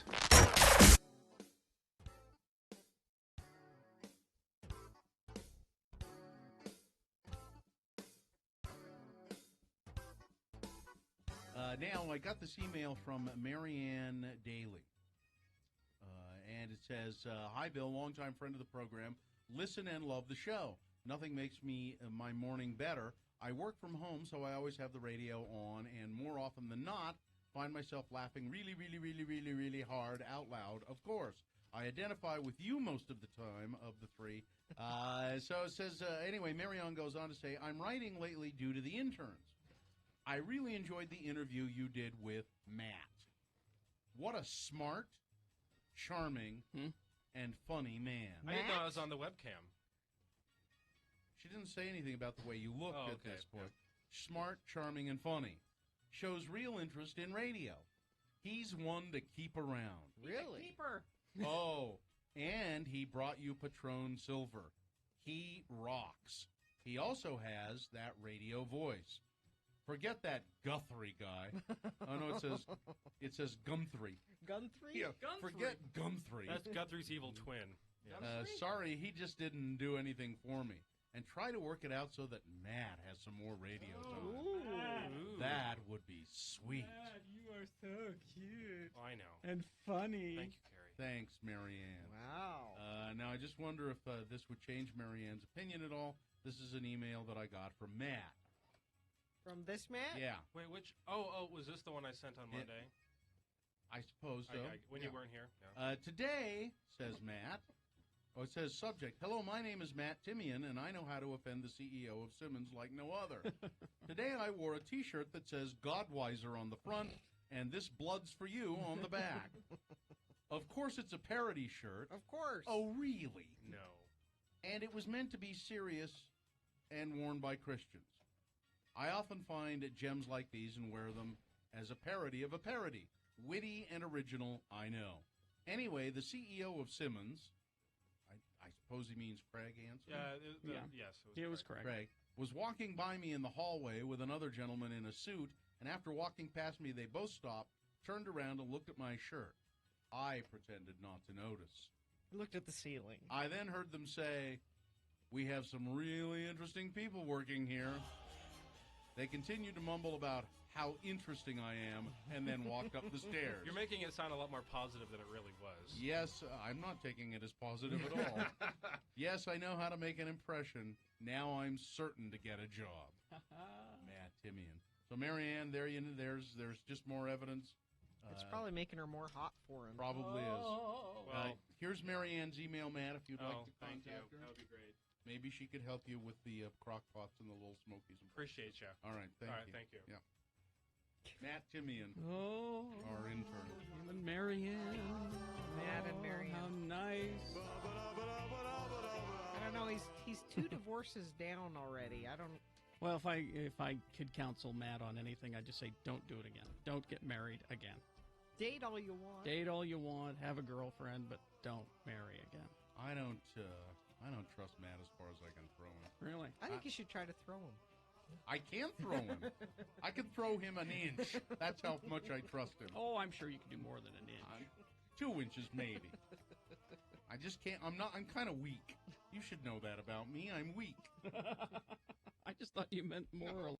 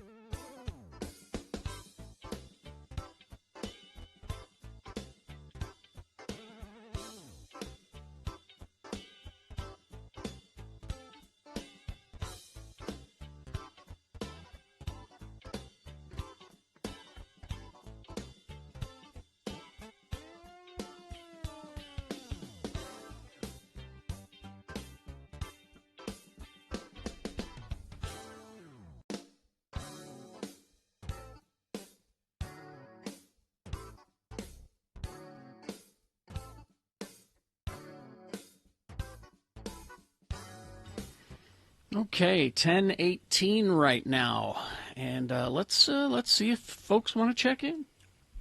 877-602-9696. I think we can start with Tanya. Hi, Tanya. Good morning, Tanya. Good morning, guys. Thanks Where for you- letting me listen. Yeah, where are you calling from? Calling from out in Erda. Erda. Ah, what a lovely Yeah. place. We're still here. Oh, it's so nice up here. Hey, I was interested in listening to your story, Bill, about you taking your perilous journey down southern Utah. It sounded wonderful, except for I understand, like you said, it seems like there's a lot of people that are not taking masks and social distancing very, very seriously. That's for sure. Still, right? Yeah. Well, you told that story early, Bill. Maybe recap it a little bit. Well, I just what Tanya's talking about. I went down to southern Utah, stopped part way down in Kanosh, and there was a Conoco station there and a convenience store. And my family and we looked like aliens from another planet walking in there with our masks on, and nobody else had a mask on. Not a single person. Not people working there, not people who are passing through like us. No, just nobody. And there's a lot of that down in Laverton and Hurricane too. People just out and about. And Zion National Park, there were hundreds of people. The park isn't even open, and hundreds of people wandering around, no masks, nothing. It was strange. It's sad. My husband and I are excited we have a trip that we're planning. We actually were going to go to Canada, but that got nixed. But in August, we're going to go in our camping trailer, just like Gina, but we're going to go down to Arches. I've lived here all my life, but I've passed through that park, but we've got a trailer and figured, well, maybe that would be the way to go. But I'm still kind of worried that by the time we get down to central Utah, it's like a different world down there. It certainly is. I felt very alienated from everything. It just seemed just odd. Now, I mean, I didn't really encounter any hostility or anything like that, but it just was. And we stopped on the way back in Panguitch, and that was a little better. There were more mask-wearing people at I think it was a Shell station. There were some more people wearing masks, and the people running the Shell station convenience store, they were wearing masks. It was a little better for some reason in Panguitch, but still a lot of people. And there are a lot of people in Salt Lake who don't do it and don't seem to care. I see it everywhere. Well, and out here in Erda, my husband and I, for about a month now, we've been seriously wearing masks because I was starting to feel eyes. I kind of started feeling guilty, and I thought, really ought to get off the stick and make sure I have, in each of the cars in my purse, I have fallback masks everywhere, and so. Well, there aren't any other people out in Erda, are there? Well, thank goodness the density is enough that, here at the house, it's got 5 acres, and I hear birds, and I don't see people except for my neighbor, and that's only when they pop out. But, no. I was encouraged, and of course California is a little different than Erda and Utah, but I was certainly encouraged that Governor Newsom finally decided to bite the bullet and say, I think he actually made the comment, it's like, well, I'm going to stop any confrontations between citizens, and I'm just going to make the rule that we all have to wear masks. I thought, God, that's really nice that he got out and led, right? Yeah. I don't know why this is so difficult for other municipalities to do. Just if you're in public, you wear a mask, and that's just what we're doing now. Sorry, that's what we're doing. Yeah. Thanks for calling us, Tanya. It's simple. Hey, well, thanks for letting me listen, guys. You get to take care. Tanya. Have a great day. See ya. Thank you very much. All right, let's go to Jamie. Hi, Jamie. Hi. Oh, hi, Jamie. Where are you calling us from, Thanks for Jamie? letting me. I'm actually from Tooele. I'm heading back to Tooele. I had to drive into the Redwood Clinic to take my COVID-19 test because I am having surgery on Thursday. So this is a preventative maybe thing. You're not necessarily having symptoms, but it's no symptoms. Just I have to take my test, and then I have to isolate myself for the 3 days. Can't go anywhere, and then I will have my surgery at the University of Utah. Okay. And what kind of apparently surgery? I just get. It's just I'm having some surgery on my stomach. It's an stomach issue I've surgery, been having Gina. for a long time. Yeah. So it's not an elective surgery. It's something that can't wait. So that's why I'm having it right now, or else I would wait. But the whole procedures of I have to be dropped off at the hospital. Nobody can come in and wait with me. And then when I'm done, they'll call my person and they'll wheel me out and put me in the car, and I'll be done. Yeah. Well, I hope it goes well. Take care of yourself. Thank you. The line was really good. There was only about 10 people, and procedure went really fast with the swab. Not as bad as everybody said it was going to be. Yeah, it tickled, and it made my eyes water a little bit, but not too bad. Okay. All right. All right. Thanks for checking in, Jamie. Thank you. Have a good day. See ya. All right. 877-602-9696. If you have a mind to call and check in, just got a text to Amy. Just a sec, Amy. Just got a text here. It says, my son and I are listening to this and was wondering how saying thanks for letting me listen got started. And I couldn't remember. But then I went into the chat room and asked them. Oh, okay. And what did they say? And they had several different theories, but Steph reminded me it was because people kept saying on other talk shows, thanks for taking my call. Yeah. And so we decided to take it in a snarky direction because, that's the job of the talk show host is to take your call. Why are you thanking? Why are you taking the call? If you didn't call, he wouldn't have a show. He's not doing you a favor. Sean, thanks for taking my call. So we decided to switch it around to you should be thanking us. Yeah. You should be thanking us for letting you listen. Damn it. That's where that came from. And I especially love it when state epidemiologist Dr. Angela Dunn is on our show, and she always signs off by saying, thanks for letting me listen, which I like. All right. Let's go 877-602-9696 if you have a mind to check in. Let's go to Amy. Hi, Amy. Hi. Thanks for letting me call in and chat with you guys today. You're welcome. What are you doing? Well, I wanted to talk about how to vacation in the summer with COVID. I thought that was an interesting question because we've been trying to figure that out. We want to be responsible. We don't want to be the people spreading anything around. We don't want to be catching anything. But we've been in isolation for 7 months because I just went through cancer recovery and a bunch of surgeries and stuff. I'm doing great. Good. But we've been inside for 7 months, so we're about out of our mind. So we need a little change of scenery. So what we came up with was trying to find another place to isolate that's just in a different location. Sure. And so we found a teeny tiny little beach house because they're so expensive, but it's right on the sand. So we don't have to use public restrooms. We don't have to use the beach restrooms. And we have a cleaning kit. Even though they say they clean it, we're going to come in and just clean the entire Airbnb down. And we picked California because of the governor making that announcement that everybody needs to mask. Because we were going to do that anyway, but like you said, you feel so weird and you wonder why everybody else isn't doing it. But we're used to being extra cautious. Sure. So we're just going to be in a location where everybody masks up, and we're just going to do groceries from Walmart pickup and just kind of beach house and on the sand. And so hopefully it's a good decision. That Airbnb, we did that in southern Utah, did the Airbnb in southern Utah, and that house was immaculate. I mean, I had no fears that they'd clean, you could tell they just cleaned it really well. So I didn't have any problem with that. So that's a good way to do it. Just get away, just go to another house and hang out. And a nicer house on the beach. I would just open all the windows, like every window you can possibly open, and just let that air circulate.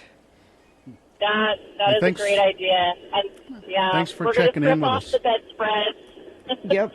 And not use those. Bring our own blankets. We're trying to think of everything we can do. But if we get another wave in the fall or the winter, we were concerned we'd sit another, fall winter inside. So that's a we long felt like time we to needed be to stuck. try it. Yeah. Yeah. Well, thanks for checking in with us. Thank Hey, you. thank you. Have a good day. Enjoy your trip. Bye. Let's go to Cassidy. You didn't sound very enthusiastic, Gina. Well, enjoy your trip. No, enjoy your trip. I mean, you say, hey, enjoy your trip. Enjoy your trip. Enjoy your trip. Cassidy. Hi, Cassidy. Hey, guys. Hey, How's it going? Good. Cassidy, do you know there's a new study out that shows that attractive people usually have more sex partners? Isn't that amazing? That is amazing. Glad they I would have finally never got to put two and two together. Yeah, I'm glad they finally got to the bottom. I may go of into that. I'll go into it in the news. It's quite an exhaustive study. but what have you got for us? Along the lines of checking in, I just wanted to check in. I'm working from home still, and I'm fortunate enough to do that. But I work with an office. I don't want to go into too much detail, but needless to say, I take calls from people that need background checks for to become educators or various members of the industry. And one person just called this morning, and we were talking, and she said, I'm still trying to do fingerprint checks or fingerprint cards here in Oregon before I move down to Salt Lake so I can have my background check done. And they're not allowing fingerprinting and background checks for professionals, but they are for gun ownership applications. And so the police agency there was like, no, we have to prioritize. We can't allow you to have a fingerprint check. But, if you're applying for a gun, yes, we have a huge backlog on that. So also she said that wearing a mask in Oregon, people are actually getting heckled in some of the eastern Oregon towns and stuff. So it was a bit crazy. So yeah. Well, yeah, I don't know why it should be a political statement. It's not, to me, it's Right. not a political statement. Wearing a mask is not a political statement. Wearing a mask is me Right. saying, I care about you, Mm-hmm. and I don't want you to get sick, and I don't want to get sick. So, all right. Exactly. But anyway, thank you, Cass. So, thanks for checking in well, with us. Thank you, guys, and I'm glad you wore a mask. Thank you for being considerate of others. All right. You're welcome. Thank you. We're going to take a break. There are still people on the phone. We'll continue to take check-ins after these messages if you insist. 877-602-9696. We'll have that for you right after these. X96.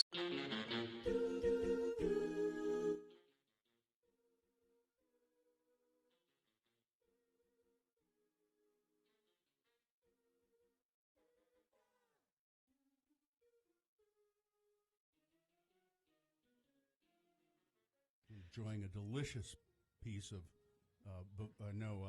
German chocolate cake pie. Exactly. That's kind of weird, Travis. Is Travis the pieman here? Hi, everybody. German chocolate cake pie. Exactly. We have an official pieman for the Yes. Radio from Hill show. Gina, by the way, I brought you your pie. Oh, It's a pie in a box. it's the McDonald's. Baked It's the pie that she will eat. We know she'll eat that.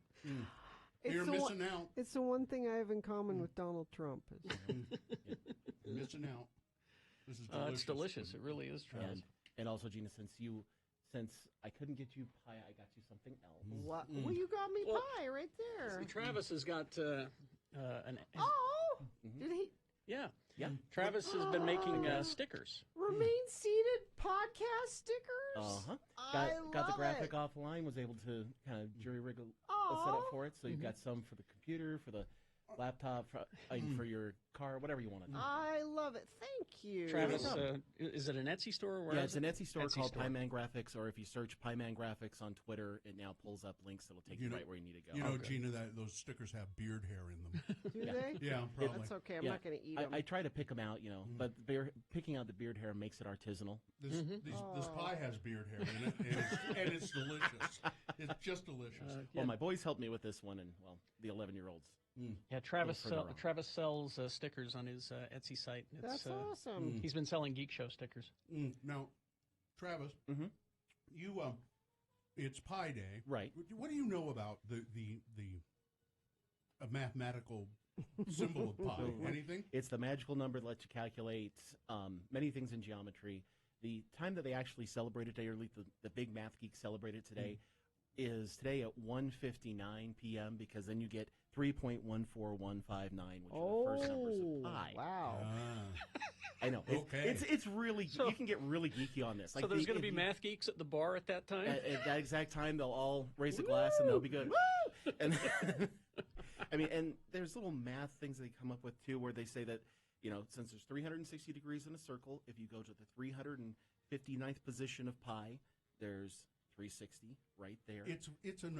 If I understood math better, apparently it is this magical thing that you can calculate all kinds of things. It's an exact proportion that they figure is like a magic number throughout the universe. It helps things work. But we kind of adopted it too, is instead of just being pi as in the number, it's pi as in pie. Also, pizza today is big. I think Pie Pizzeria usually does some kind of special thing, or all the other pizza chains will do something special. I don't recognize the National Pie Day that they had back in January. Yeah, we tried to call you out on that day, and it's just like Valentine's Day. It's a setup day where Big Pastry comes out and wants to sell pie. Big pastry. Big pastry. They tried to co-opt it. Exactly. Right. There's Screw only those two guys. pie holidays that I celebrate, and that is Pie Day and Pie and Beer Day on the 24th. Yeah. Yes. Because nothing's better than a fresh raspberry pie and a Pilsner.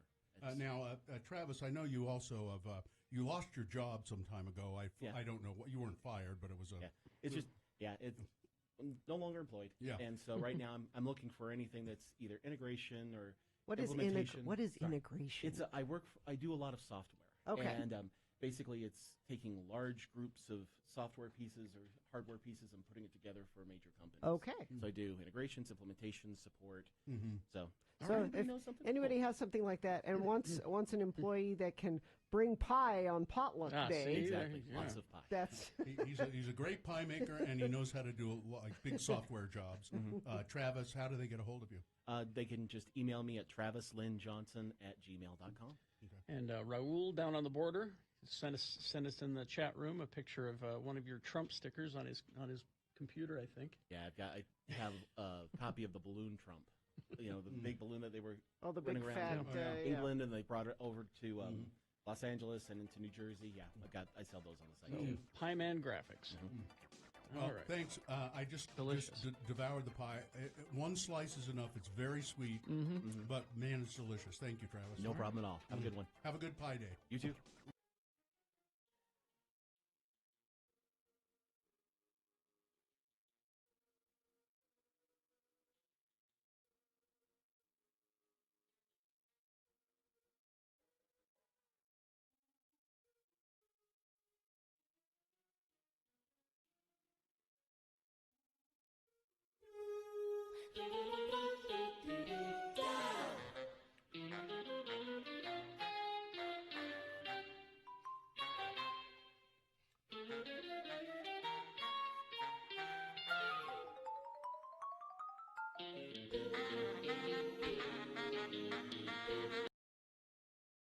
We still have a couple of phone calls, and then we'll do some news coming up later. But let's go to Milo. Milo is checking in. Sir. Hey, how you guys doing today? Good. Where are you calling us from?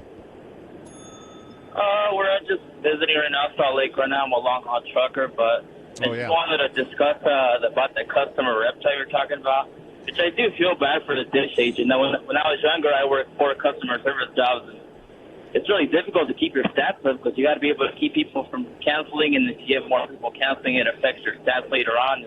Yeah. Man, customer service jobs are stressful, man. Yeah. I did feel bad about it, but there was nothing. This one I'm not going to feel too bad about because I've given them a chance, and they came over and they installed new equipment, and it's still not working the way it should, and so I'm done. Yeah, no, I don't blame you. It's not the rep's fault, it's the company's fault and stuff. Even though they try to upgrade you and stuff, the service still is terrible. Yeah. I don't know. I'm just saying, it's like whenever people call customer service, just please try to be respectful to customer service reps. I mean, they're just trying to resolve your issue. No, there's younger people used to call in and just yell at me. I'm like, I don't even know what's going on. You haven't explained to me anything, and I'm getting yelled at and sweared at. And yeah, I don't know. It's just like some of the little things that people don't know is like some of the reps that I work with, they have a little mute button. So even though when you're talking smack and stuff to them over the phone, some people just take it out on you. Yeah, I know. It's I used to yell at people on the phone. I don't do that very much really anymore because I realize the person I'm yelling at is just a functionary doing the job. It's not their fault. Now he yells at me. Well, you're just a function. And the sooner I realize you're just a functionary, then. Well, thanks, Milo. Thanks, Milo. No problem. And one more thing is just please be respectful. I mean, some of those reps go above and beyond. And if you come off really rude, sometimes they won't really do as much. They can offer credits or offer a whole month off and stuff, but they just try to treat others just like you want to be treated and all. Okay. Thank you, Milo. See you later. Thank you very much.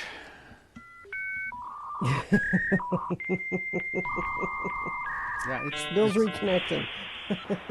it's terrible right now too. It's just it's so terrible you almost swore on the radio. Yep, I did. That's what you get for relaxing on the weekend. You relaxed your mouth, didn't you? Exactly. You just let it fly. Don't get me started. I nearly did this morning as well. Because I did the podcast where I can do it, and I spent most of my time out on the patio just reading comic books, and I was so relaxed this morning that I nearly swore. That's got to be hard in your studio there, Carrie, because you do speak into your microphone and say words you can't say right now. That must be hard. It's been a rough exercise, but I'm learning.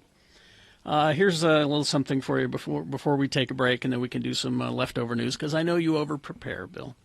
I do. Here's a little story here that just kind of reminds us that we're all getting to be of a certain age. AC/DC jigsaw puzzles on the way. Oh, that's nothing. Didn't you see the one? sad. Grateful Dead deodorant. Yes. Grateful Dead deodorant. Grateful now, Dead what is? deodorant. Oh, the jokes write Come on. themselves. Come The on. jokes write themselves. What self-respecting Grateful Dead fan is going to use deodorant? Really? Come on. Yeah, the AC/DC themed puzzles on the way in September. 500-piece puzzles featuring the covers for 4 classic AC/DC albums. Well, Back High in Vol- Black would be the hard one there. That they would be. they don't have Back in Black on the that list. would be the challenging one. It's That High Voltage, For Those About to Rock, Blow Up Your Video, and Ball Breaker. Those are the only ones so gotta- far. Oh, it says here that they have previously released jigsaw puzzles for, again, of a certain age, Metallica, Rush, Iron Maiden, and Judas Priest. See, the Iron Maiden one would be hard. There's a lot of detail in those. That reminds me. Your husband's not listening, is he, right now? I don't know. Uh, He's at work. Why? Oh, okay. Because he likes Iron Maiden, I know. Mm-hmm. And they have these action figures of Eddie. They do? Yeah, and they're retro looking. They look like the old original Star Wars figures. They're just 5 points of articulation and not very well sculpted. And Well, just like Metallica, or just like Iron Maiden themselves, they were exactly that. They weren't very articulated. So if you'd like me to acquire one of those, Yes. for a surprise, 100%. Because his birthday's in August.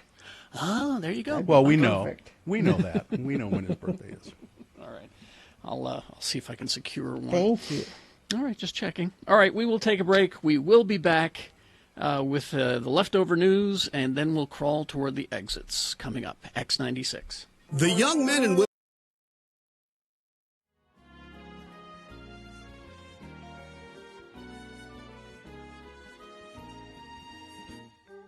I like your shirt, by the way.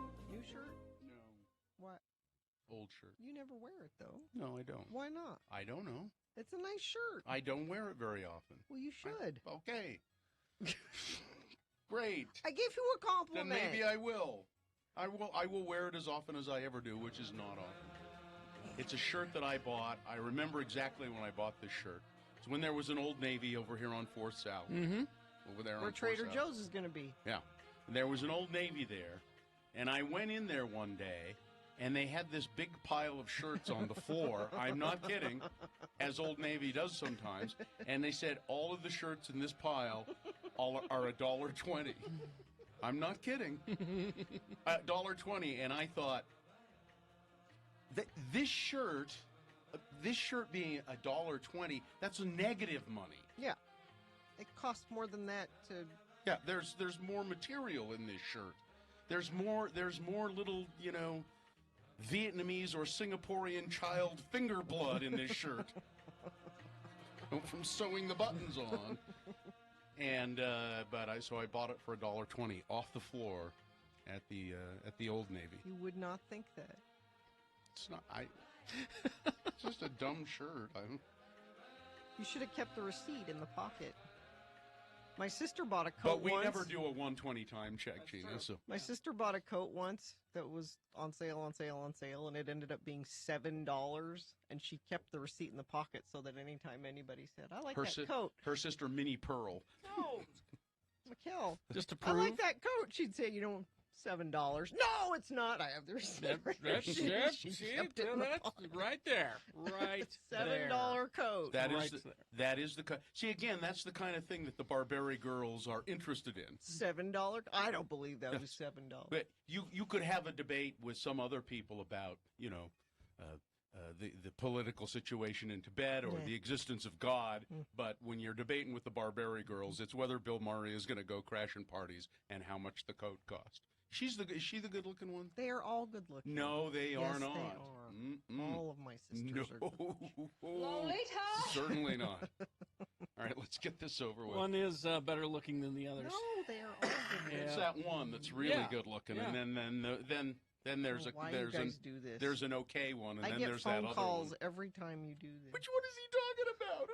They know. Yeah, They know. all. I'm surprised they call. All they have to do is look in the mirror. Yeah, you It's knew. me, isn't All it? they Come have on. to do is look at a family photo, Gina. They'll All- all point to the good-looking one. All the Barberry girls know. They know who the good-looking one is. It's true. So we're not making these things up.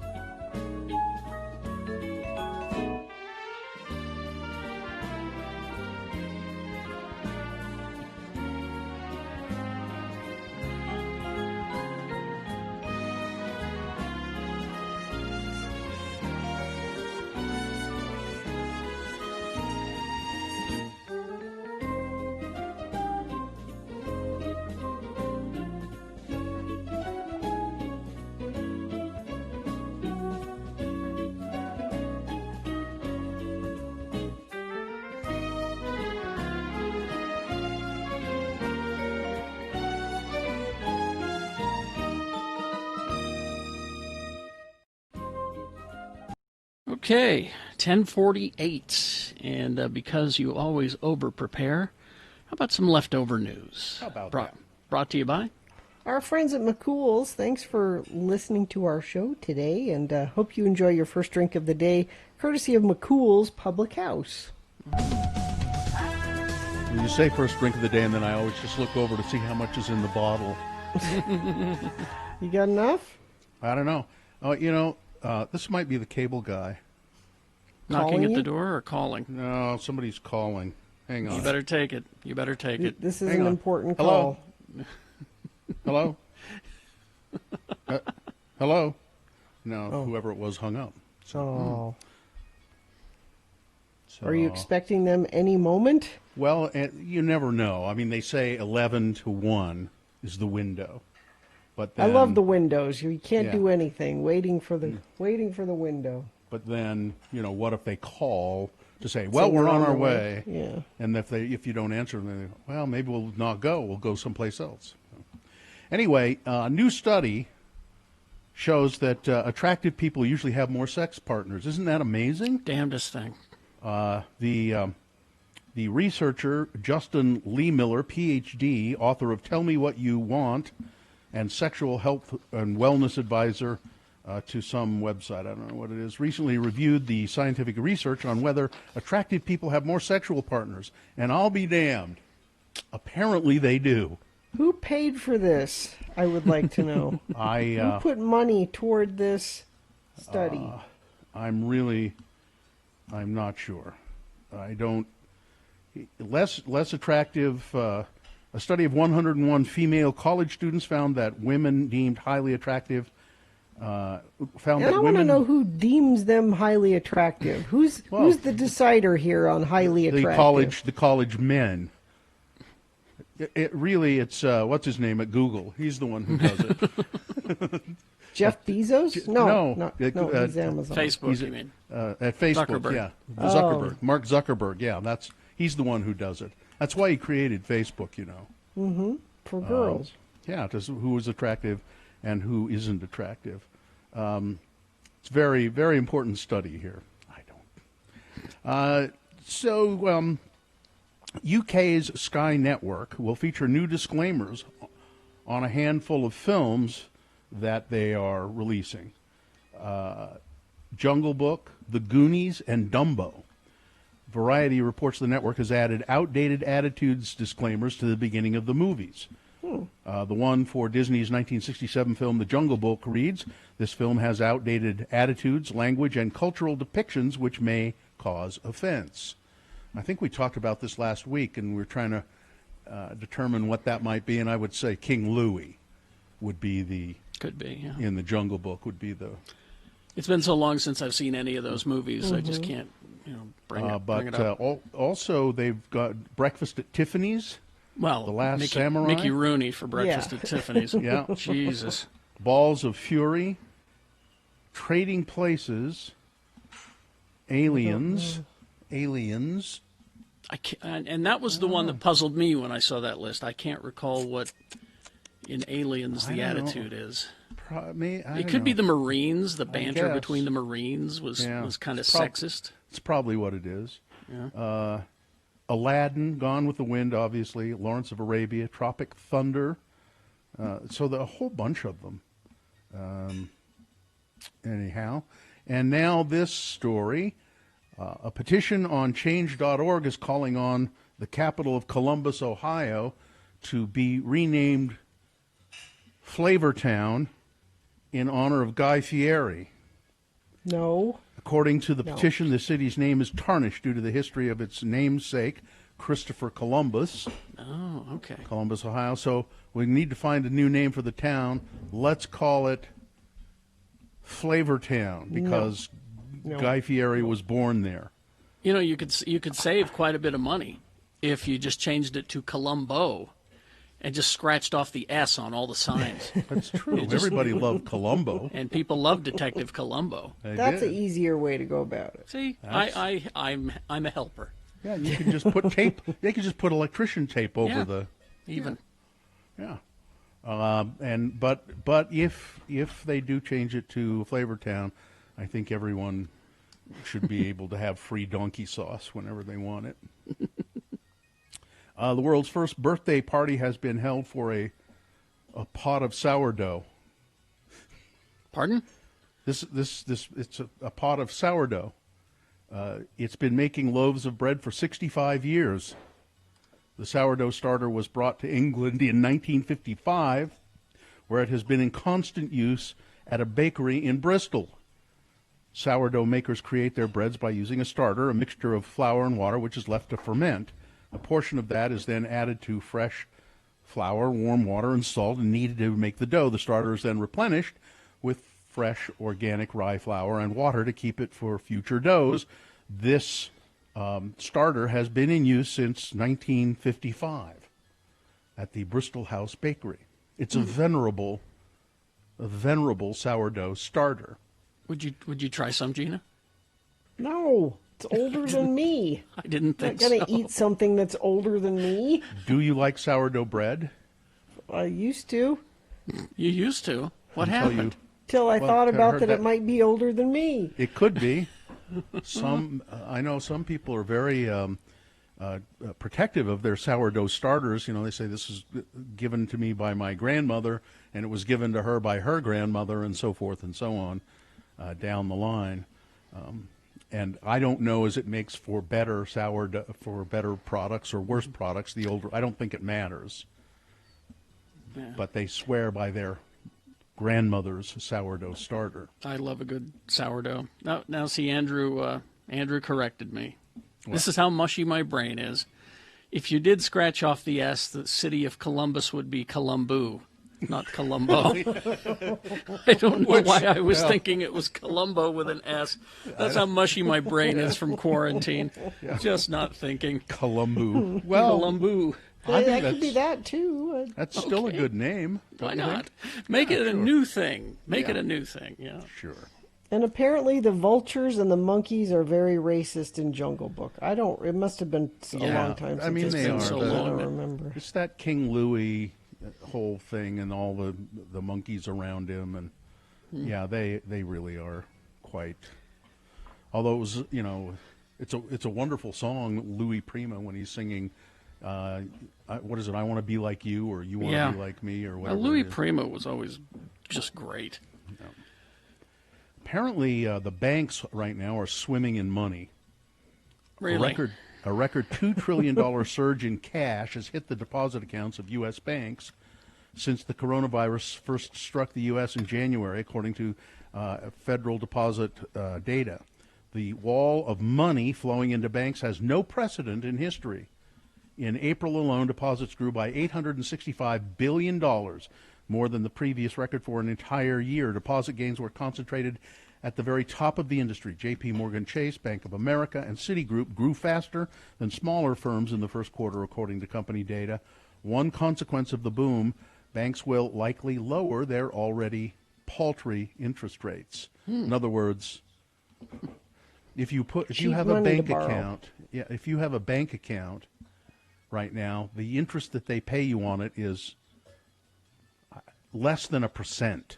Remember when you put your money in the bank and they'd pay you interest because they were essentially using your money. So you put your money in a bank account and earn a little interest on it, 3%, 6% maybe. Seems to me like it was one time when I was a long time ago, it was like 6%. I think it's less than 1% now. And so the banks, because they have all of this money, they don't need your stinking cash in their deposits, so they'll lower it even more. They'll make their interest, the interest that you can receive on, they're going to start charging you to keep your money in the bank if you do. Probably. I think it's bizarre. You can still get a savings account, but who would do that? Well, if you've got to stick money somewhere, you don't want to keep it under your mattress. Well, there are Put it in there are savings. better places than a savings account. There are money market accounts. Yeah. There's there are various online places that you can save money. Bitcoin. Yeah. That's where all Carrie's money is in All Bitcoin. my money's in Bitcoin. Mine's in plastic. All right. Well, weather, Gina. Yeah, lovely. It's summer. Look at it go. 85, 89, sunny the next few days. Slight chance of showers on Thursday, but other than that, it looks just beautiful. Mm-hmm. All right. Well, let's do the promo and get out of here. Okay. Welcome back to another week filled with Radio from Hell. We are coming up on Tuesday, and that means Utah Word of the Day is happening at 7 a.m. Bill, did you hear that? Yes. And at 7:45, we'll have our weekly state COVID-19 update with one of Utah COVID-19 task force workers. And, of course, we will have Todd joining us again for Tuesday Tunes at 9 a.m. So join us for all of the fun. It's happening on Tuesday's Radio from Hell show on X96. Did I say task force? Yeah, you did. No one will notice. Well, they will notice now that you brought it up. Now they'll be listening all day. Don't know what a task fork is. My task fork. Yeah. Task fork workers, This is what I'm doing this afternoon. New comics? New comics. I finally got Daredevil. Yay. And the new Avengers, Moon Knight. They're fighting Moon Knight in the Avengers. Yay. It's Carrie's reading time. And you know what? New internet. On the back of the comics, on both of these, there's an ad for the new Joywave album. Really? But as you can see, it's starring Thor and Drax and Rocket Raccoon talking about the new Joywave album. How cool Should is have that? Todd do Tuesday Tunes with Joywave. Yeah, I thought that was kind of cool. All right, I guess we're good here. All business, we good? Yep. Mm-hmm. Good luck with your internet today. Fine job, Katie. Thank you. Live long and prosper, bitches. Don't you know who I am? Miserable tots. Corey is next.